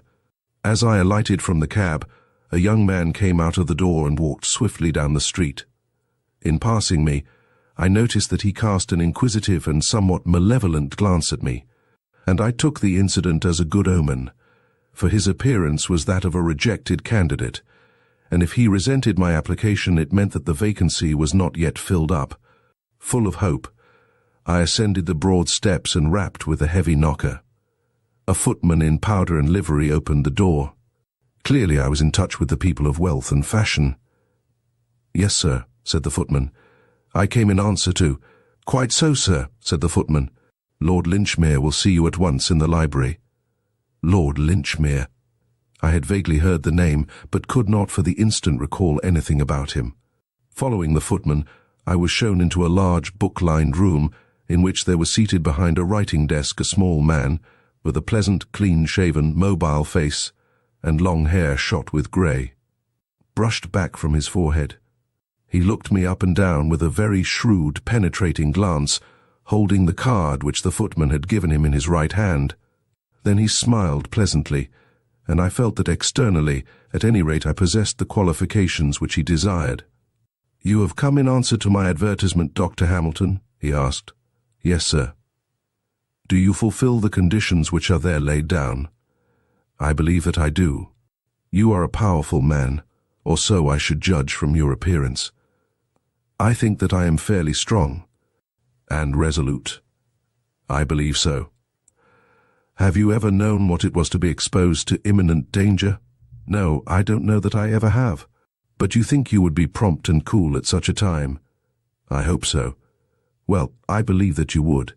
I have the more confidence in you because you do not pretend to be certain as to what you would do in a position that was new to you.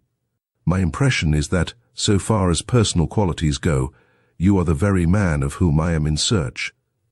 That being settled, we may pass on to the next point, which is to talk to me about beetles." I looked across to see if he was joking, but, on the contrary, he was leaning eagerly forward across his desk, and there was an expression of something like anxiety in his eyes. "I am afraid that you do not know about beetles," he cried. "On the contrary, sir, it is the one scientific subject about which I feel that I really do know something. I am overjoyed to hear it. Please talk to me about beetles." I talked.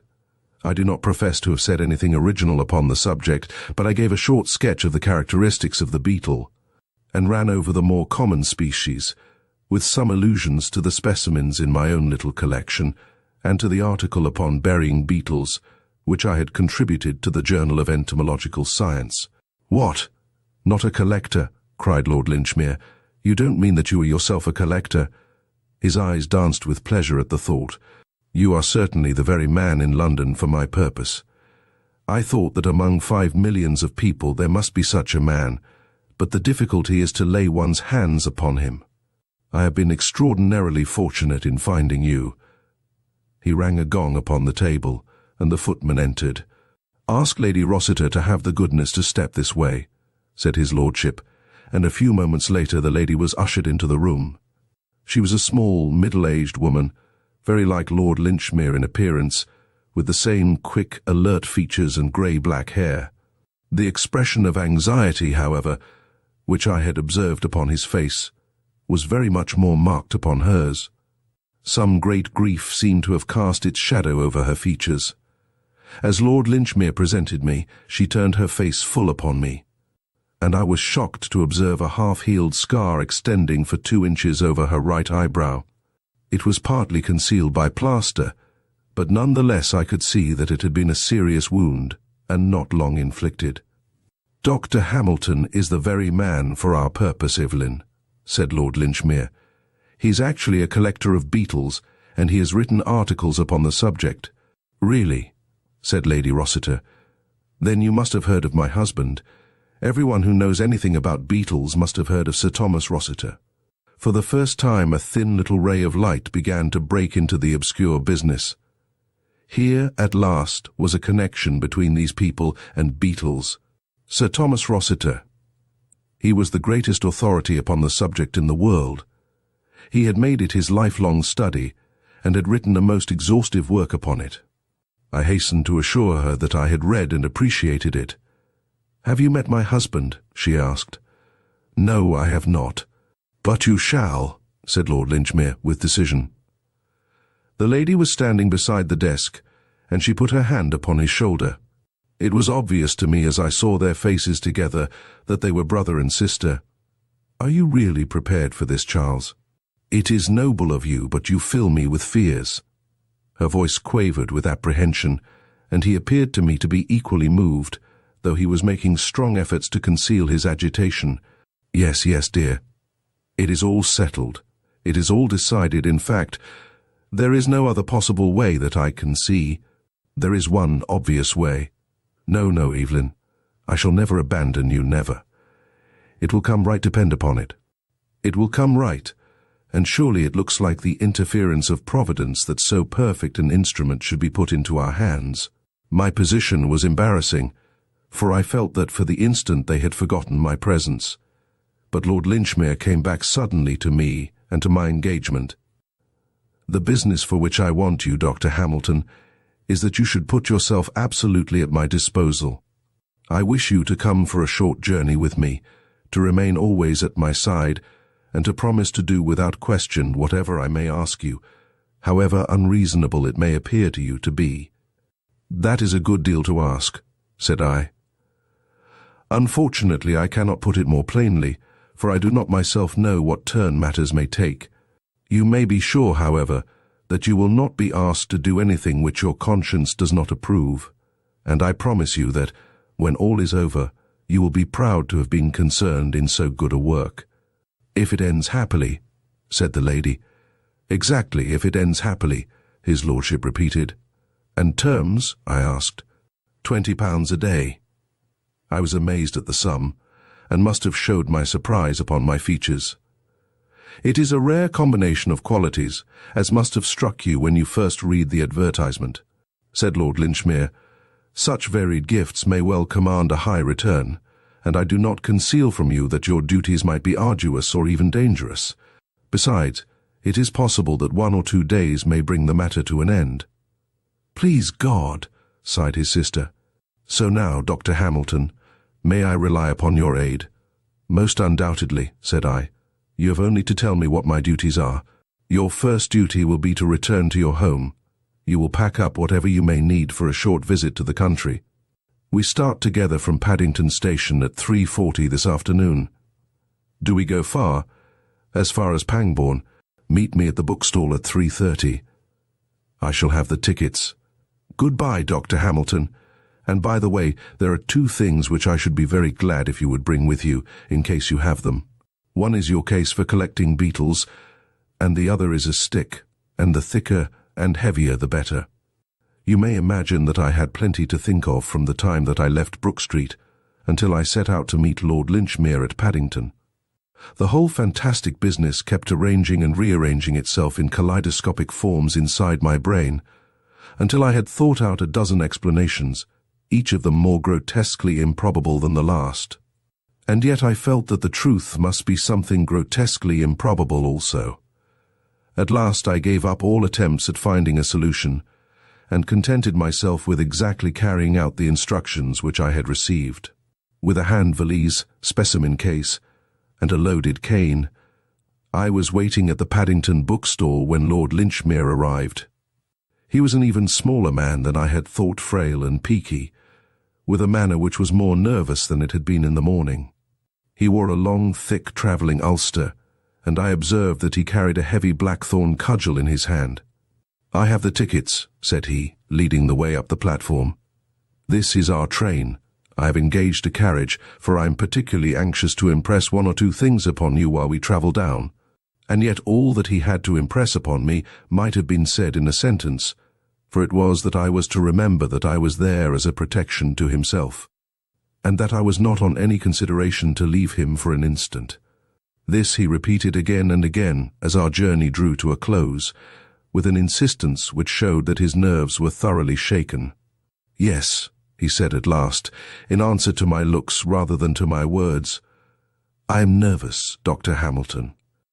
I have always been a timid man, and my timidity depends upon my frail physical health, but my soul is firm, and I can bring myself up to face a danger which a less nervous man might shrink from. What I am doing now is done from no compulsion, but entirely from a sense of duty. And yet it is, beyond doubt, a desperate risk. If things should go wrong, I will have some claims to the title of martyr." This eternal reading of riddles was too much for me. I felt that I must put a term to it. "I think it would very much better, sir, if you were to trust me entirely," said I.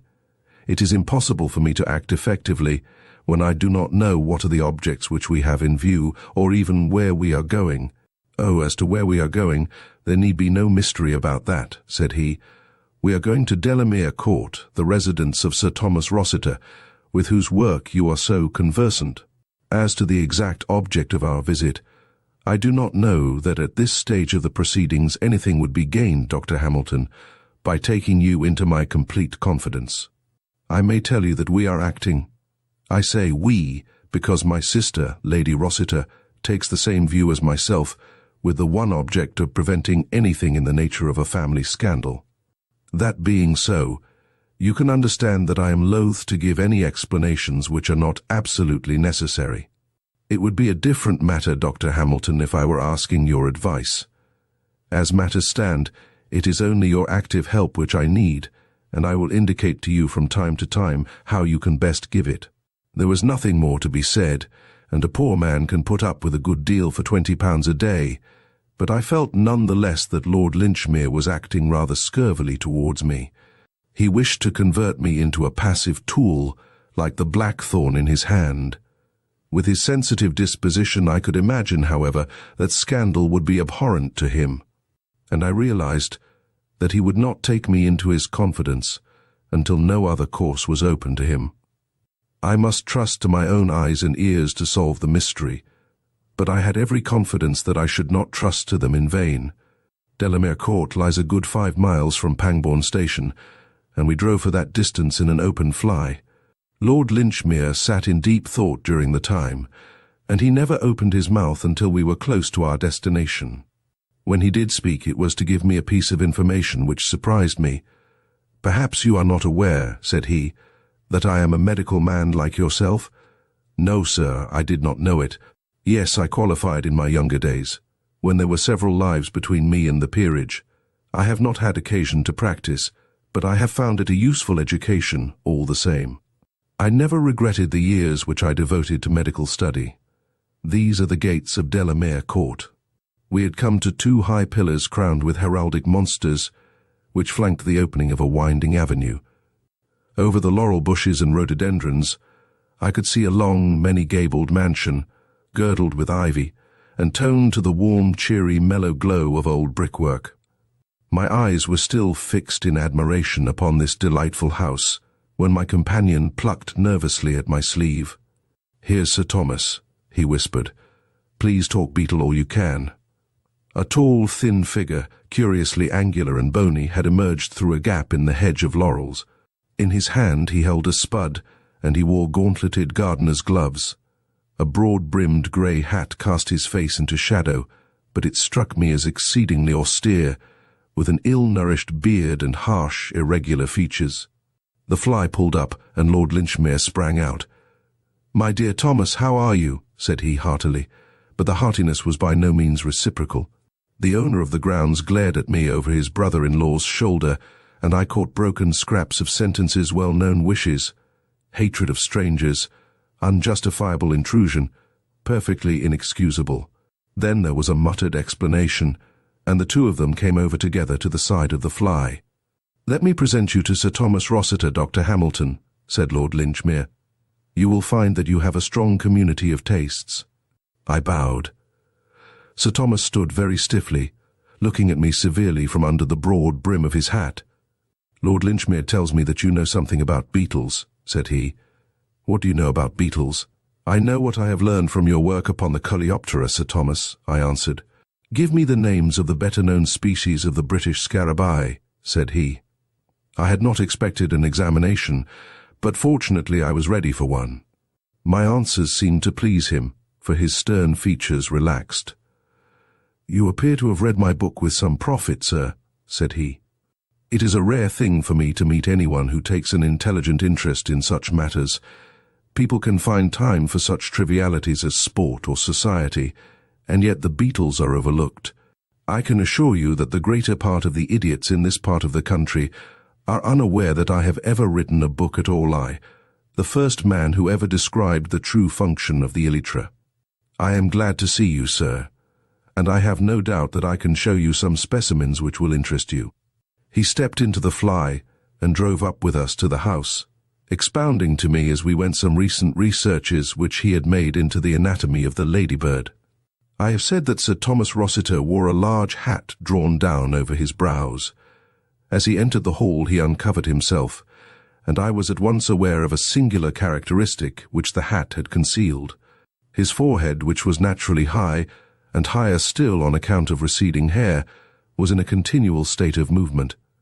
Some nervous weakness kept the muscles in a constant spasm, which sometimes produced a mere twitching, and sometimes a curious rotary movement, unlike anything which I had ever seen before. It was strikingly visible as he turned towards us after entering the study, and seemed the more singular from the contrast with the hard, steady grey eyes which looked out from underneath those palpitating brows. "I am sorry," said he, "that Lady Rossiter is not here to help me to welcome you. By the way, Charles, did Evelyn say anything about the date of her return?" "She wished to stay in town for a few more days," said Lord Linchmere. "You know how ladies' social duties accumulate if they have been for some time in the country. My sister has many old friends in London at present. Well, she is her own mistress, and I should not wish to alter her plans, but I shall be glad when I see her again. It is very lonely here without her company. I was afraid that you might find it so, and that was partly why I ran down.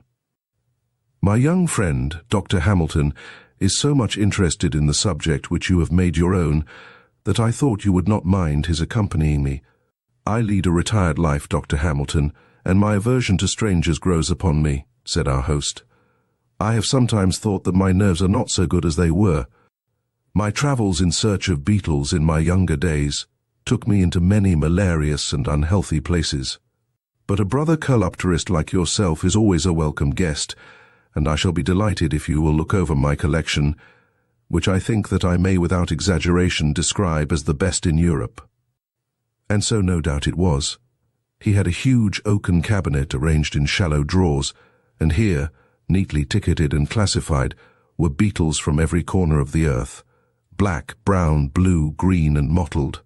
Every now and then, as he swept his hand over the lines and lines of impaled insects, he would catch up some rare specimen, and handling it with as much delicacy and reverence as if it were a precious relic, he would hold forth upon its peculiarities and the circumstances under which it came into his possession. It was evidently an unusual thing for him to meet with a sympathetic listener, and he talked and talked until the spring evening had deepened into night, and the gong announced that it was time to dress for dinner.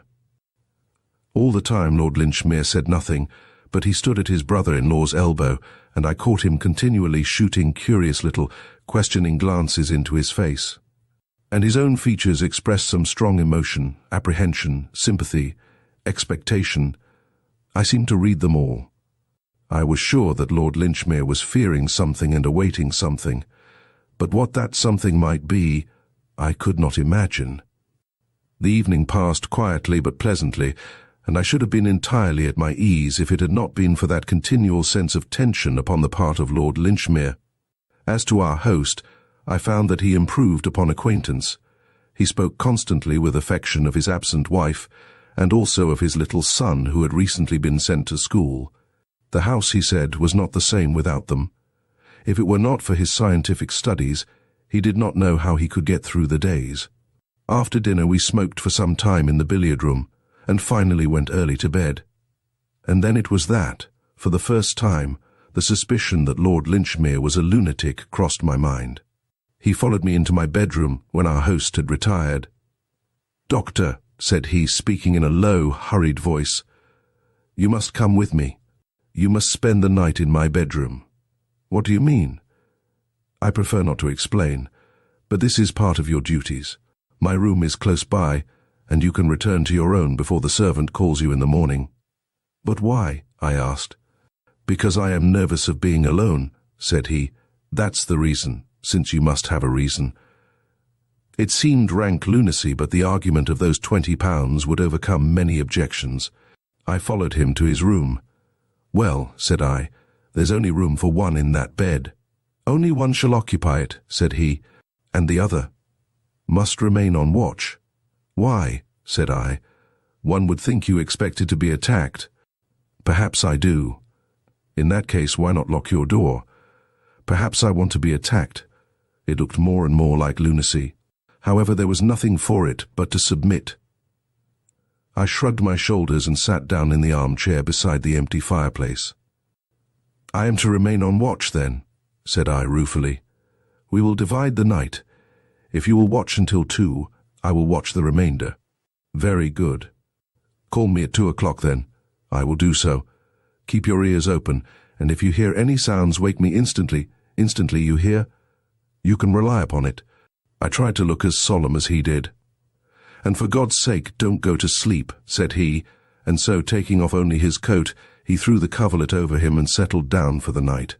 It was a melancholy vigil, and made more so by my own sense of its folly.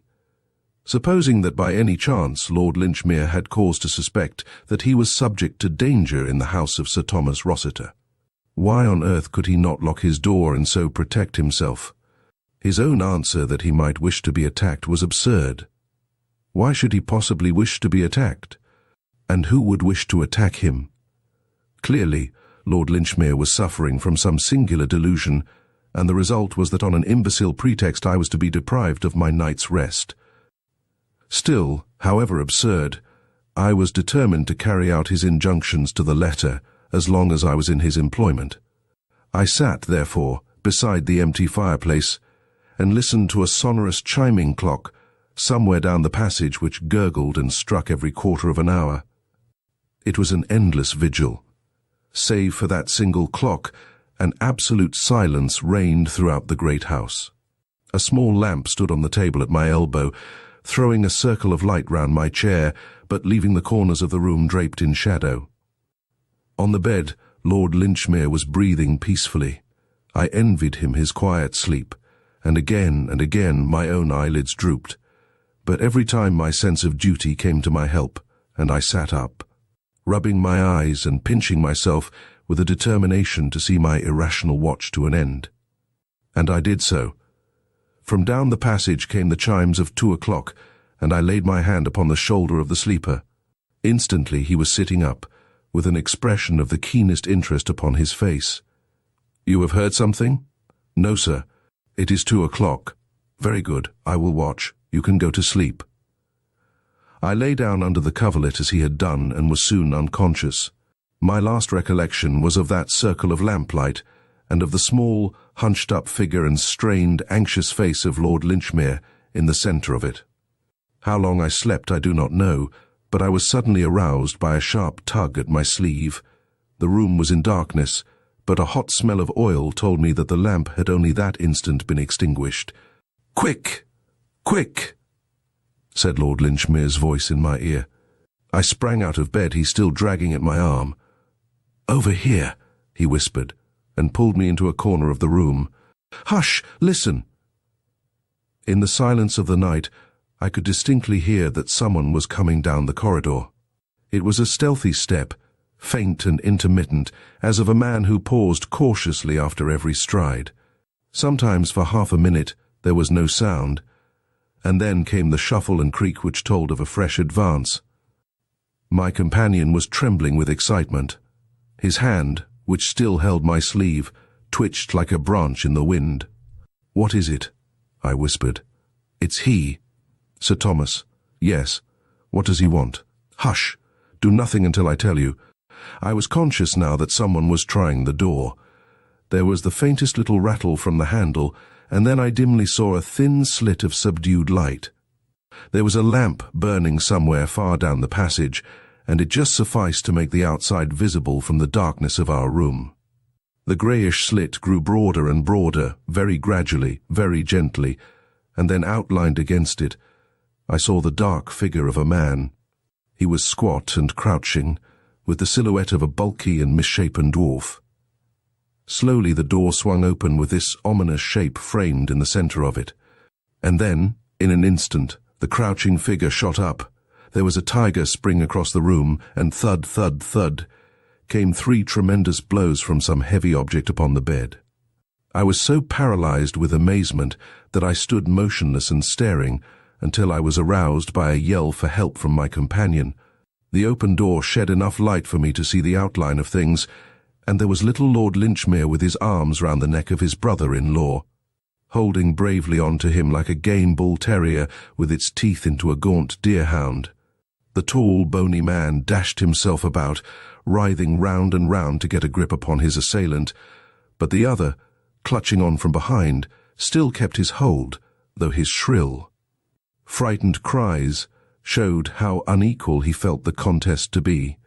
I sprang to the rescue, and the 2 of us managed to throw Sir Thomas to the ground, though he made his teeth meet in my shoulder. With all my youth and weight and strength, it was a desperate struggle before we could master his frenzied struggles, but at last we secured his arms with the waist cord of the dressing gown which he was wearing. I was holding his legs while Lord Linchmere was endeavouring to relight the lamp, when there came the pattering of many feet in the passage, and the butler and 2 footmen, who had been alarmed by the cries, rushed into the room. With their aid we had no further difficulty in securing our prisoner, who lay foaming and glaring upon the ground. One glance at his face was enough to prove that he was a dangerous maniac, while the short, heavy hammer which lay beside the bed showed how murderous had been his intentions. "Do not use any violence," said Lord Linchmere, as we raised the struggling man to his feet. "He will have a period of stupor after this excitement. I believe that it is coming on already." As he spoke, the convulsions became less violent, and the madman's head fell forward upon his breast, as if he were overcome by sleep. We led him down the passage and stretched him upon his own bed, where he lay unconscious, breathing heavily. "2 of you will watch him," said Lord Linchmere. "And now, Dr. Hamilton, if you will return with me to my room, I will give you the explanation which my horror of scandal has perhaps caused me to delay too long. Come what may, you will never have cause to regret your share in this night's work. The case may be made clear in a very few words," he continued when we were alone. "My poor brother-in-law is one of the best fellows upon earth, a loving husband and an estimable father, but he comes from a stock which is deeply tainted with insanity. He has more than once had homicidal outbreaks, which are the more painful because his inclination is always to attack the very person to whom he is most attached. His son was sent away to school to avoid this danger, and then came an attempt upon my sister, his wife, from which she escaped with injuries that you may have observed when you met her in London. You understand that he knows nothing of the matter when he is in his sound senses, and would ridicule the suggestion that he could under any circumstances injure those whom he loves so dearly. It is often, as you know, a characteristic of such maladies that it is absolutely impossible to convince the man who suffers from them of their existence. Our great object was, of course, to get him under restraint before he could stain his hands with blood, but the matter was full of difficulty. He is a recluse in his habits, and would not see any medical man. Besides, it was necessary for our purpose that the medical man should convince himself of his insanity, and he is sane as you or I, save on these very rare occasions. But fortunately, before he has these attacks, he always shows certain premonitory symptoms, which are providential danger signals, warning us to be upon our guard. The chief of these is that nervous contortion of the forehead which you must have observed. This is a phenomenon which always appears from 3 to 4 days before his attacks of frenzy. The moment it showed itself, his wife came into town on some pretext and took refuge in my house in Brook Street. It remained for me to convince a medical man of Sir Thomas's insanity, without which it was impossible to put him where he could do no harm. The first problem was how to get a medical man into his house. I bethought me of his interest in beetles and his love for anyone who shared his tastes. I advertised, therefore, and was fortunate enough to find in you the very man I wanted. A stout companion was necessary, for I knew that the lunacy could only be proved by a murderous assault, and I had every reason to believe that that assault would be made upon myself, since he had the warmest regard for me in his moments of sanity. I think your intelligence will supply all the rest. I did not know that the attack would come by night, but I thought it very probable, for the crises of such cases usually do occur in the early hours of the morning. I am a very nervous man myself, but I saw no other way in which I could remove this terrible danger from my sister's life. I need not ask you whether you are willing to sign the lunacy papers. Undoubtedly, but 2 signatures are necessary. You forget that I am myself a holder of a medical degree. I have the papers on a side table here, so if you will be good enough to sign them now, we can have the patient removed in the morning. So that was my visit to Sir Thomas Rossiter, the famous Beetle-Hunter, and that was also my first step upon the ladder of success, for Lady Rossiter and Lord Linchmere have proved to be staunch friends, and they have never forgotten my association with them in the time of their need. Sir Thomas is out and said to be cured, but I still think that if I spent another night at Delamere Court, I should be inclined to lock my door upon the inside. Part 2, Chapter 3, The Man with the Watches. There are many who will still bear in mind the singular circumstances which, under the heading of the Rugby Mystery, filled many columns of the daily press in the spring of the year 1892. Coming as it did at a period of exceptional dullness, it attracted perhaps rather more attention than it deserved, but it offered to the public that mixture of the whimsical and the tragic which is most stimulating to the popular imagination. Interest drooped, however, when, after weeks of fruitless investigation, it was found that no final explanation of the facts was forthcoming, and the tragedy seemed from that time to the present to have finally taken its place in the dark catalogue of inexplicable and unexpiated crimes. A recent communication, the authenticity of which appears to be above question, has, however, thrown some new and clear light upon the matter. Before laying it before the public, it would be as well, perhaps, that I should refresh their memories as to the singular facts upon which this commentary is founded. These facts were briefly as follows. At 5 o'clock on the evening of the 18th of March in the year already mentioned, a train left Euston Station for Manchester.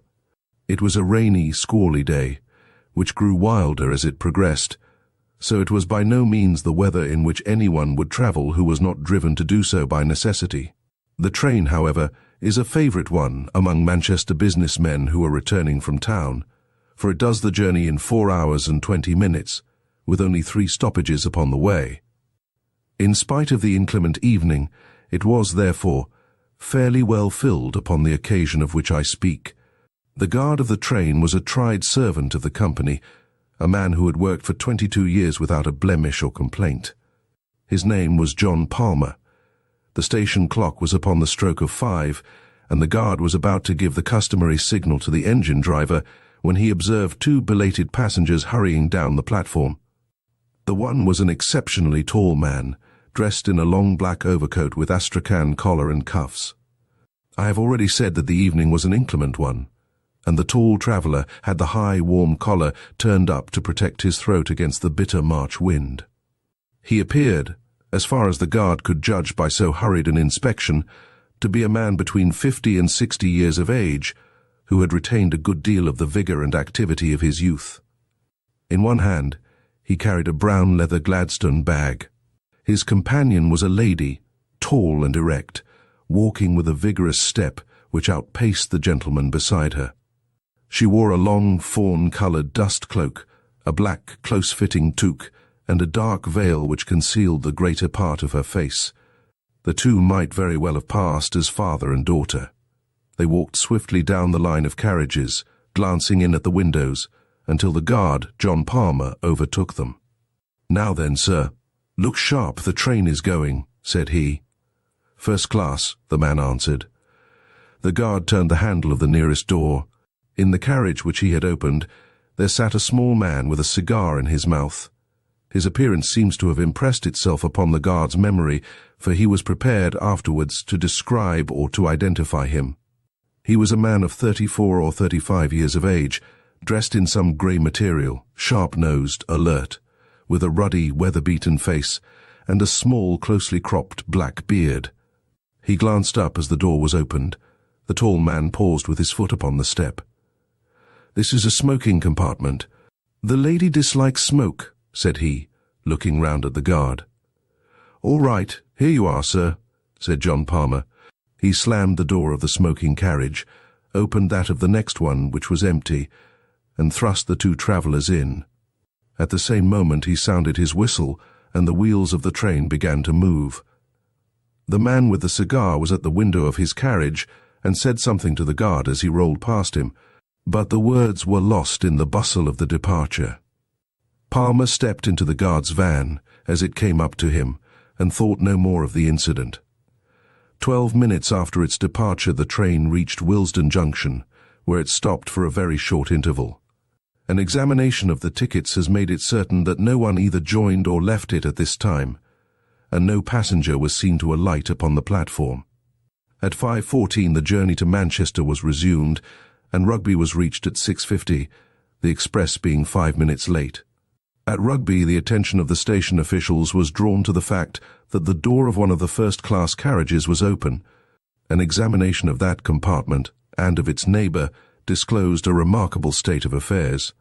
The smoking carriage in which the short, red-faced man with the black beard had been seen was now empty. Save for a half-smoked cigar, there was no trace whatever of its recent occupant. The door of this carriage was fastened.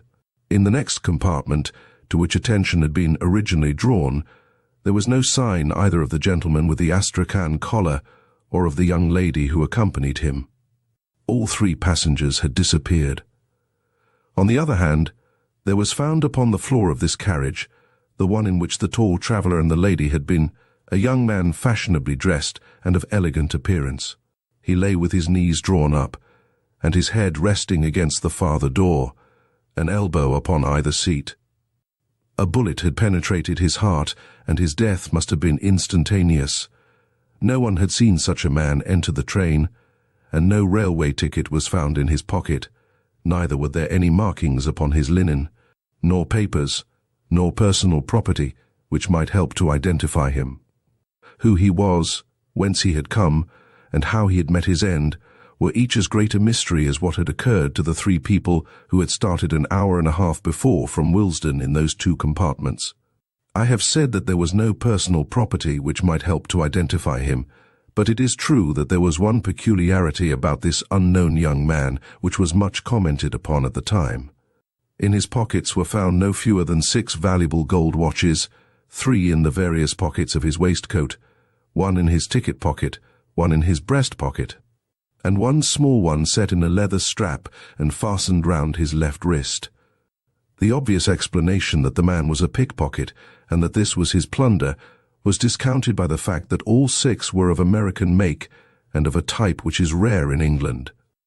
3 of them bore the mark of the Rochester Watchmaking Company, 1 was by Mason of Elmira, 1 was unmarked, and the small one, which was highly jewelled and ornamented, was from Tiffany of New York. The other contents of his pocket consisted of an ivory knife with a corkscrew by Rogers of Sheffield, a small circular mirror, 1 inch in diameter, a readmission slip to the Lyceum Theatre, a silver box full of Vesta matches, and a brown leather cigar case containing 2 cheroots, also £2 14 shillings in money. It was clear, then, that whatever motives may have led to his death, robbery was not among them. As already mentioned, there were no markings upon the man's linen, which appeared to be new, and no tailor's name upon his coat.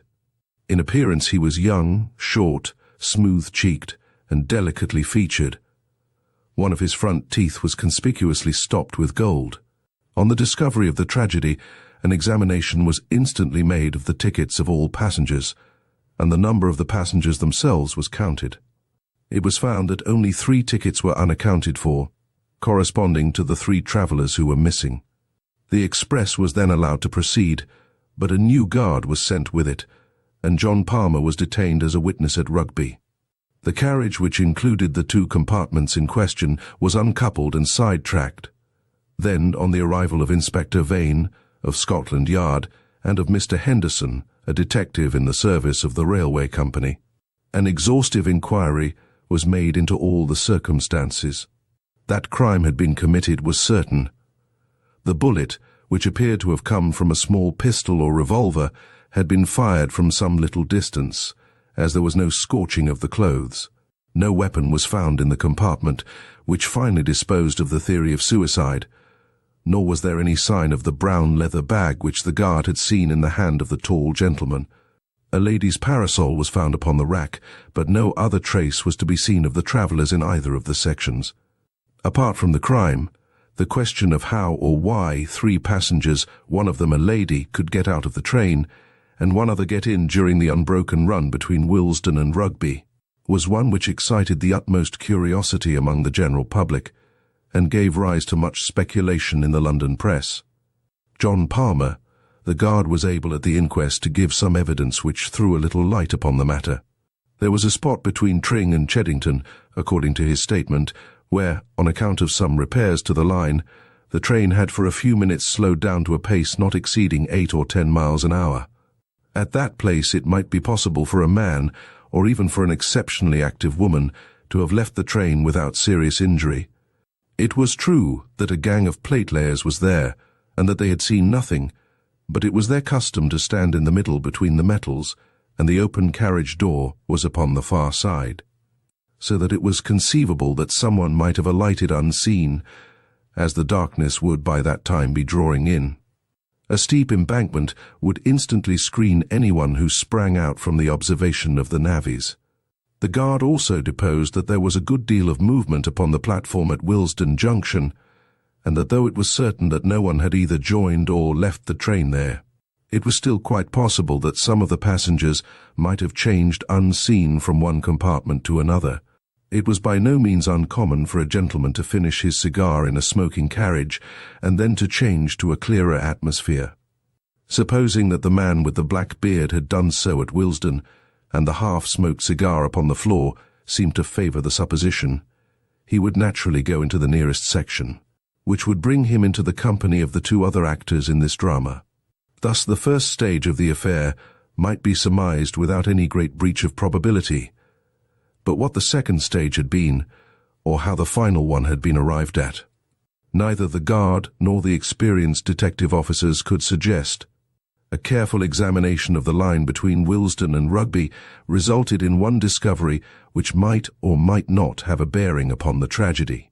Near Tring, at the very place where the train slowed down, there was found at the bottom of the embankment a small pocket testament, very shabby and worn.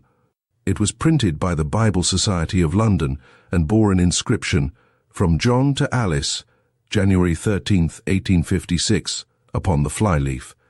Underneath was written, James, July 4th, 1859, and beneath that again, Edward, November 1st, 1869, all the entries being in the same handwriting. This was the only clue, if it could be called a clue, which the police obtained, and the coroner's verdict of murder by a person or persons unknown was the unsatisfactory ending of a singular case. Advertisement, rewards, and inquiries proved equally fruitless, and nothing could be found which was solid enough to form the basis for a profitable investigation. It would be a mistake, however, to suppose that no theories were formed to account for the facts. On the contrary, the press, both in England and in America, teemed with suggestions and suppositions, most of which were obviously absurd.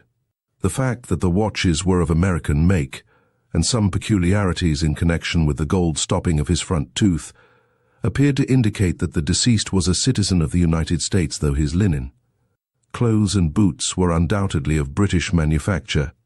It was surmised by some that he was concealed under the seat, and that, being discovered, he was for some reason, possibly because he had overheard their guilty secrets, put to death by his fellow passengers. When coupled with generalities as to the ferocity and cunning of anarchical and other secret societies, this theory sounded as plausible as any. The fact that he should be without a ticket would be consistent with the idea of concealment, and it was well known that women played a prominent part in the nihilistic propaganda. On the other hand, it was clear from the guard's statement that the man must have been hidden there before the others arrived. And how unlikely the coincidence that conspirators should stray exactly into the very compartment in which a spy was already concealed. Besides, this explanation ignored the man in the smoking carriage and gave no reason at all for his simultaneous disappearance. The police had little difficulty in showing that such a theory would not cover the facts, but they were unprepared in the absence of evidence to advance any alternative explanation. There was a letter in the Daily Gazette, over the signature of a well-known criminal investigator, which gave rise to considerable discussion at the time. He had formed a hypothesis which had at least ingenuity to recommend it, and I cannot do better than append it in his own words.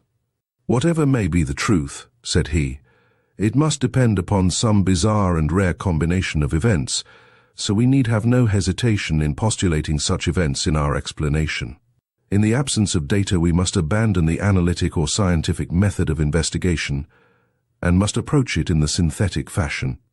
In a word, instead of taking known events and deducing from them what has occurred, we must build up a fanciful explanation if it will only be consistent with known events. We can then test this explanation by any fresh facts which may arise. If they all fit into their places, the probability is that we are upon the right track. And with each fresh fact, this probability increases in a geometrical progression until the evidence becomes final and convincing. Now, there is one most remarkable and suggestive fact which has not met with the attention which it deserves. There is a local train running through Harrow and King's Langley, which is timed in such a way that the express must have overtaken it at or about the period when it eased down its speed to 8 miles an hour on account of the repairs of the line. The two trains would at that time be traveling in the same direction at a similar rate of speed and upon parallel lines. It is within everyone's experience how, under such circumstances, the occupant of each carriage can see very plainly the passengers in the other carriages opposite to him. The lamps of the express had been lit at Willesden, so that each compartment was brightly illuminated and most visible to an observer from outside. Now, the sequence of events as I reconstruct them would be after this fashion. This young man with the abnormal number of watches was alone in the carriage of the slow train. His ticket, with his papers and gloves and other things, was, we will suppose, on the seat beside him. He was probably an American, and also probably a man of weak intellect. The excessive wearing of jewelry is an early symptom in some forms of mania. As he sat watching the carriages of the express, which were, on account of the state of the line, going at the same pace as himself, he suddenly saw some people in it whom he knew.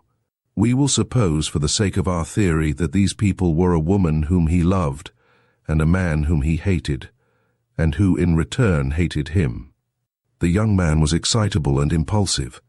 He opened the door of his carriage, stepped from the footboard of the local train to the footboard of the express, opened the other door, and made his way into the presence of these two people. The feat, on the supposition that the trains were going at the same pace, is by no means so perilous as it might appear.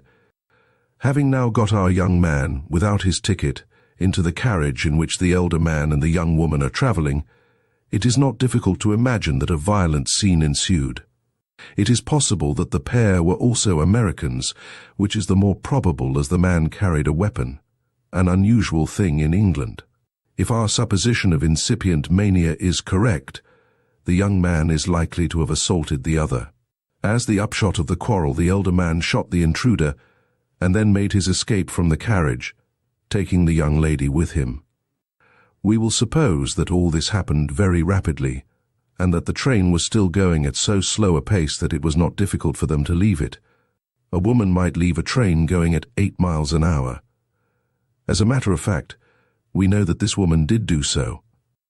And now we have to fit in the man in the smoking carriage. Presuming that we have, up to this point, reconstructed the tragedy correctly, we shall find nothing in this other man to cause us to reconsider our conclusions. According to my theory, This man saw the young fellow cross from one train to the other, saw him open the door, heard the pistol shot, saw the two fugitives spring out onto the line, realized that murder had been done, and sprang out himself in pursuit.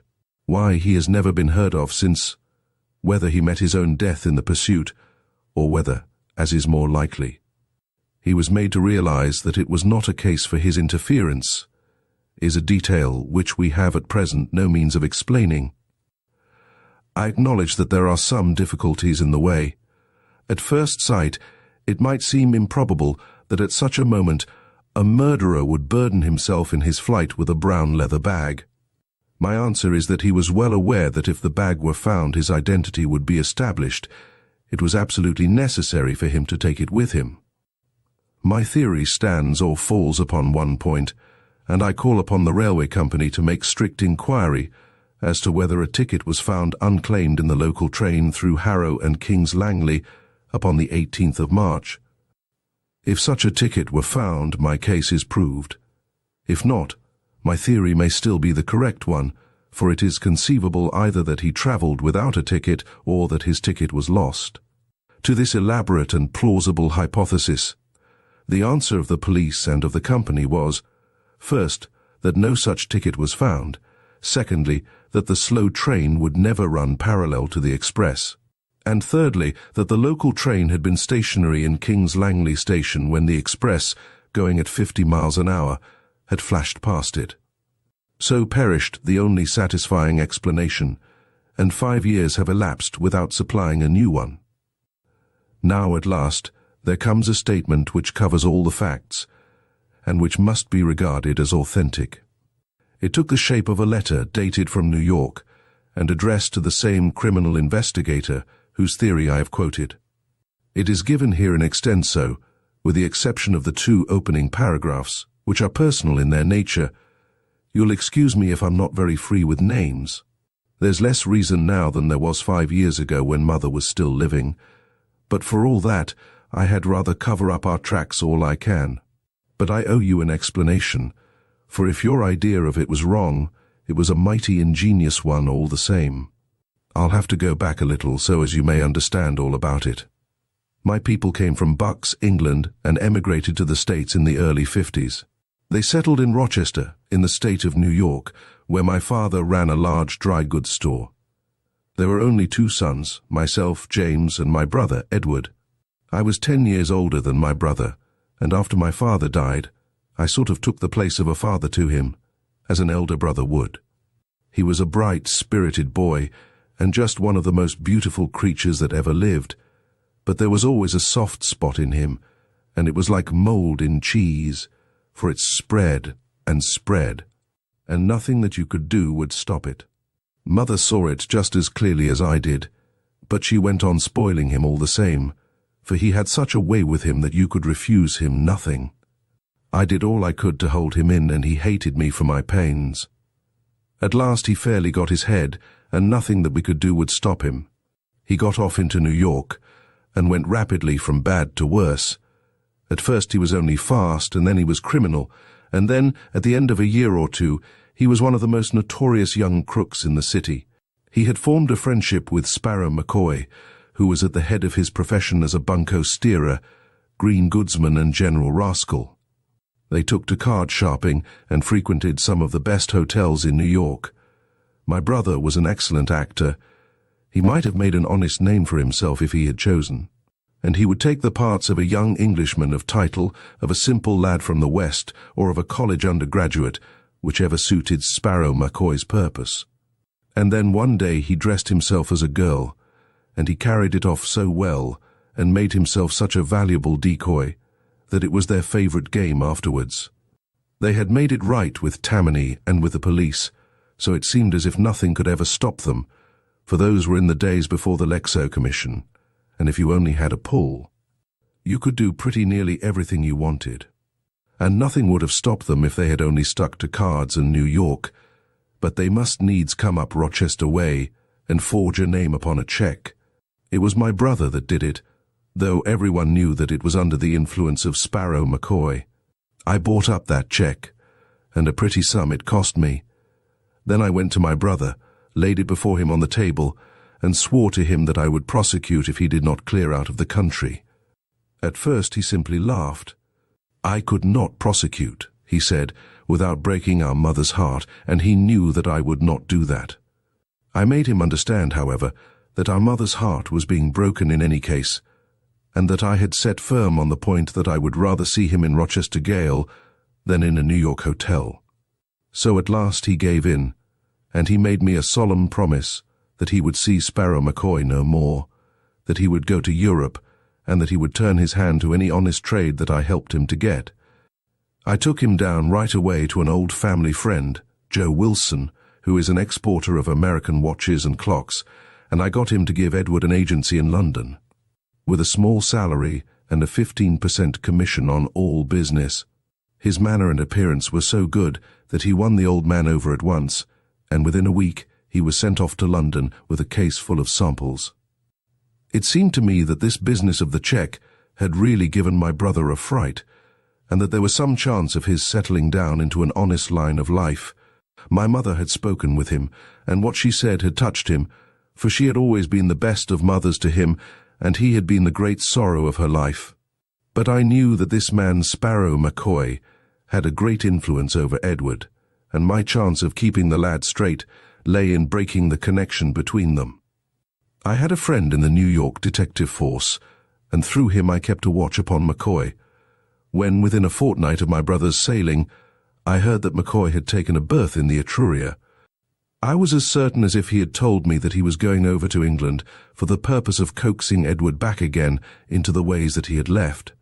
In an instant I had resolved to go also, and to pit my influence against McCoy's. I knew it was a losing fight, but I thought, and my mother thought, that it was my duty. We passed the last night together in prayer for my success, and she gave me her own testament that my father had given her, on the day of their marriage in the old country, so that I might always wear it next my heart. I was a fellow traveller, on the steamship with Sparrow McCoy, and at least I had the satisfaction of spoiling his little game for the voyage. The very first night I went into the smoking room, and found him at the head of a card table, with a half a dozen young fellows who were carrying their full purses and their empty skulls over to Europe. He was settling down for his harvest, and a rich one it would have been, but I soon changed all that. "Gentlemen," said I, "are you aware whom you are playing with?" "What's that to you? You mind your own business," said he with an oath. "Who is it anyway?" asked one of the dudes. "He's Sparrow McCoy, the most notorious card sharper in the States." Up he jumped with a bottle in his hand, but he remembered that he was under the flag of the effete old country, where law and order run, and Tammany has no pull. Gaol and the gallows wait for violence and murder, and there's no slipping out by the back door on board an ocean liner. "Prove your words, you," said he. "I will," said I. "If you will turn up your right shirt sleeve to the shoulder, I will either prove my words or I will eat them." He turned white and said not a word. You see, I knew something of his ways, and I was aware of that part of the mechanism which he and all such sharpers use consists of an elastic down the arm, with a clip just above the wrist. It is by means of this clip that they withdraw from their hands the cards which they do not want, while they substitute other cards from another hiding place. I reckoned on it being there, and it was. He cursed me, slunk out of the saloon, and was hardly seen again during the voyage. For once, at any rate, I got level with Mr. Sparrow McCoy. But he soon had his revenge upon me, for when it came to influencing my brother, he outweighed me every time. Edward had kept himself straight in London for the first few weeks, and had done some business with his American watches until this villain came across his path once more. I did my best, but the best was little enough. The next thing I heard, there had been a scandal at one of the Northumberland Avenue hotels. A traveller had been fleeced of a large sum by two Confederate card sharpers, and the matter was in the hands of Scotland Yard. The first I learned of it was in the evening paper, and I was at once certain that my brother and McCoy were back at their old games. I hurried at once to Edward's lodgings. They told me that he and a tall gentleman, whom I recognized as McCoy, had gone off together, and that he had left the lodgings and taken his things with him. The landlady had heard them give several directions to the cabin, ending with Euston Station, and she had accidentally overheard the tall gentleman saying something about Manchester. She believed that that was their destination. A glance at the timetable showed me that the most likely train was at 5, though there was another at 4:35 which they might have caught. I had only time to get the later one, but found no sign of them either at the depot or in the train. They must have gone on by the earlier one, so I determined to follow them to Manchester and search for them in the hotels there. One last appeal to my brother by all that he owed to my mother might even now be the salvation of him. My nerves were overstrung, and I lit a cigar to steady them. At that moment, just as the train was moving off, the door of my compartment was flung open, and there were McCoy and my brother on the platform. They were both disguised, and with good reason, for they knew that the London police were after them. McCoy had a great astrakhan collar drawn up, so that only his eyes and nose were showing. My brother was dressed like a woman, with a black veil half down his face, but of course it did not deceive me for an instant, nor would it have done so, even if I had not known that he had often used such a dress before. I started up, and as I did so, McCoy recognized me. He said something, the conductor slammed the door, and they were shown into the next compartment. I tried to stop the train so as to follow them, but the wheels were already moving, and it was too late. When we stopped at Willesden, I instantly changed my carriage. It appears that I was not seen to do so, which is not surprising, as the station was crowded with people. McCoy, of course, was expecting me, and he had spent the time between Euston and Willesden in saying all he could to harden my brother's heart and set him against me. That is what I fancy, for I had never found him so impossible to soften or to move. I tried this way and I tried that. I pictured his future in an English gale.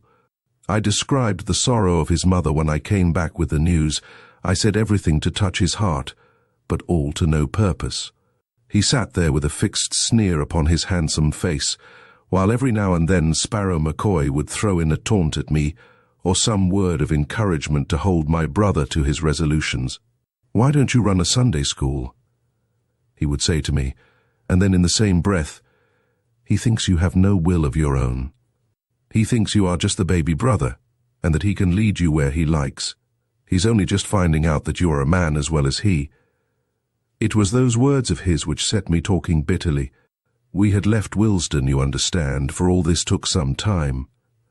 My temper got the better of me, and for the first time in my life I let my brother see the rough side of me. Perhaps it would have been better had I done so earlier and more often. "A man," said I. "Well, I'm glad to have your friend's assurance of it, for no one would suspect it to see you like a boarding school missy.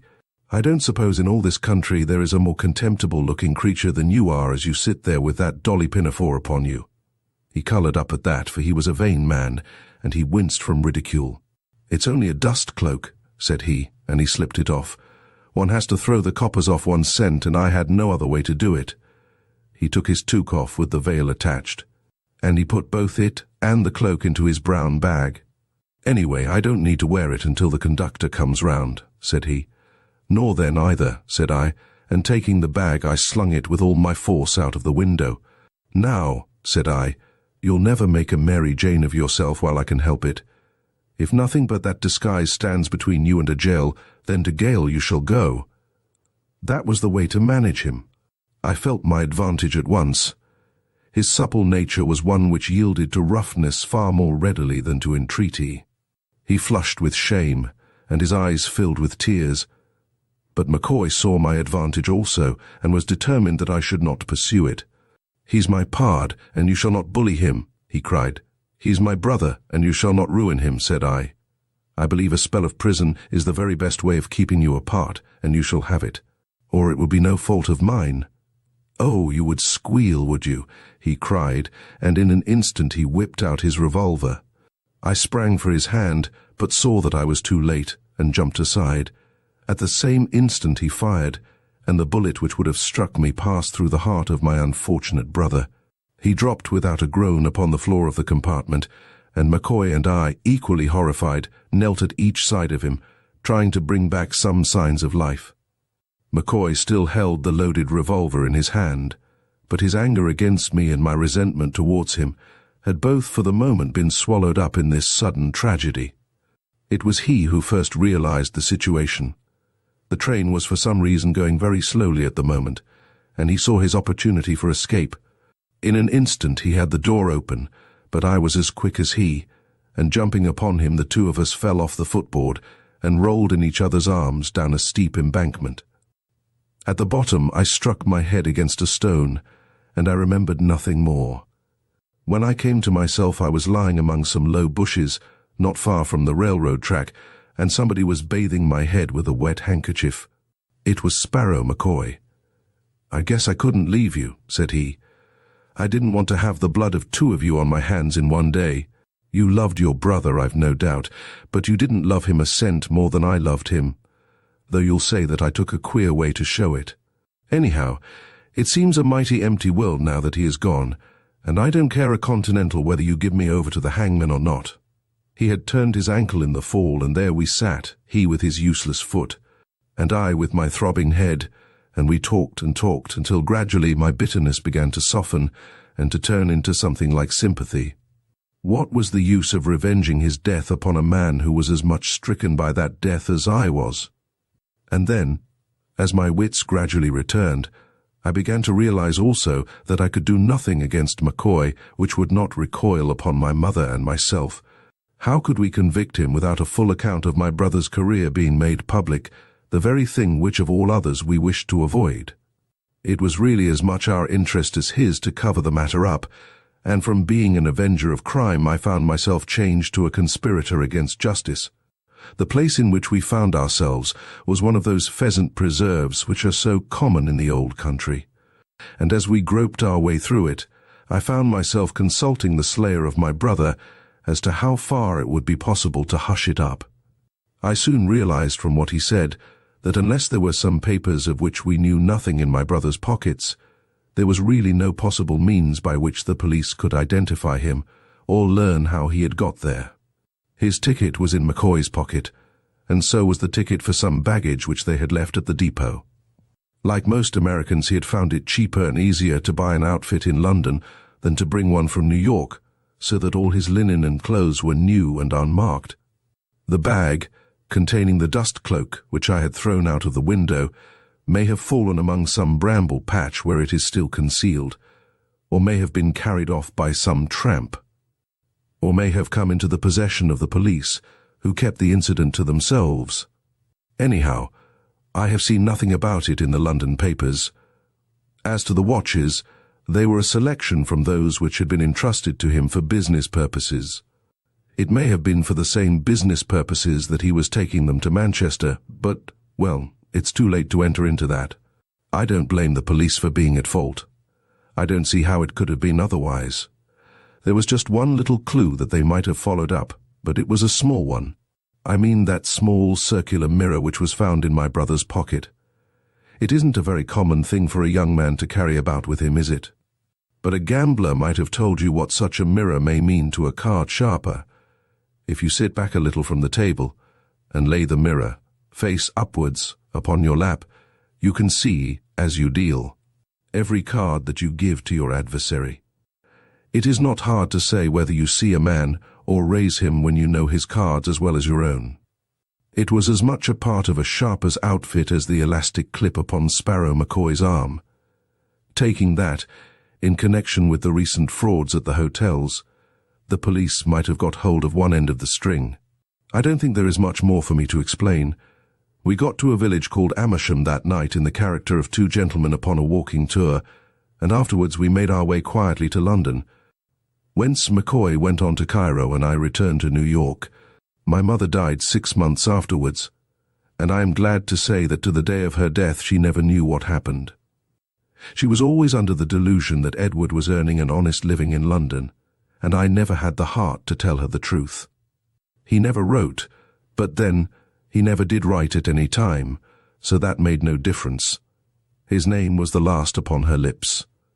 There's just one other thing that I have to ask you, sir, and I should take it as a kind return for all this explanation if you could do it for me. You remember that testament that was picked up?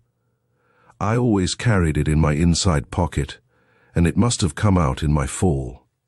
I value it very highly, for it was the family book with my birth, and my brothers marked by my father in the beginning of it. I wish you would apply at the proper place and have it sent to me. It can be of no possible value to anyone else. If you address it to X, Bassano's Library, Broadway, New York, it is sure to come to hand. Part 2, Chapter 4, The Japan Box. It was a curious thing, said the private tutor, one of those grotesque and whimsical incidents which occur to one as one goes through life. I lost the best situation which I am ever likely to have through it, but I am glad that I went to Thorpe Place, for I gained, well, as I tell you the story you will learn what I gained. I don't know whether you are familiar with that part of the Midlands which is drained by the Avon. It is the most English part of England. Shakespeare, the flower of the whole race, was born right in the middle of it. It is a land of rolling pastures, rising in higher folds to the westwards, until they swell into the Malvern Hills. There are no towns, but numerous villages, each with its grey Norman church. You have left the brick of the southern and eastern counties behind you, and everything is stone for the walls, and lichened slabs of stone for the roofs. It is all grim and solid and massive, as befits the heart of a great nation. It was in the middle of this country, not very far from Evesham, that Sir John Bollamore lived in the old ancestral home of Thorpe Place. And thither it was that I came to teach his 2 little sons. Sir John was a widower. His wife had died 3 years before, and he had been left with these 2 lads aged 8 and 10, and one dear little girl of 7. Miss Witherton, who is now my wife, was governess to this little girl. I was tutor to the 2 boys. Could there be a more obvious prelude to an engagement? She governs me now, and I tutor 2 little boys of our own. But there I have already revealed what it was which I gained in Thorpe Place. It was a very, very old house, incredibly old pre-Norman, some of it, and the Bollamores claimed to have lived in that situation since long before the Conquest.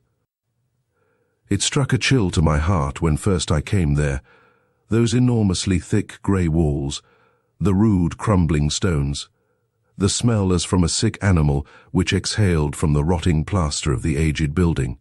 But the modern wing was bright and the garden was well kept. No house could be dismal which had a pretty girl inside it and such a show of roses in front. Apart from a very complete staff of servants, there were only 4 of us in the household. These were Miss Witherton, who was at that time 24 and as pretty, well, as pretty as Mrs. Colmore is now myself. Frank Colmore, aged 30, Mrs. Stevens, the housekeeper, a dry, silent woman, and Mr. Richards, a tall military-looking man, who acted as steward to the Bollamore estates. We 4 always had our meals together, but Sir John had his usually alone in the library.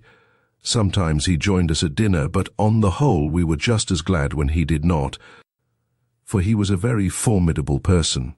Imagine a man 6 feet 3 inches in height, majestically built, with a high-nosed, aristocratic face, brindled hair, shaggy eyebrows, a small, pointed Mephistophelian beard, and lines upon his brow, and round his eyes as deep as if they had been carved with a penknife. He had grey eyes, weary, hopeless-looking eyes, proud and yet pathetic, eyes which claimed your pity, and yet dared you to show it. His back was rounded with study, but otherwise he was as fine a looking man of his age 55, perhaps, as any woman would wish to look upon. But his presence was not a cheerful one. He was always courteous, always refined, but singularly silent and retiring. I have never lived so long with any man, and known so little of him. If he were indoors, he spent his time either in his own small study in the Eastern Tower, or in the library in the modern wing. So regular was his routine that one could always say at any hour exactly where he would be. Twice in the day he would visit his study, once after breakfast, and once about 10 at night. You might set your watch by the slam of the heavy door. For the rest of the day he would be in his library, save that for an hour or 2 in the afternoon he would take a walk or a ride, which was solitary like the rest of his existence. He loved his children, and was keenly interested in the progress of their studies, but they were a little awed by the silent, shaggy-browed figure, and they avoided him as much as they could. Indeed, we all did that. It was some time before I came to know anything about the circumstances of Sir John Bollamore's life, for Mrs. Stevens, the housekeeper, and Mr. Richards, the land steward, were too loyal to talk easily of their employer's affairs. As to the governess, she knew no more than I did, and our common interest was one of the causes which drew us together. At last, however, an incident occurred which led to a closer acquaintance with Mr. Richards and a fuller knowledge of the life of the man whom I served.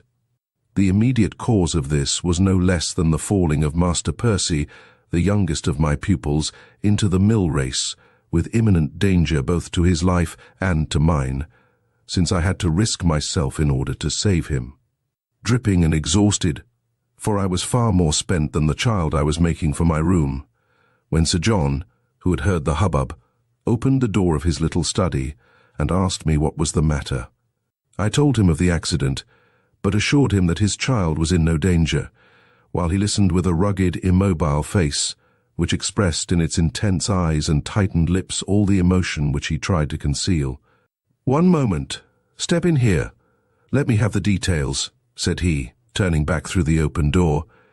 And so I found myself within that little sanctum, inside which, as I afterwards learned, no other foot had for 3 years been set, save that of the old servant who cleaned it out. It was a round room, conforming to the shape of the tower in which it was situated, with a low ceiling, a single narrow ivy-wreathed window, and the simplest of furniture. An old carpet, a single chair, a deal table, and a small shelf of books made up the whole contents.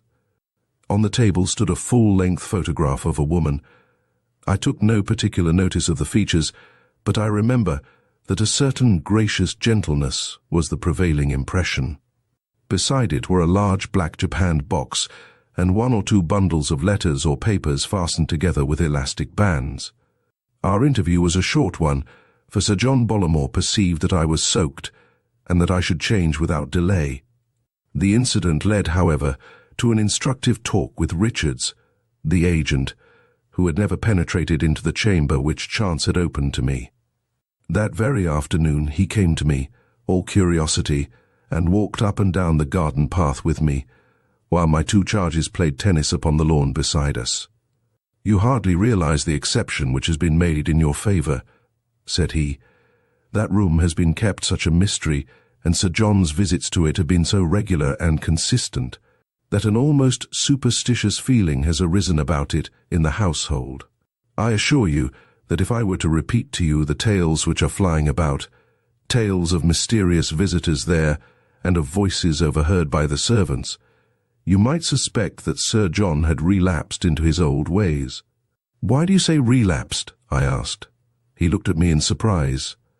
"Is it possible," said he, "that Sir John Bollamore's previous history is unknown to you?" "Absolutely. You astound me. I thought that every man in England knew something of his antecedents. I should not mention the matter if it were not that you are now one of ourselves, and that the facts might come to your ears in some harsher form if I was silent upon them. I always took it for granted that you knew that you were in the service of Devil Bollamore." "But why Devil?" I asked. "Ah, you are young and the world moves fast, but 20 years ago the name of Devil Bollamore was one of the best known in London.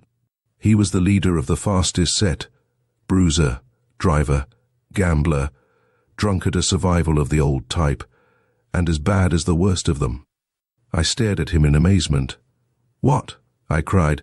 "That quiet, studious, sad-faced man, the greatest rip and debauchee in England, all between ourselves, Colmore. But you understand now what I mean when I say that a woman's voice in his room might even now give rise to suspicions. But what can have changed him so? Little Beryl Clare, when she took the risk of becoming his wife, that was the turning point. He had got so far that his own fast set had thrown him over. There is a world of difference, you know, between a man who drinks and a drunkard. They all drink, but they taboo a drunkard. He had become a slave to it, hopeless and helpless.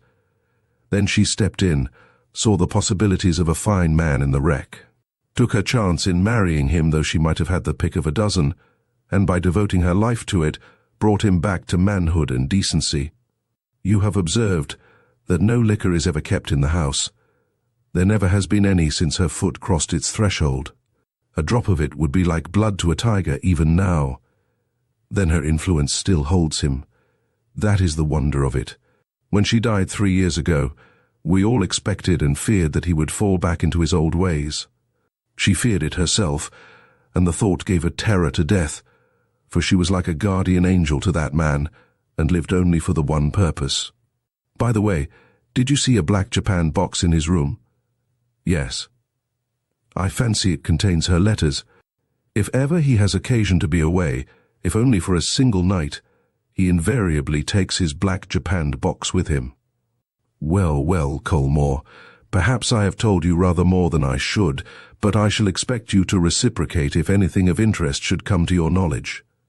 I could see that the worthy man was consumed with curiosity, and just a little piqued that I, the newcomer, should have been the first to penetrate into the untrodden chamber.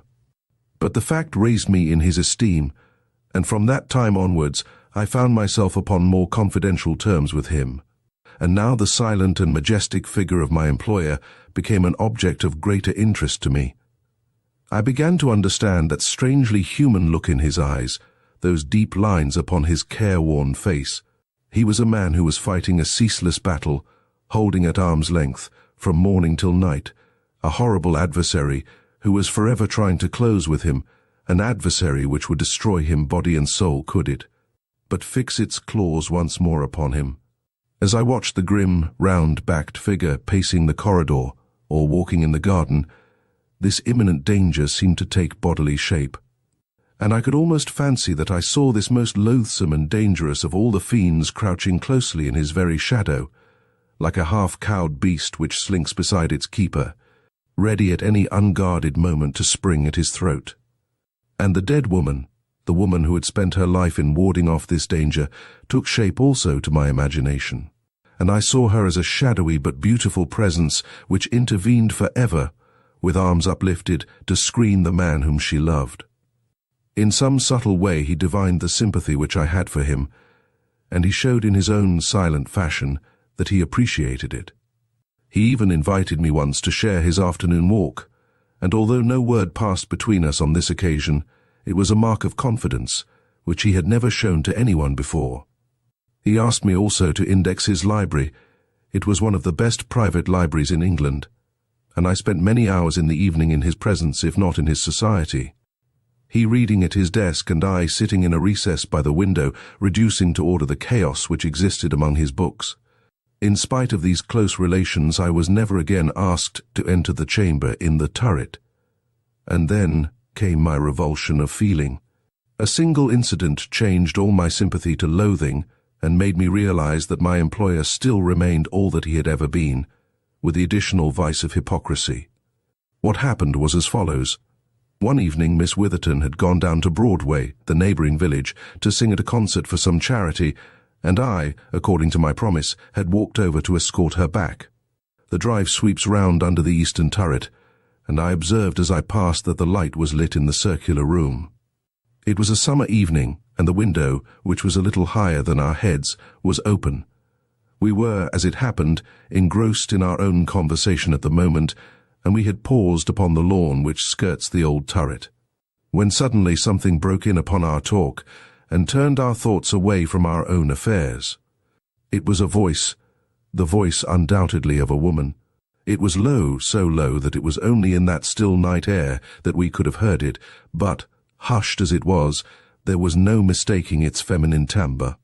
It spoke hurriedly, gaspingly for a few sentences, and then was silent, a piteous, breathless, imploring sort of voice. Miss Witherton and I stood for an instant staring at each other. Then we walked quickly in the direction of the hall door. "It came through the window," I said. "We must not play the part of eavesdroppers," she answered. "We must forget that we have ever heard it." There was an absence of surprise in her manner which suggested a new idea to me. "You have heard it before," I cried. I could not help it. My own room is higher up on the same turret. It has happened frequently. Who can the woman be? I have no idea. I had rather not discuss it. Her voice was enough to show me what she thought.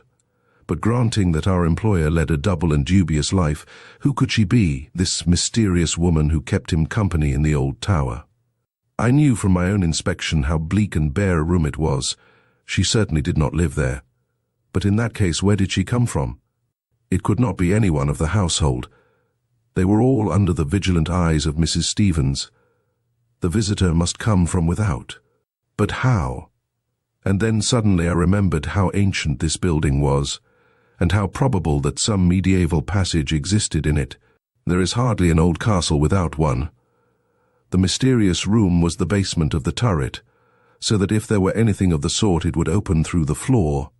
There were numerous cottages in the immediate vicinity.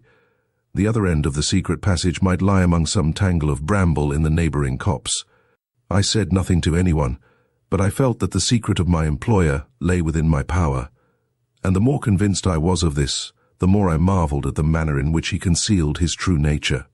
Often as I watched his austere figure, I asked myself if it were indeed possible that such a man should be living this double life, and I tried to persuade myself that my suspicions might after all prove to be ill-founded. But there was the female voice. There was the secret nightly rendezvous in the turret chamber. How could such facts admit of an innocent interpretation? I conceived a horror of the man. I was filled with loathing at his deep, consistent hypocrisy. Only once during all those months did I ever see him without that sad but impassive mask which he usually presented towards his fellow man. For an instant I caught a glimpse of those volcanic fires which he had damped down so long. The occasion was an unworthy one, for the object of his wrath was none other than the aged charwoman whom I have already mentioned as being the one person who was allowed within his mysterious chamber. I was passing the corridor which led to the turret, for my own room lay in that direction, when I heard a sudden startled scream, and merged in it the husky, growling note of a man who is inarticulate with passion. It was the snarl of a furious wild beast. Then I heard his voice thrilling with anger. "You would dare," he cried. "You would dare to disobey my directions." An instant later the charwoman passed me, flying down the passage, white-faced and tremulous, while the terrible voice thundered behind her. "Go to Mrs. Stevens for your money. Never set foot in Thorpe Place again." Consumed with curiosity, I could not help following the woman, and found her round the corner, leaning against the wall and palpitating like a frightened rabbit. "What is the matter, Mrs. Brown?" I asked. "It's master," she gasped. "Oh, how he frightened me. If you had seen his eyes, Mr. Colmore, sir, I thought he would have been the death of me." "But what had you done, sir?" "Nothing. At least nothing to make so much of. Just laid my hand on that black box of his hadn't even opened it, when in he came, and you heard the way he went on. I've lost my place, and glad I am of it, for I would never trust myself within reach of him again." So it was the japanned box which was the cause of this outburst, the box from which he would never permit himself to be separated. What was the connection, or was there any connection between this and the secret visits of the lady whose voice I had overheard? Sir John Bollamore's wrath was enduring as well as fiery, for from that day Mrs. Brown, the charwoman, vanished from our ken, and Thorpe Place knew her no more. And now I wish to tell you the singular chance which solved all these strange questions and put my employer's secret in my possession. The story may leave you with some lingering doubts as to whether my curiosity did not get the better of my honor, and whether I did not condescend to play the spy. If you choose to think so, I cannot help it, but can only assure you that, improbable as it may appear, the matter came about exactly as I describe it. The first stage in this denouement was that the small room in the turret became uninhabitable. This occurred through the fall of the worm-eaten oaken beam which supported the ceiling. Rotten with age, it snapped in the middle one morning, and brought down a quantity of plaster with it. Fortunately, Sir John was not in the room at the time. His precious box was rescued from amongst the debris and brought into the library, where henceforward it was locked within his bureau. Sir John took no steps to repair the damage, and I never had an opportunity of searching for that secret passage, the existence of which I had surmised. As to the lady, I had thought that this would have brought her visits to an end, Had I not one evening heard Mr. Richards asking Mrs. Stevens who the woman was, whom he had overheard talking to Sir John in the library? I could not catch her reply, but I saw from her manner that it was not the first time that she had had to answer or avoid the same question. "You've heard the voice, Colmore," said the agent. I confessed that I had. "And what do you think of it?" I shrugged my shoulders and remarked that it was no business of mine. Come, you are just as curious as any of us. Is it a woman or not?" "It is certainly a woman." "Which room did you hear it from?" "From the turret room before the ceiling fell. But I heard it from the library only last night. I passed the doors as I was going to bed, and I heard something wailing and praying just as plainly as I hear you." "It may be a woman. Why, what else could it be?" He looked at me hard. "There are more things in heaven and earth," said he. "If it is a woman, how does she get there?" "I don't know. No, nor I. But if it is the other thing, but there—" For a practical businessman at the end of the 19th century, this is rather a ridiculous line of conversation. He turned away, but I saw that he felt even more than he had said. To all the old ghost stories of Thorpe Place, a new one was being added before our very eyes. It may by this time have taken its permanent place, for though an explanation came to me, it never reached the others. And my explanation came in this way. I had suffered a sleepless night from neuralgia, and about midday I had taken a heavy dose of chlorodyne to alleviate the pain. At that time I was finishing the indexing of Sir John Bollamore's library, and it was my custom to work there from 5 till 7. On this particular day I struggled against the double effect of my bad night and the narcotic. I have already mentioned that there was a recess in the library, and in this it was my habit to work. I settled down steadily to my task, but my weariness overcame me, and falling back upon the settee, I dropped into a heavy sleep. How long I slept I do not know, but it was quite dark when I awoke. Confused by the chlorodyne which I had taken, I lay motionless in a semi-conscious state. The great room with its high walls covered with books loomed darkly all round me. A dim radiance from the moonlight came through the farther window. And against this lighter background, I saw that Sir John Bollamore was sitting at his study table. His well-set head and clearly cut profile were sharply outlined against the glimmering square behind him. He bent as I watched him, and I heard the sharp turning of a key and the rasping of metal upon metal. As if in a dream, I was vaguely conscious that this was the japanned box which stood in front of him, and that he had drawn something out of it, something squat and uncouth, which now lay before him upon the table. I never realized, it never occurred to my bemuddled and torpid brain that I was intruding upon his privacy, that he imagined himself to be alone in the room. And then, just as it rushed upon my horrified perceptions, and I had half risen to announce my presence, I heard a strange, crisp, metallic clicking, and then the voice. Yes, it was a woman's voice. There could not be a doubt of it, but a voice so charged with entreaty and with yearning love that it will ring forever in my ears.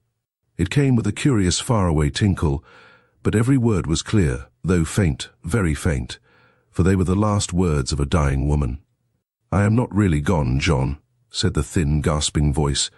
"I am here at your very elbow, and shall be until we meet once more. I die happy to think that morning and night you will hear my voice. Oh, John, be strong, until we meet again." I say that I had risen in order to announce my presence, but I could not do so while the voice was sounding. I could only remain half lying, half sitting, paralyzed, astounded, listening to those yearning, distant musical words. And he was so absorbed that even if I had spoken, he might not have heard me. But with the silence of the voice came my half-articulated apologies and explanations. He sprang across the room, switched on the electric light, and in its white glare I saw him, his eyes gleaming with anger, his face twisted with passion, as the hapless charwoman may have seen him weeks before. "Mr. Colmore," he cried. "You here? What is the meaning of this, sir?" With halting words I explained it all. My neuralgia, the narcotic, my luckless sleep and singular awakening. As he listened, The glow of anger faded from his face, and the sad, impassive mask closed once more over his features. "My secret is yours, Mr. Colmore," said he. "I have only myself to blame for relaxing my precautions. Half-confidences are worse than no confidences, and so you may know all since you know so much. The story may go where you will when I have passed away, but until then I rely upon your sense of honor that no human soul shall hear it from your lips. I am proud still, God help me, or at least, I am proud enough to resent that pity which this story would draw upon me. I have smiled at envy and disregarded hatred, but pity is more than I can tolerate. You have heard the source from which the voice comes, that voice which has, as I understand, excited so much curiosity in my household. I am aware of the rumors to which it has given rise. These speculations, whether scandalous or superstitious, are such as I can disregard and forgive. What I should never forgive would be a disloyal spying and eavesdropping in order to satisfy an illicit curiosity. But of that, Mr. Colmore, I acquit you. When I was a young man, sir, many years younger than you are now, I was launched upon town without a friend or adviser, and with a purse which brought only too many false friends and false advisers to my side. I drank deeply of the wine of life. If there is a man living who has drunk more deeply, he is not a man whom I envy. My purse suffered, my character suffered, my constitution suffered. Stimulants became a necessity to me. I was a creature from whom my memory recoils. And it was at that time, the time of my blackest degradation, that God sent into my life the gentlest, sweetest spirit that ever descended as a ministering angel from above. She loved me, broken as I was, loved me, and spent her life in making a man once more of that which had degraded itself to the level of the beasts.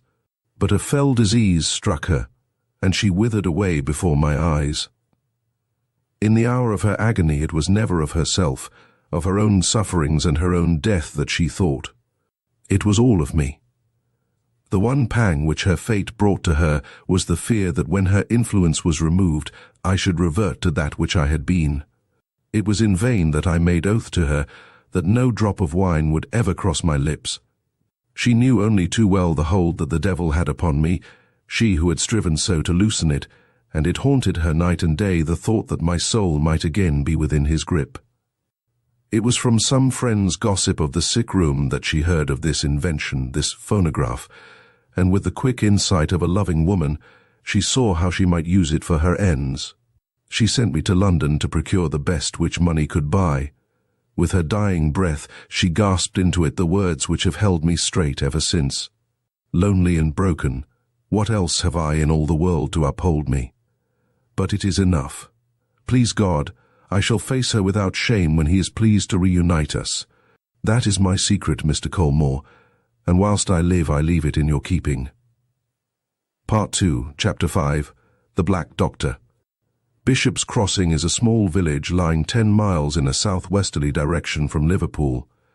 Here in the early 70s there settled a doctor named Aloysius Larner. Nothing was known locally either of his antecedents or of the reasons which had prompted him to come to this Lancashire hamlet. 2 facts only were certain about him. The one that he had gained his medical qualification with some distinction at Glasgow. The other that he came undoubtedly of a tropical race and was so dark that he might almost have had a strain of the Indian in his composition. His predominant features were, however, European, and he possessed a stately courtesy and carriage which suggested a Spanish extraction. A swarthy skin, raven-black hair, and dark sparkling eyes under a pair of heavily tufted brows made a strange contrast to the flaxen or chestnut rustics of England, and the newcomer was soon known as the Black Doctor of Bishop's Crossing. At first it was a term of ridicule and reproach. As the years went on it became a title of honour which was familiar to the whole countryside, and extended far beyond the narrow confines of the village. For the newcomer proved himself to be a capable surgeon and an accomplished physician. The practice of that district had been in the hands of Edward Roe, the son of Sir William Roe, the Liverpool consultant. But he had not inherited the talents of his father, and Dr. Larner, with his advantages of presence and of manner, soon beat him out of the field. Dr. Lana's social success was as rapid as his professional, a remarkable surgical cure in the case of the Honourable. James Lowry, the second son of Lord Belton, was the means of introducing him to county society, where he became a favourite through the charm of his conversation and the elegance of his manners. An absence of antecedents and of relatives is sometimes an aid rather than an impediment to social advancement, and the distinguished individuality of the handsome doctor was its own recommendation. His patients had one fault, and one fault only to find with him. He appeared to be a confirmed bachelor. This was the more remarkable since the house which he occupied was a large one, and it was known that his success in practice had enabled him to save considerable sums. At first the local matchmakers were continually coupling his name with one or other of the eligible ladies, but as years passed and Dr. Lana remained unmarried, it came to be generally understood that for some reason he must remain a bachelor. Some even went so far as to assert that he was already married, and that it was in order to escape the consequence of an early misalliance that he had buried himself at Bishop's Crossing. And then, just as the matchmakers had finally given him up in despair, his engagement was suddenly announced to Miss Frances Morton, of Lea Hall. Miss Morton was a young lady who was well known upon the countryside, her father, James Haldane Morton, having been the squire of Bishop's Crossing. Both her parents were, however, dead, and she lived with her only brother, Arthur Morton, who had inherited the family estate. In person, Miss Morton was tall and stately, and she was famous for her quick, impetuous nature and for her strength of character. She met Dr. Lana at a garden party, and a friendship, which quickly ripened into love, sprang up between them.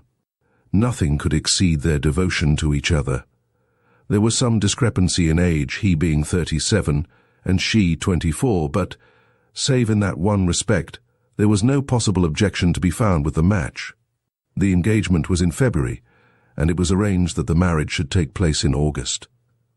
Upon the 3rd of June, Dr. Lana received a letter from abroad. In a small village, the postmaster is also in a position to be the gossip master, and Mr. Bankley of Bishop's Crossing had many of the secrets of his neighbours in his possession. Of this particular letter he remarked only that it was in a curious envelope, that it was in a man's handwriting, that the postscript was Buenos Aires and the stamp of the Argentine Republic. It was the first letter which he had ever known Dr. Lana to have from abroad, and this was the reason why his attention was particularly called to it before he handed it to the local postman. It was delivered by the evening delivery of that date. Next morning, that is, upon the 4th of June, Dr. Lana called upon Miss Morton, and a long interview followed, from which he was observed to return in a state of great agitation. Miss Morton remained in her room all that day, and her maid found her several times in tears. In the course of a week it was an open secret to the whole village that the engagement was at an end, that Dr. Lana had behaved shamefully to the young lady, and that Arthur Morton, her brother, was talking of horsewhipping him. In what particular respect the doctor had behaved badly was unknown. Some surmised one thing and some another, but it was observed, and taken as the obvious sign of a guilty conscience, that he would go for miles round rather than pass the windows of Lea Hall, and that he gave up attending morning service upon Sundays, where he might have met the young lady. There was an advertisement also in the Lancet as to the sale of a practice which mentioned no names, but which was thought by some to refer to Bishop's Crossing, and to mean that Dr. Lana was thinking of abandoning the scene of his success. Such was the position of affairs when, upon the evening of Monday, June 21st, there came a fresh development which changed what had been a mere village scandal into a tragedy which arrested the attention of the whole nation. Some detail is necessary to cause the facts of that evening to present their full significance. The sole occupants of the doctor's house were his housekeeper, an elderly and most respectable woman named Martha Woods, and a young servant, Mary Pilling. The coachman and the surgery boy slept out. It was the custom of the doctor to sit at night in his study, which was next the surgery, in the wing of the house which was farthest from the servants' quarters. This side of the house had a door of its own for the convenience of patients, so that it was possible for the doctor to admit and receive a visitor there without the knowledge of anyone. As a matter of fact, when patients came late, it was quite usual for him to let them in and out by the surgery entrance, for the maid and the housekeeper were in the habit of retiring early. On this particular night, Martha Woods went into the doctor's study at 9:30 and found him writing at his desk. She bade him good night, sent the maid to bed, and then occupied herself until 10:45 in household matters. It was striking 11 upon the hall clock when she went to her own room. She had been there about a quarter of an hour or 20 minutes when she heard a cry or call, which appeared to come from within the house. She waited some time, but it was not repeated. Much alarmed, for the sound was loud and urgent, she put on a dressing gown and ran at the top of her speed to the doctor's study. "Who's there?" cried a voice as she tapped at the door. "I am here, Sir Mrs. Woods. I beg that you will leave me in peace." "Go back to your room this instant," cried the voice, which was, to the best of her belief, that of her master. The tone was so harsh and so unlike her master's usual manner that she was surprised and hurt. "I thought I heard you calling, sir," she explained, but no answer was given to her. Mrs. Woods looked at the clock as she returned to her room, and it was then 11:30. At some period between 11 and 12, she could not be positive as to the exact hour a patient called upon the doctor and was unable to get any reply from him. This late visitor was Mrs. Madding, the wife of the village grocer, who was dangerously ill of typhoid fever. Dr. Lana had asked her to look in the last thing and let him know how her husband was progressing. She observed that the light was burning in the study, but having knocked several times at the surgery door without response, she concluded that the doctor had been called out, and so returned home. There is a short, winding drive with a lamp at the end of it, leading down from the house to the road. As Mrs. Madding emerged from the gate, a man was coming along the footpath. Thinking that it might be Dr. Lana returning from some professional visit, she waited for him, and was surprised to see that it was Mr. Arthur Morton, the young squire. In the light of the lamp, she observed that his manner was excited, and that he carried in his hand a heavy hunting crop. He was turning in at the gate when she addressed him. "The doctor is not in, sir," said she. "How do you know that?" he asked harshly. "I have been to the surgery door, sir." "I see a light," said the young squire, looking up the drive. "That is in his study, is it not?" "Yes, sir, but I am sure that he is out." "Well, he must come in again," said young Morton, and passed through the gate while Mrs. Madding went upon her homeward way. At 3 o'clock that morning, her husband suffered a sharp relapse, and she was so alarmed by his symptoms that she determined to call the doctor without delay. As she passed through the gate, she was surprised to see someone lurking among the laurel bushes. It was certainly a man, and to the best of her belief Mr. Arthur Morton. Preoccupied with her own troubles, she gave no particular attention to the incident, but hurried on upon her errand. When she reached the house, she perceived to her surprise that the light was still burning in the study. She therefore tapped at the surgery door. There was no answer. She repeated the knocking several times without effect. It appeared to her to be unlikely that the doctor would either go to bed or go out leaving so brilliant a light behind him, and it struck Mrs. Madding that it was possible that he might have dropped asleep in his chair. She tapped at the study window, therefore, but without result. Then, finding that there was an opening between the curtain and the woodwork, she looked through. The small room was brilliantly lighted from a large lamp on the central table, which was littered with the doctor's books and instruments. No one was visible, nor did she see anything unusual, except that in the farther shadow thrown by the table, a dingy white glove was lying upon the carpet.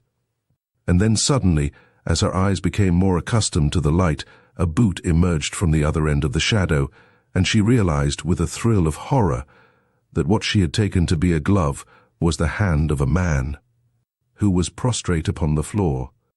Understanding that something terrible had occurred, she rang at the front door, roused Mrs. Woods, the housekeeper, and the two women made their way into the study, having first dispatched the maidservant to the police station.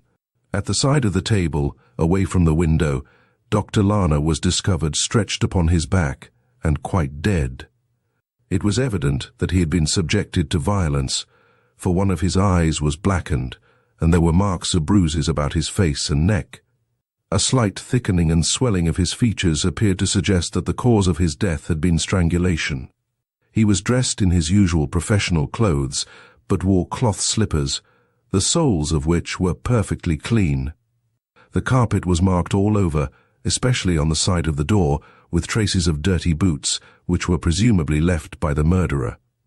It was evident that someone had entered by the surgery door, had killed the doctor, and had then made his escape unseen. That the assailant was a man was certain, from the size of the footprints and from the nature of the injuries. But beyond that point the police found it very difficult to go. There were no signs of robbery, and the doctor's gold watch was safe in his pocket. He kept a heavy cash box in the room, and this was discovered to be locked but empty. Mrs. Woods had an impression that a large sum was usually kept there, but the doctor had paid a heavy corn bill in cash only that very day, and it was conjectured that it was to this, and not to a robber, that the emptiness of the box was due. One thing in the room was missing, but that one thing was suggestive. The portrait of Miss Morton, which had always stood upon the side table, had been taken from its frame and carried off. Mrs. Woods had observed it there when she waited upon her employer that evening, and now it was gone. On the other hand, there was picked up from the floor a green eye patch, which the housekeeper could not remember to have seen before. Such a patch might, however, be in the possession of a doctor, and there was nothing to indicate that it was in any way connected with the crime. Suspicion could only turn in one direction, and Arthur Morton, the young squire, was immediately arrested. The evidence against him was circumstantial, but damning. He was devoted to his sister, and it was shown that since the rupture between her and Dr. Lana, he had been heard again and again to express himself in the most vindictive terms towards her former lover. He had, as stated, been seen somewhere, about 11 o'clock, entering the doctor's drive with a hunting crop in his hand. He had then, according to the theory of the police, broken in upon the doctor, whose exclamation of fear or of anger had been loud enough to attract the attention of Mrs. Woods. When Mrs. Woods descended, Dr. Lana had made up his mind to talk it over with his visitor, and had therefore sent his housekeeper back to her room. This conversation had lasted a long time, had become more and more fiery, and had ended by a personal struggle in which the doctor lost his life. The fact, revealed by a post-mortem, that his heart was much diseased, an ailment quite unsuspected during his life, would make it possible that death might in his case ensue from injuries which would not be fatal to a healthy man. Arthur Morton had then removed his sister's photograph and had made his way homeward, stepping aside into the laurel bushes to avoid Mrs. Madding at the gate. This was the theory of the prosecution, and the case which they presented was a formidable one. On the other hand, there were some strong points for the defense. Morton was high-spirited and impetuous, like his sister, but he was respected and liked by everyone, and his frank and honest nature seemed to be incapable of such a crime. His own explanation was that he was anxious to have a conversation with Dr. Lana about some urgent family matters. From first to last he refused even to mention the name of his sister. He did not attempt to deny that this conversation would probably have been of an unpleasant nature. He had heard from a patient that the doctor was out, and he therefore waited until about 3 in the morning for his return, but as he had seen nothing of him up to that hour, he had given it up and had returned home. As to his death, he knew no more about it than the constable who arrested him. He had formerly been an intimate friend of the deceased man, but circumstances, which he would prefer not to mention, had brought about a change in his sentiments. There were several facts which supported his innocence. It was certain that Dr. Lana was alive and in his study at 11:30 o'clock. Mrs. Woods was prepared to swear that it was at that hour that she had heard his voice. The friends of the prisoner contended that it was probable that at that time Dr. Lana was not alone. The sound which had originally attracted the attention of the housekeeper, and her master's unusual impatience that she should leave him in peace, seemed to point to that. If this were so, then it appeared to be probable that he had met his end between the moment when the housekeeper heard his voice and the time when Mrs. Madding made her first call and found it impossible to attract his attention. But if this were the time of his death, then it was certain that Mr. Arthur Morton could not be guilty, as it was after this that she had met the young squire at the gate. If this hypothesis were correct, and someone was with Dr. Lana before Mrs. Madding met Mr. Arthur Morton, then who was this someone, and what motives had he for wishing evil to the doctor? It was universally admitted that if the friends of the accused could throw light upon this, they would have gone a long way towards establishing his innocence. But in the meanwhile, it was open to the public to say, as they did say, that there was no proof that anyone had been there at all, except the young squire. While, on the other hand, there was ample proof that his motives in going were of a sinister kind. When Mrs. Madding called, the doctor might have retired to his room, or he might, as she thought at the time, have gone out and returned afterwards to find Mr. Arthur Morton waiting for him. Some of the supporters of the accused laid stress upon the fact that the photograph of his sister Frances, which had been removed from the doctor's room, had not been found in her brother's possession. This argument, however, did not count for much, as he had ample time before his arrest to burn it or to destroy it. As to the only positive evidence in the case, the muddy footmarks upon the floor, they were so blurred by the softness of the carpet that it was impossible to make any trustworthy deduction from them. The most that could be said was that their appearance was not inconsistent with the theory that they were made by the accused, and it was further shown that his boots were very muddy upon that night. There had been a heavy shower in the afternoon, and all boots were probably in the same condition. Such is a bald statement of the singular and romantic series of events which centred public attention upon this Lancashire tragedy. The unknown origin of the doctor, his curious and distinguished personality, the position of the man who was accused of the murder, and the love affair which had preceded the crimes all combined to make the affair one of those dramas which absorb the whole interest of a nation. Throughout the three kingdoms, men discussed the case of the Black Doctor of Bishop's Crossing, and many were the theories put forward to explain the facts. But it may safely be said that among them all, there was not one which prepared the minds of the public for the extraordinary sequel which caused so much excitement upon the first day of the trial, and came to a climax upon the second. The long files of the Lancaster Weekly with their report of the case lie before me as I write, but I must content myself with a synopsis of the case up to the point when, upon the evening of the first day, the evidence of Miss Frances Morton threw a singular light upon the case. Mr. Porlock Carr, the counsel for the prosecution, had marshalled his facts with his usual skill, and as the day wore on, it became more and more evident how difficult was the task which Mr. Humphrey, who had been retained for the defence, had before him.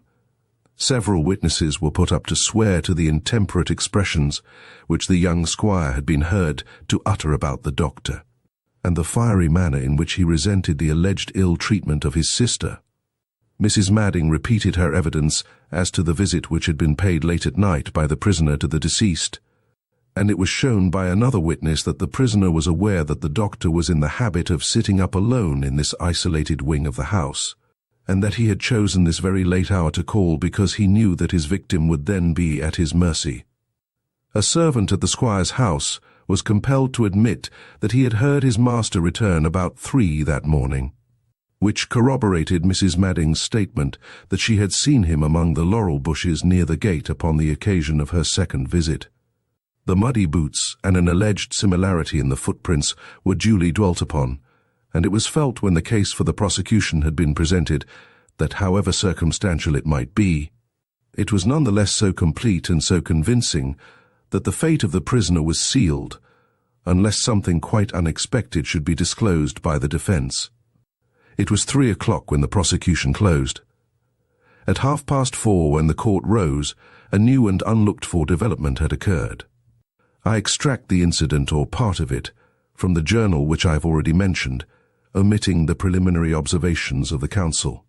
Considerable sensation was caused in the crowded court when the first witness called for the defence proved to be Miss Frances Morton, the sister of the prisoner. Our readers will remember that the young lady had been engaged to Dr. Lana, and that it was his anger over the sudden termination of this engagement, which was thought to have driven her brother to the perpetration of this crime. Miss Morton had not, however, been directly implicated in the case in any way, either at the inquest or at the police court proceedings, and her appearance as the leading witness for the defense came as a surprise upon the public. Miss Frances Morton, who was a tall and handsome brunette, gave her evidence in a low but clear voice, though it was evident throughout that she was suffering from extreme emotion. She alluded to her engagement to the doctor, touched briefly upon its termination, which was due, she said, to personal matters connected with his family, and surprised the court by asserting that she had always considered her brother's resentment to be unreasonable and intemperate. In answer to a direct question from her counsel, she replied that she did not feel that she had any grievance whatever against Dr. Lana, and that in her opinion he had acted in a perfectly honourable manner. Her brother, on an insufficient knowledge of the facts, had taken another view, and she was compelled to acknowledge that, in spite of her entreaties, he had uttered threats of personal violence against the doctor, and had, upon the evening of the tragedy, announced his intention of having it out with him. She had done her best to bring him to a more reasonable frame of mind, but he was very headstrong where his emotions or prejudices were concerned. Up to this point, the young lady's evidence had appeared to make against the prisoner rather than in his favour. The questions of her counsel, however, soon put a very different light upon the matter and disclosed an unexpected line of defence. "Mr. Humphrey, do you believe your brother to be guilty of this crime?" The judge: "I cannot permit that question, Mr. Humphrey. We are here to decide upon questions of fact, not of belief." "Mr. Humphrey, do you know that your brother is not guilty of the death of Dr. Lana?" Miss Morton: "Yes." "Mr. Humphrey, how do you know it?" Miss Morton: "Because Dr. Lana is not dead." There followed a prolonged sensation in court, which interrupted the examination of the witness. "Mr. Humphrey, and how do you know, Miss Morton, that Dr. Lana is not dead?" Miss Morton: "Because I have received a letter from him since the date of his supposed death."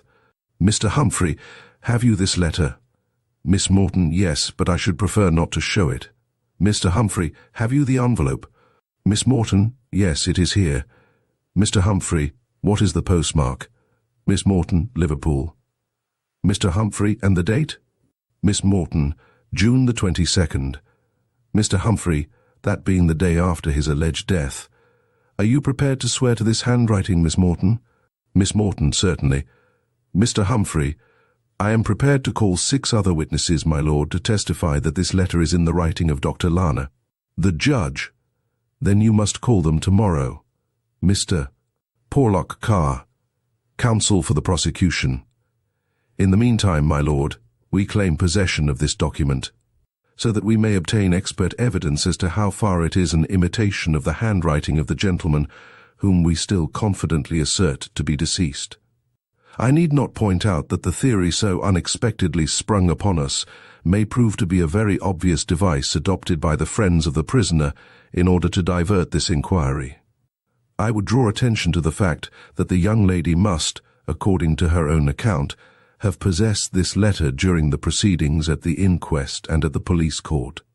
She desires us to believe that she permitted these to proceed, although she held in her pocket evidence which would at any moment have brought them to an end." Mr. Humphrey: "Can you explain this, Miss Morton?" Miss Morton: "Dr. Lana desired his secret to be preserved." Mr. Porlock Carr: "Then why have you made this public?" Miss Morton: "To save my brother." A murmur of sympathy broke out in court, which was instantly suppressed by the judge. The judge, admitting this line of defence: "It lies with you, Mr. Humphrey, to throw a light upon who this man is whose body has been recognised by so many friends and patients of Dr. Lana as being that of the doctor himself." A juryman: "Has anyone up to now expressed any doubt about the matter?" Mr. Porlock Carr: "Not to my knowledge." Mr. Humphrey: "We hope to make the matter clear." The judge: "Then the court adjourns until tomorrow." This new development of the case excited the utmost interest among the general public. Press comment was prevented by the fact that the trial was still undecided, but the question was everywhere argued as to how far there could be truth in Miss Morton's declaration. and how far it might be a daring ruse for the purpose of saving her brother. The obvious dilemma in which the missing doctor stood was that if by any extraordinary chance he was not dead, then he must be held responsible for the death of this unknown man, who resembled him so exactly, and who was found in his study. This letter, which Miss Morton refused to produce, was possibly a confession of guilt, and she might find herself in the terrible position of only being able to save her brother from the gallows by the sacrifice of her former lover. The court next morning was crammed to overflowing, and a murmur of excitement passed over it when Mr. Humphrey was observed to enter in a state of emotion which even his trained nerves could not conceal, and to confer with the opposing counsel. A few hurried words which left a look of amazement upon Mr. Porlock Carr's face, passed between them, and then the counsel for the defence, addressing the judge, announced that, with the consent of the prosecution, the young lady who had given evidence upon the sitting before would not be recalled. The judge, but you appear, Mr. Humphrey, to have left matters in a very unsatisfactory state. Mr. Humphrey, perhaps, my lord, my next witness may help to clear them up. The judge, then call your next witness. Mr. Humphrey, I call Dr. Aloysius Lana. The learned counsel has made many telling remarks in his day, but he has certainly never produced such a sensation with so short a sentence. The court was simply stunned with amazement, as the very man whose fate had been the subject of so much contention appeared bodily before them in the witness box. Those among the spectators who had known him at Bishop's Crossing saw him now, gaunt and thin, with deep lines of care upon his face. But in spite of his melancholy bearing and despondent expression, there were few who could say that they had ever seen a man of more distinguished presence. Bowing to the judge, he asked if he might be allowed to make a statement, and having been duly informed that whatever he said might be used against him, he bowed once more and proceeded. My wish, said he, is to hold nothing back, but to tell with perfect frankness all that occurred upon the night of the 21st of June. Had I known that the innocent had suffered, and that so much trouble had been brought upon those whom I love best in the world, I should have come forward long ago, but there were reasons which prevented these things from coming to my ears. It was my desire that an unhappy man should vanish from the world which had known him, but I had not foreseen that others would be affected by my actions. Let me to the best of my ability repair the evil which I have done. To anyone who is acquainted with the history of the Argentine Republic, the name of Lana is well known. My father, who came of the best blood of old Spain, filled all the highest offices of the state, and would have been president but for his death in the riots of San Juan. A brilliant career might have been open to my twin brother Ernest and myself, had it not been for financial losses which made it necessary that we should earn our own living. I apologize, sir, if these details appear to be irrelevant, but they are a necessary introduction to that which is to follow. I had, as I have said, a twin brother named Ernest, whose resemblance to me was so great that even when we were together, people could see no difference between us. Down to the smallest detail, we were exactly the same. As we grew older, this likeness became less marked because our expression was not the same, but with our features in repose, the points of difference were very slight. It does not become me to say too much of one who is dead, the more so as he is my only brother, but I leave his character to those who knew him best. I will only say, for I have to say it, that in my early manhood I conceived a horror of him, and that I had good reason for the aversion which filled me. My own reputation suffered from his actions, for our close resemblance caused me to be credited with many of them. Eventually, in a peculiarly disgraceful business, he contrived to throw the whole odium upon me in such a way that I was forced to leave the Argentine forever and to seek a career in Europe. The freedom from his hated presence more than compensated me for the loss of my native land. I had enough money to defray my medical studies at Glasgow, and I finally settled in practice at Bishop's Crossing, in the firm conviction that in that remote Lancashire hamlet I should never hear of him again. For years my hopes were fulfilled, and then at last he discovered me. Some Liverpool man who visited Buenos Aires put him upon my track. He had lost all his money, and he thought that he would come over and share mine. Knowing my horror of him, he rightly thought that I would be willing to buy him off. I received a letter from him saying that he was coming. It was at a crisis in my own affairs, and his arrival might conceivably bring trouble and even disgrace upon some whom I was especially bound to shield from anything of the kind. I took steps to ensure that any evil which might come should fall on me only, and that here he turned and looked at the prisoner was the cause of conduct upon my part which has been too harshly judged. My only motive was to screen those who were dear to me from any possible connection with scandal or disgrace. That scandal and disgrace would come with my brother was only to say that what had been would be again. My brother arrived himself one night not very long after my receipt of the letter. I was sitting in my study after the servants had gone to bed when I heard a footstep upon the gravel outside, and an instant later I saw his face looking in at me through the window. He was a clean-shaven man like myself, and the resemblance between us was still so great that for an instant I thought it was my own reflection in the glass. He had a dark patch over his eye, but our features were absolutely the same. Then he smiled in a sardonic way which had been a trick of his from his boyhood, and I knew that he was the same brother who had driven me from my native land and brought disgrace upon what had been an honorable name. I went to the door and I admitted him. That would be about 10 o'clock that night. When he came into the glare of the lamp, I saw at once that he had fallen upon very evil days. He had walked from Liverpool, and he was tired and ill. I was quite shocked by the expression upon his face. My medical knowledge told me that there was some serious internal malady. He had been drinking also, and his face was bruised as the result of a scuffle which he had had with some sailors. It was to cover his injured eye that he wore this patch, which he removed when he entered the room. He was himself dressed in a pea-jacket and flannel shirt, and his feet were bursting through his boots. But his poverty had only made him more savagely vindictive towards me. His hatred rose to the height of a mania. I had been rolling in money in England, according to his account, while he had been starving in South America. I cannot describe to you the threats which he uttered or the insults which he poured upon me. My impression is that hardships and debauchery had unhinged his reason.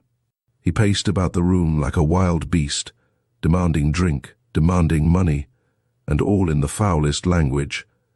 I am a hot-tempered man, but I thank God that I am able to say that I remained master of myself, and that I never raised a hand against him. My coolness only irritated him the more.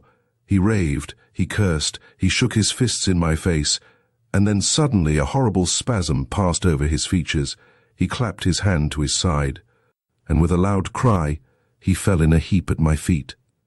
I raised him up and stretched him upon the sofa, but no answer came to my exclamations, and the hand which I held in mine was cold and clammy. His diseased heart had broken down. His own violence had killed him. For a long time I sat as if I were in some dreadful dream, staring at the body of my brother. I was aroused by the knocking of Mrs. Woods, who had been disturbed by that dying cry. I sent her away to bed. Shortly afterwards a patient tapped at the surgery door, but as I took no notice, he or she went off again. Slowly and gradually as I sat there, a plan was forming itself in my head in the curious automatic way in which plans do form. When I rose from my chair, my future movements were finally decided upon without my having been conscious of any process of thought. It was an instinct which irresistibly inclined me towards one course. Ever since that change in my affairs to which I have alluded, Bishop's Crossing had become hateful to me. My plans of life had been ruined, and I had met with hasty judgments and unkind treatment where I had expected sympathy. It is true that any danger of scandal from my brother had passed away with his life, but still I was sore about the past and felt that things could never be as they had been.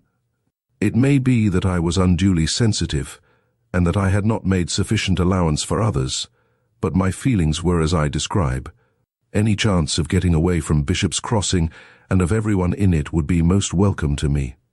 And here was such a chance as I could never have dared to hope for, a chance which would enable me to make a clean break with the past.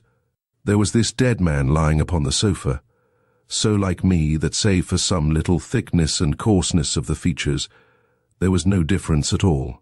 No one had seen him come, and no one would miss him. We were both clean-shaven, and his hair was about the same length as my own.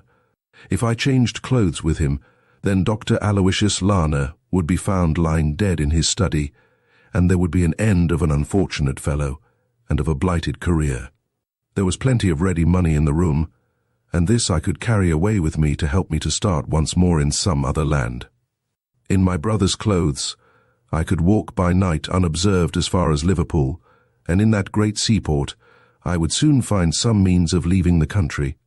After my lost hopes, the humblest existence where I was unknown was far preferable, in my estimation, to a practice, however successful, in Bishop's Crossing, where at any moment I might come face to face with those whom I should wish, if it were possible, to forget.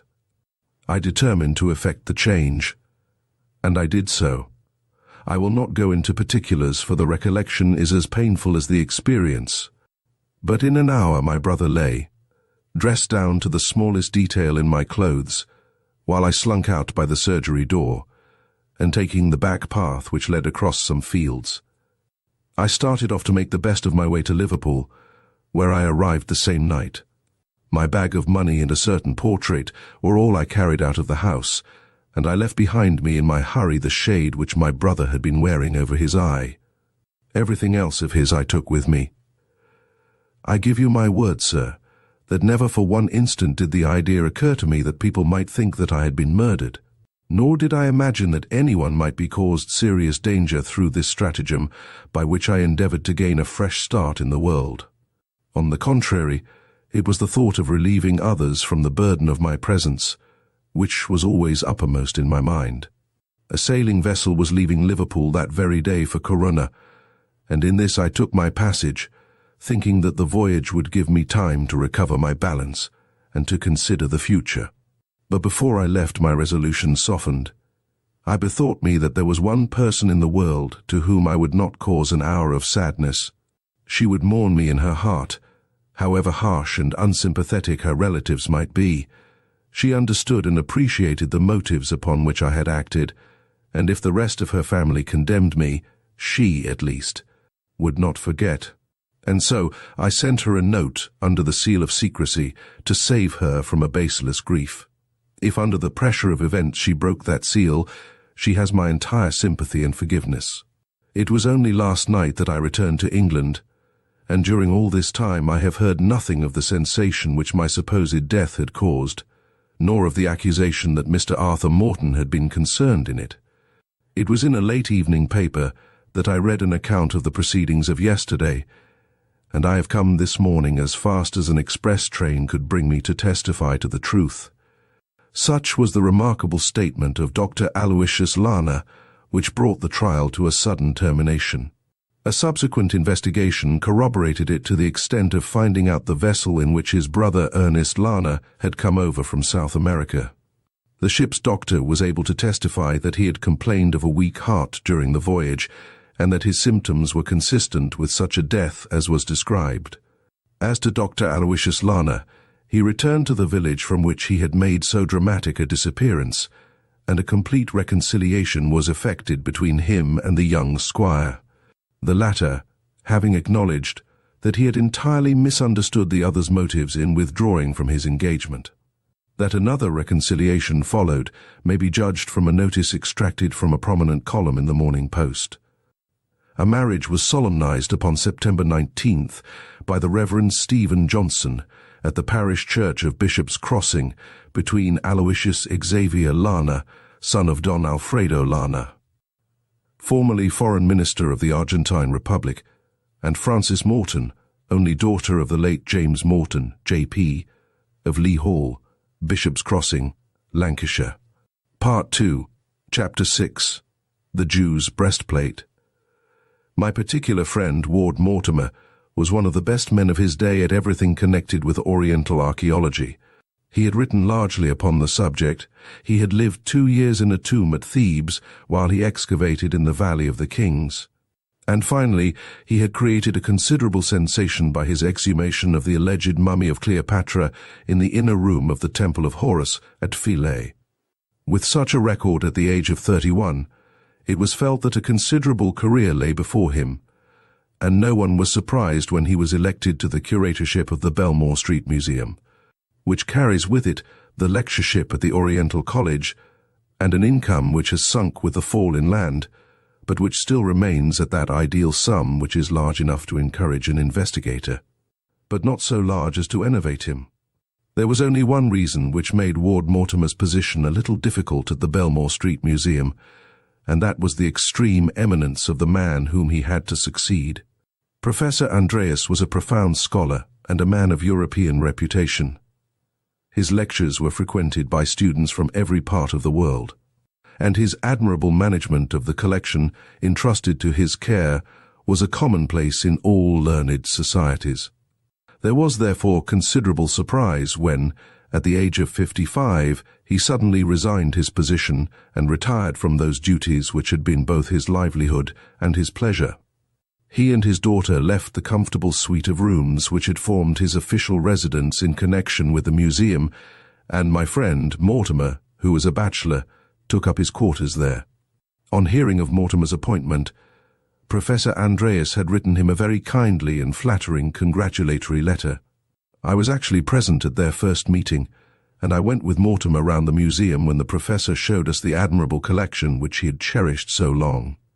The professor's beautiful daughter and a young man, Captain Wilson, who was, as I understood, soon to be her husband, accompanied us in our inspection.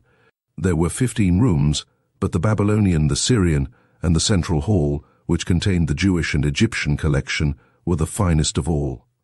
Professor Andreas was a quiet, dry, elderly man, with a clean-shaven face and an impassive manner, but his dark eyes sparkled and his features quickened into enthusiastic life as he pointed out to us the rarity and the beauty of some of his specimens. His hand lingered so fondly over them that one could read his pride in them and the grief in his heart, now that they were passing from his care into that of another. He had shown us in turn his mummies, his papyri, his rare scarabs, his inscriptions, his Jewish relics, and his duplication of the famous 7-branched candlestick of the temple, which was brought to Rome by Titus, and which is supposed by some to be lying at this instant in the bed of the Tiber. Then he approached a case which stood in the very center of the hall, and he looked down through the glass with reverence in his attitude and manner. "This is no novelty to an expert like yourself, Mr. Mortimer," said he, "but I dare say that your friend Mr. Jackson will be interested to see it." Leaning over the case, I saw an object, some 5 inches square, which consisted of 12 precious stones in a framework of gold, with golden hooks at 2 of the corners. The stones were all varying in sort and color, but they were of the same size. Their shapes, arrangement, and gradation of tint made me think of a box of watercolor paints. Each stone had some hieroglyphic scratched upon its surface. You have heard, Mr. Jackson, of the Urim and Thummim. I had heard the term, but my idea of its meaning was exceedingly vague. The Urim and Thummim was a name given to the jeweled plate which lay upon the breast of the high priest of the Jews. They had a very special feeling of reverence for it, something of the feeling which an ancient Roman might have for the Sibylline books in the capital. There are, as you see, 12 magnificent stones inscribed with mystical characters. Counting from the left-hand top corner, the stones are carnelian, peridot, emerald, ruby, lapis lazuli, onyx, sapphire, agate, amethyst, topaz, beryl, and jasper. I was amazed at the variety and beauty of the stones. "Has the breastplate any particular history?" I asked. "It is of great age and of immense value," said Professor Andreas. "Without being able to make an absolute assertion, we have many reasons to think that it is possible that it may be the original Urim and Thummim of Solomon's temple. There is certainly nothing so fine in any collection in Europe. My friend, Captain Wilson here, is a practical authority upon precious stones, and he would tell you how pure these are." Captain Wilson, a man with a dark, hard, incisive face, was standing beside his fiancée at the other side of the case. "Yes," said he curtly, "I have never seen finer stones. And the gold work is also worthy of attention. The ancients excelled in—" He was apparently about to indicate the setting of the stones, when Captain Wilson interrupted him. "You will see a finer example of their gold work in this candlestick," said he, turning to another table, and we all joined him in his admiration of its embossed stem and delicately ornamented branches. Altogether, it was an interesting and a novel experience to have objects of such rarity explained by so great an expert. And when, finally, Professor Andreas finished our inspection by formally handing over the precious collection to the care of my friend, I could not help pitying him and envying his successor, whose life was to pass in so pleasant a duty. Within a week, Ward Mortimer was duly installed in his new set of rooms, and had become the autocrat of the Belmore Street Museum. About a fortnight afterwards, my friend gave a small dinner to half a dozen bachelor friends to celebrate his promotion. When his guests were departing, he pulled my sleeve and signaled to me that he wished me to remain. "You have only a few hundred yards to go," said he. I was living in chambers in the Albany. "You may as well stay and have a quiet cigar with me. I very much want your advice." I relapsed into an armchair and lit one of his excellent Matronas. When he had returned from seeing the last of his guests out, he drew a letter from his dress jacket and sat down opposite to me. "This is an anonymous letter which I received this morning," said he. "I want to read it to you and to have your advice. You are very welcome to it for what it is worth. This is how the note runs. Sir, I should strongly advise you to keep a very careful watch over the many valuable things which are committed to your charge. I do not think that the present system of a single watchman is sufficient. Be upon your guard, or an irreparable misfortune may occur. Is that all?" "Yes, that is all." "Well," said I, "it is at least obvious that it was written by one of the limited number of people who are aware that you have only one watchman at night." Ward Mortimer handed me the note, with a curious smile. "Have you an eye for handwriting?" said he. "Now, look at this." He put another letter in front of me. "Look at the C in congratulate and the C in committed. Look at the capital I. Look at the trick of putting in a dash instead of a stop. They are undoubtedly from the same hand, with some attempt at disguise in the case of this first one." "The second," said Ward Mortimer, "is the letter of congratulation which was written to me by Professor Andreas upon my obtaining my appointment." I stared at him in amazement. Then I turned over the letter in my hand, and there, sure enough, was Martin Andreas's signed upon the other side. There could be no doubt, in the mind of anyone who had the slightest knowledge of the science of graphology, that the professor had written an anonymous letter warning his successor against thieves. It was inexplicable, but it was certain. "Why should he do it?" I asked. "Precisely what I should wish to ask you. If he had any such misgivings, why could he not come and tell me direct? Will you speak to him about it? There again I am in doubt. He might choose to deny that he wrote it." "At any rate," said I, "this warning is meant in a friendly spirit, and I should certainly act upon it. Are the present precautions enough to ensure you against robbery?" "I should have thought so. The public are only admitted from 10 till 5, and there is a guardian to every 2 rooms. He stands at the door between them, and so commands them both. But at night, when the public are gone, we at once put up the great iron shutters, which are absolutely burglar-proof. The watchman is a capable fellow. He sits in the lodge, but he walks round every 3 hours. We keep one electric light burning in each room all night. It is difficult to suggest anything more short of keeping your day watches all night. We could not afford that. At least I should communicate with the police and have a special constable put on outside in Belmore Street," said I. "As to the letter, if the writer wishes to be anonymous, I think he has a right to remain so. We must trust to the future to show some reason for the curious course which he has adopted." So we dismissed the subject. But all that night after my return to my chambers, I was puzzling my brain as to what possible motive Professor Andreas could have for writing an anonymous warning letter to his successor for. That the writing was his was as certain to me as if I had seen him actually doing it. He foresaw some danger to the collection. Was it because he foresaw it that he abandoned his charge of it? But if so, why should he hesitate to warn Mortimer in his own name? I puzzled and puzzled until at last I fell into a troubled sleep, which carried me beyond my usual hour of rising. I was aroused in a singular and effective method. For about 9 o'clock, my friend Mortimer rushed into my room with an expression of consternation upon his face. He was usually one of the most tidy men of my acquaintance, but now his collar was undone at one end, his tie was flying, and his hat at the back of his head.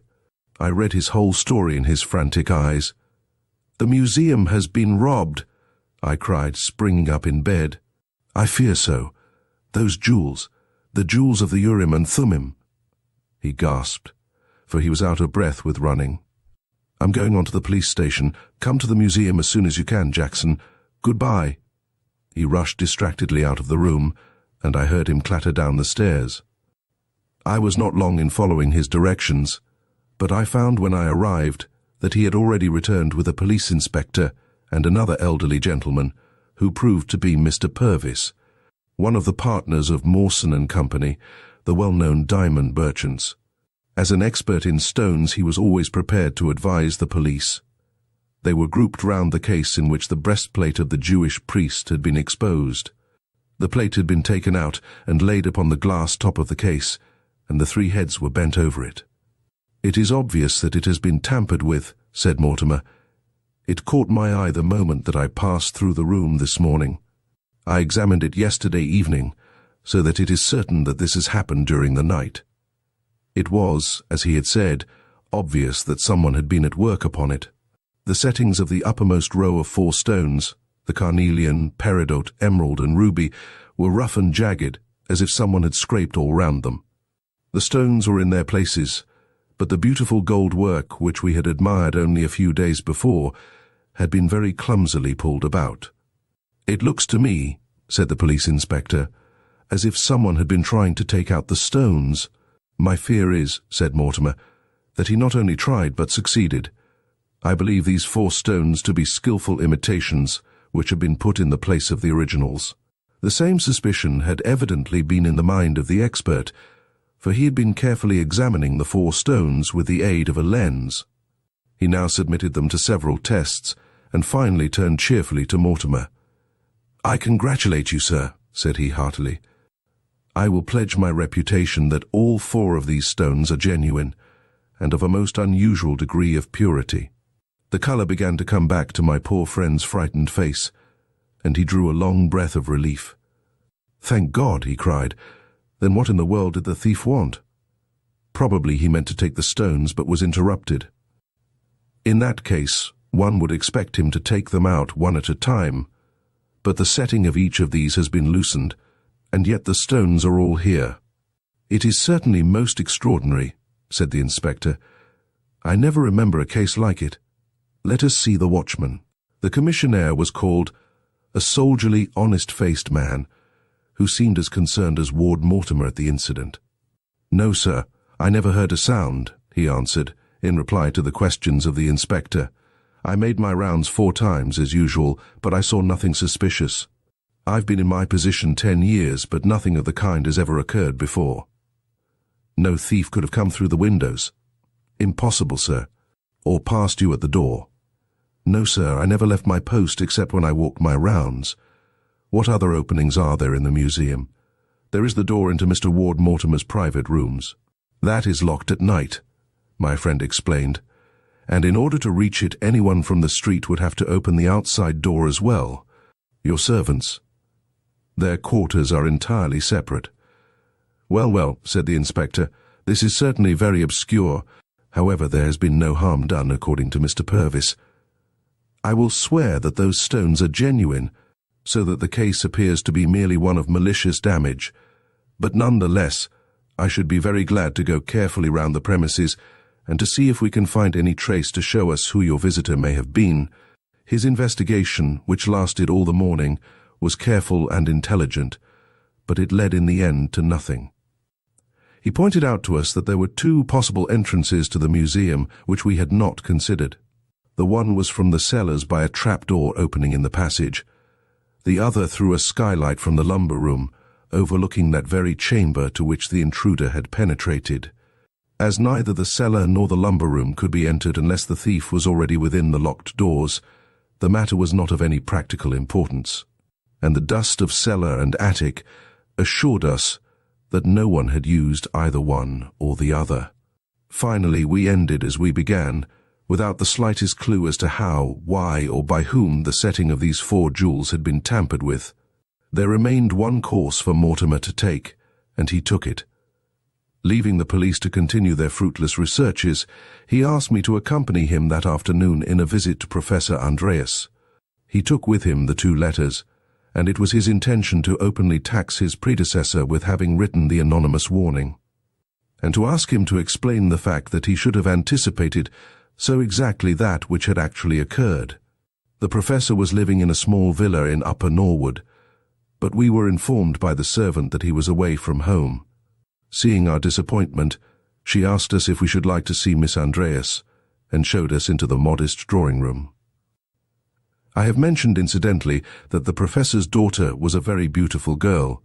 She was a blonde, tall and graceful, with a skin of that delicate tint which the French call matte, the colour of old ivory, or of the lighter petals of the sulphur rose. I was shocked, however, as she entered the room to see how much she had changed in the last fortnight. Her young face was haggard and her bright eyes heavy with trouble. "Father has gone to Scotland," she said. "He seems to be tired and has had a good deal to worry him. He only left us yesterday." "You look a little tired yourself, Miss Andreas," said my friend. "I have been so anxious about Father." "Can you give me his Scotch address?" "Yes, he is with his brother, the Reverend David Andreas, 1 Aaron Villas, Ardrossan." Ward Mortimer made a note of the address, and we left without saying anything as to the object of our visit. We found ourselves in Belmore Street in the evening in exactly the same position in which we had been in the morning. Our only clue was the professor's letter, and my friend had made up his mind to start for Ardrossan next day and to get to the bottom of the anonymous letter, when a new development came to alter our plans. Very early on the following morning, I was aroused from my sleep by a tap upon my bedroom door. It was a messenger with a note from Mortimer. "Do come round," it said. "The matter is becoming more and more extraordinary." When I obeyed his summons, I found him pacing excitedly up and down the central room, while the old soldier who guarded the premises stood with military stiffness in a corner. "My dear Jackson," he cried, "I am so delighted that you have come, for this is a most inexplicable business. What has happened, then?" He waved his hand towards the case which contained the breastplate. "Look at it," said he. I did so, and could not restrain a cry of surprise. The setting of the middle row of precious stones had been profaned in the same manner as the upper ones. Of the 12 jewels, 8 had been now tampered with in this singular fashion. The setting of the lower 4 was neat and smooth, the others jagged and irregular. "Have the stones been altered?" I asked. "No, I am certain that these upper 4 are the same which the expert pronounced to be genuine. For I observed yesterday that little discoloration on the edge of the emerald. Since they have not extracted the upper stones, there is no reason to think the lower have been transposed." "You say that you heard nothing, Simpson?" "No, sir," the commissionaire answered. "But when I made my round after daylight, I had a special look at these stones, and I saw at once that someone had been meddling with them. Then I called you, sir, and told you. I was backwards and forwards all night, and I never saw a soul or heard a sound." "Come up and have some breakfast with me," said Mortimer, and he took me into his own chambers. "Now, what do you think of this, Jackson?" he asked. "It is the most objectless, futile, idiotic business that ever I heard of. It can only be the work of a monomaniac. Can you put forward any theory?" A curious idea came into my head. "This object is a Jewish relic of great antiquity and sanctity," said I. "How about the anti-Semitic movement? Could one conceive that a fanatic of that way of thinking might desecrate—" "No, no, no," cried Mortimer. "That will never do. Such a man might push his lunacy to the length of destroying a Jewish relic, but why on earth should he nibble round every stone so carefully that he can only do 4 stones in a night? We must have a better solution than that, and we must find it for ourselves, for I do not think that our inspector is likely to help us. First of all, what do you think of Simpson, the porter? Have you any reason to suspect him?" "Only that he is the one person on the premises." "But why should he indulge in such wanton destruction? Nothing has been taken away. He has no motive. Mania? No, I will swear to his sanity. Have you any other theory? Well, yourself, for example. You are not a somnambulist by any chance. Nothing of the sort, I assure you. Then I give it up. But I don't, and I have a plan by which we will make it all clear. To visit Professor Andreas? No, we shall find our solution nearer than Scotland. I will tell you what we shall do. You know that skylight which overlooks the central hall? We will leave the electric lights in the hall, and we will keep watch in the lumber room, you and I, and solve the mystery for ourselves. If our mysterious visitor is doing 4 stones at a time, he has 4 still to do, and there is every reason to think that he will return tonight and complete the job. Excellent, I cried. We will keep our own secret, and say nothing either to the police or to Simpson. Will you join me? With the utmost pleasure, said I, and so it was agreed. It was 10 o'clock that night when I returned to the Belmore Street Museum. Mortimer was, as I could see, in a state of suppressed nervous excitement, but it was still too early to begin our vigil, so we remained for an hour or so in his chambers, discussing all the possibilities of the singular business which we had met to solve. At last the roaring stream of hansom cabs and the rush of hurrying feet became lower and more intermittent as the pleasure-seekers passed on their way to their stations or their homes. It was nearly 12 when Mortimer led the way to the lumber room which overlooked the central hall of the museum. He had visited it during the day, and had spread some sacking so that we could lie at our ease and look straight down into the museum.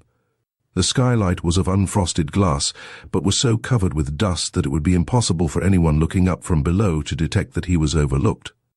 We cleared a small piece at each corner, which gave us a complete view of the room beneath us. In the cold white light of the electric lamps, everything stood out hard and clear, and I could see the smallest detail of the contents of the various cases. Such a vigil is an excellent lesson, since one has no choice but to look hard at those objects which we usually pass with such half-hearted interest. Through my little peephole I employed the hours in studying every specimen, from the huge mummy case which leaned against the wall to those very jewels which had brought us there, gleaming and sparkling in their glass case immediately beneath us. There was much precious gold work and many valuable stones scattered through the numerous cases, but those wonderful 12 which made up the Urim and Thummim glowed and burned with a radiance which far eclipsed the others. I studied in turn the tomb pictures of Saqqara, the friezes from Karnak, the statues of Memphis, and the inscriptions of Thebes. But my eyes would always come back to that wonderful Jewish relic, and my mind to the singular mystery which surrounded it. I was lost in the thought of it when my companion suddenly drew his breath sharply in and seized my arm in a convulsive grip. At the same instant I saw what it was which had excited him. I have said that against the wall, on the right-hand side of the doorway, the right-hand side as we looked at it, but the left as one entered there, stood a large mummy case. To our unutterable amazement it was slowly opening. Gradually the lid was swinging back, and the black slit which marked the opening was becoming wider and wider. So gently and carefully was it done that the movement was almost imperceptible. Then, as we breathlessly watched it, a white thin hand appeared at the opening, pushing back the painted lid, then another hand, and finally a face which was familiar to us both, that of Professor Andreas. Stealthily he slunk out of the mummy case, like a fox stealing from its burrow, his head turning incessantly to left and to right, stepping, then pausing, then stepping again, the very image of craft and of caution.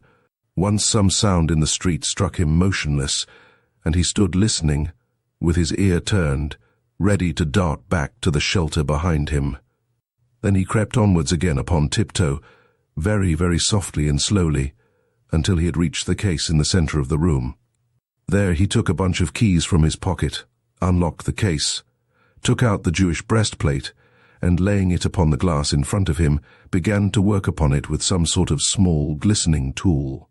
He was so directly underneath us that his bent head covered his work, but we could guess from the movement of his hand that he was engaged in finishing the strange disfigurement which he had begun.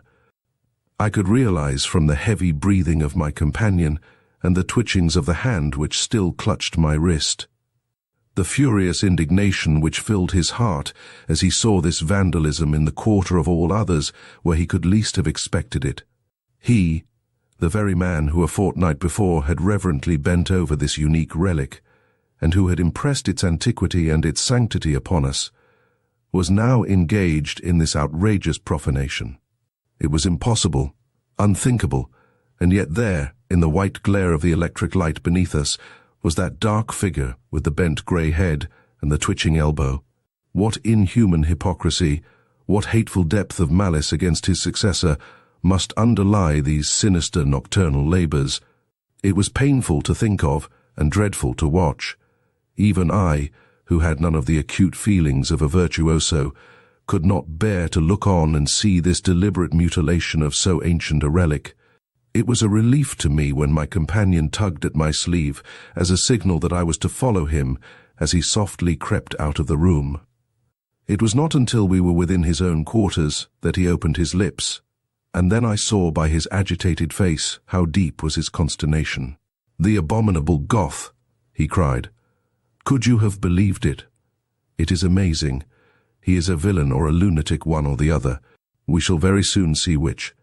Come with me, Jackson, and we shall get to the bottom of this black business." A door opened out of the passage which was the private entrance from his rooms into the museum. This he opened softly with his key, having first kicked off his shoes, an example which I followed. We crept together through room after room, until the large hall lay before us, with that dark figure still stooping and working at the central case. With an advance as cautious as his own, we closed in upon him, but softly as we went, we could not take him entirely unawares. We were still a dozen yards from him when he looked round with a start, and uttering a husky cry of terror, ran frantically down the museum. "Simpson! Simpson!" roared Mortimer, and far away down the vista of electric-lighted doors we saw the stiff figure of the old soldier suddenly appear.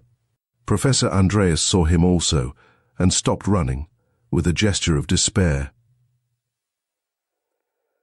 At the same instant we each laid a hand upon his shoulder. "Yes, yes, gentlemen," he panted. "I will come with you. To your room, Mr. Ward Mortimer, if you please. I feel that I owe you an explanation." My companion's indignation was so great that I could see that he dared not trust himself to reply. We walked on each side of the old professor, the astonished commissionaire bringing up the rear. When we reached the violated case, Mortimer stopped and examined the breastplate. Already one of the stones of the lower row had had its setting turned back in the same manner as the others. My friend held it up and glanced furiously at his prisoner. "How could you?" he cried. "How could you? It is horrible, horrible," said the professor.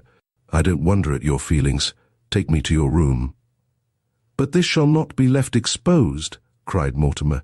He picked the breastplate up and carried it tenderly in his hand, while I walked beside the professor like a policeman with a malefactor.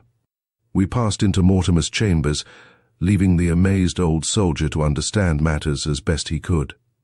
The professor sat down in Mortimer's armchair and turned so ghastly a colour that for the instant all our resentment was changed to concern. A stiff glass of brandy brought the life back to him once more. "There, I am better now," said he. "These last few days have been too much for me. I am convinced that I could not stand it any longer.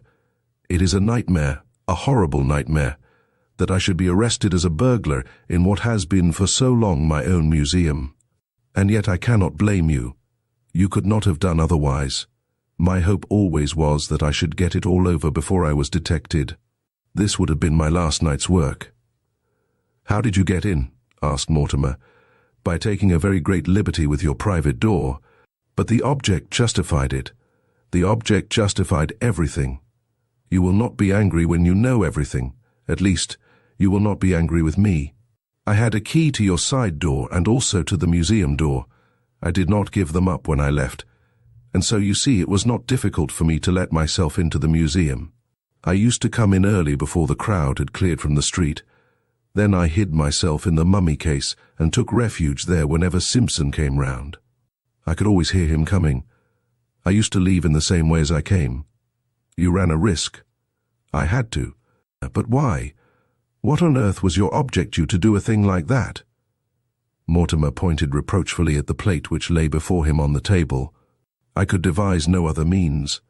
I thought and thought, but there was no alternate except a hideous public scandal, and a private sorrow which would have clouded our lives.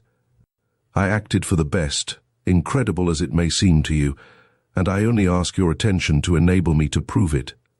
I will hear what you have to say before I take any further steps, said Mortimer grimly. I am determined to hold back nothing, and to take you both completely into my confidence.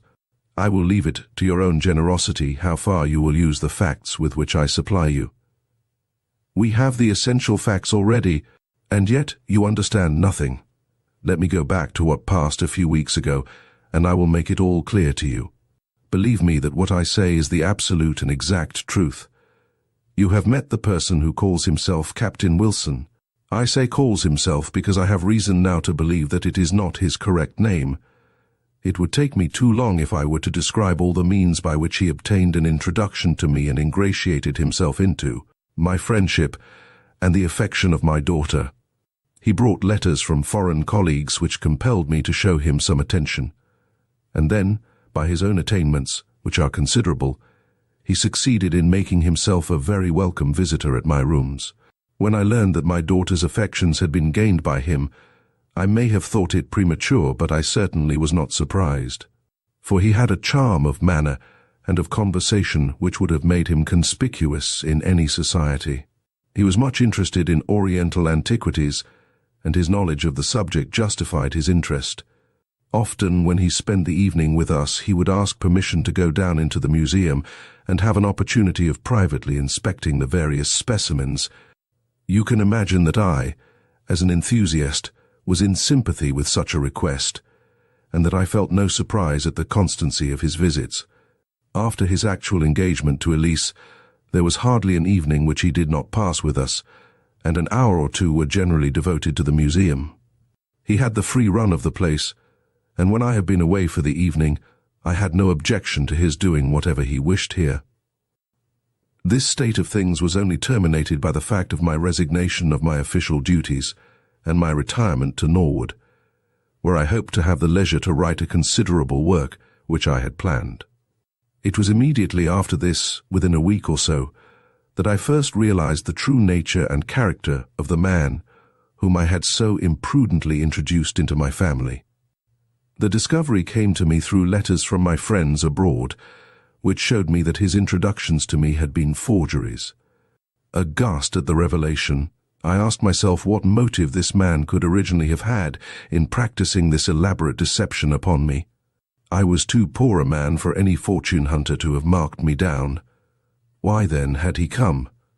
I remembered that some of the most precious gems in Europe had been under my charge, and I remembered also the ingenious excuses by which this man had made himself familiar with the cases in which they were kept. He was a rascal who was planning some gigantic robbery. How could I, without striking my own daughter, who was infatuated about him, prevent him from carrying out any plan which he might have formed? My device was a clumsy one, and yet I could think of nothing more effective.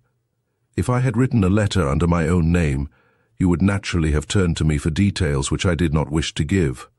I resorted to an anonymous letter, begging you to be upon your guard. I may tell you that my change from Belmore Street to Norwood had not affected the visits of this man, who had, I believe, a real and overpowering affection for my daughter. As to her, I could not have believed that any woman could be so completely under the influence of a man as she was. His stronger nature seemed to entirely dominate her.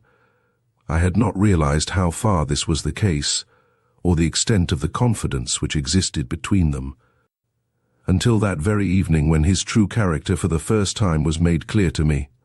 I had given orders that when he called, he should be shown into my study instead of to the drawing-room. There I told him bluntly that I knew all about him, that I had taken steps to defeat his designs, and that neither I nor my daughter desired ever to see him again. I added that I thanked God that I had found him out before he had time to harm those precious objects, which it had been the work of my lifetime to protect. He was certainly a man of iron nerve.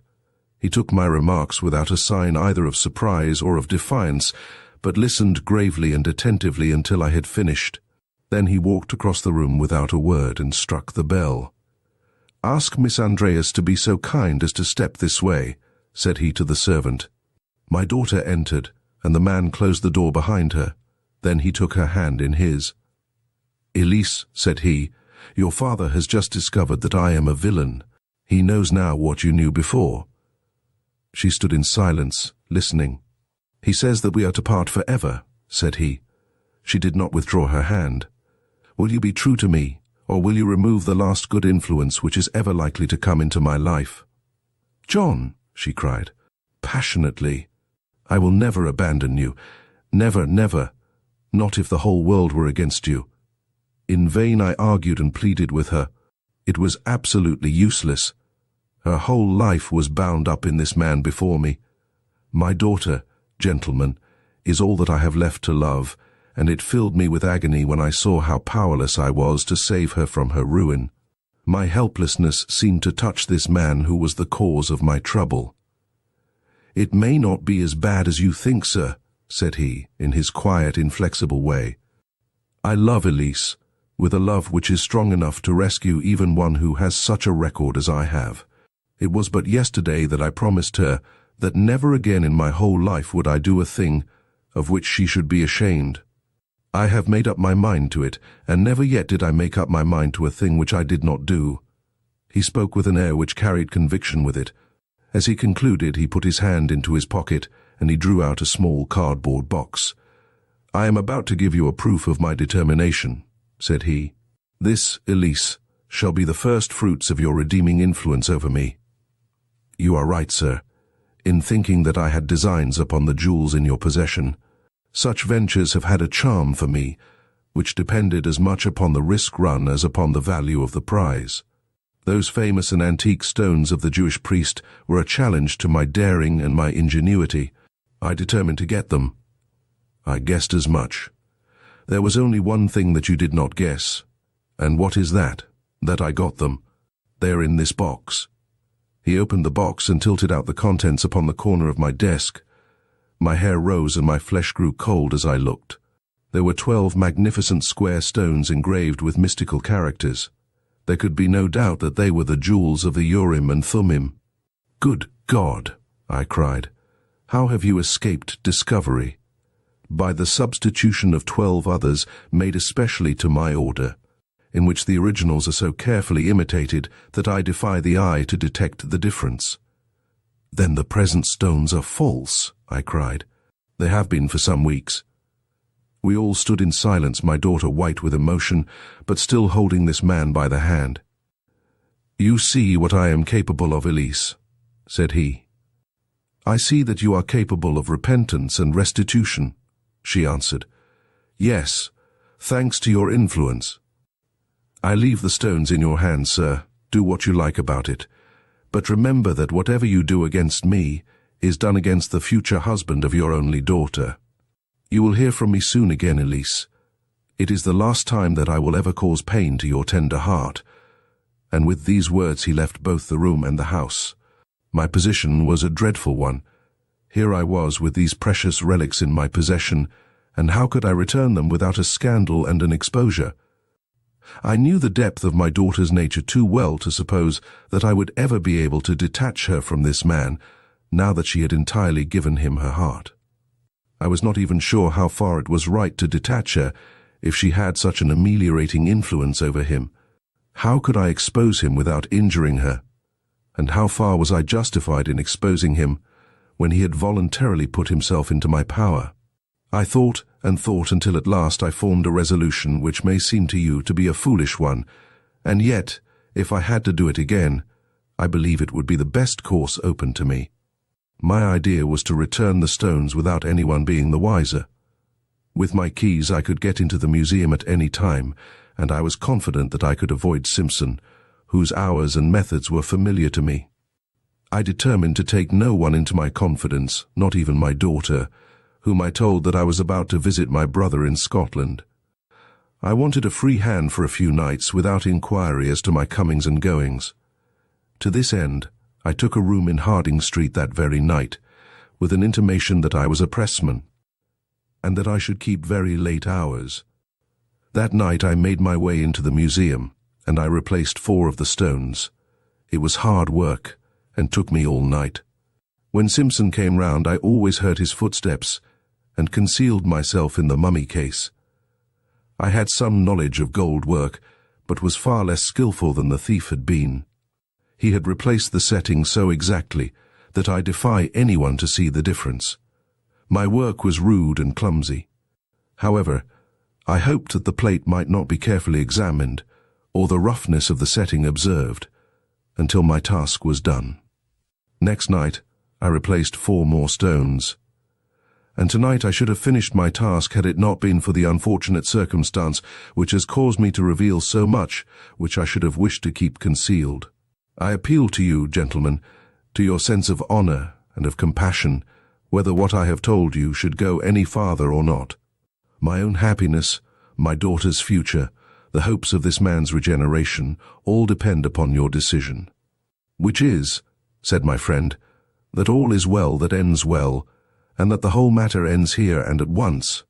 Tomorrow the loose settings shall be tightened by an expert goldsmith, and so passes the greatest danger to which, since the destruction of the temple, the Urim and Thummim has been exposed. Here is my hand, Professor Andreas, and I can only hope that under such difficult circumstances I should have carried myself as unselfishly and as well. Just one footnote to this narrative. Within a month Elise Andreas was married to a man whose name, had I the indiscretion to mention it, would appeal to my readers as one who is now widely and deservedly honored. But if the truth were known that honor is due not to him, but to the gentle girl who plucked him back when he had gone so far down that dark road along which few return. End of Project Gutenberg's Tales of Terror and Mystery by Arthur Conan Doyle. Thank you for joining us for Tales of Terror and Mystery. We hope these haunting stories have kept you on the edge of your seat. If you enjoyed this collection, please like, subscribe, and hit the notification bell for more captivating tales from the world of classic literature. Until next time, keep the lights on and your imagination sharp.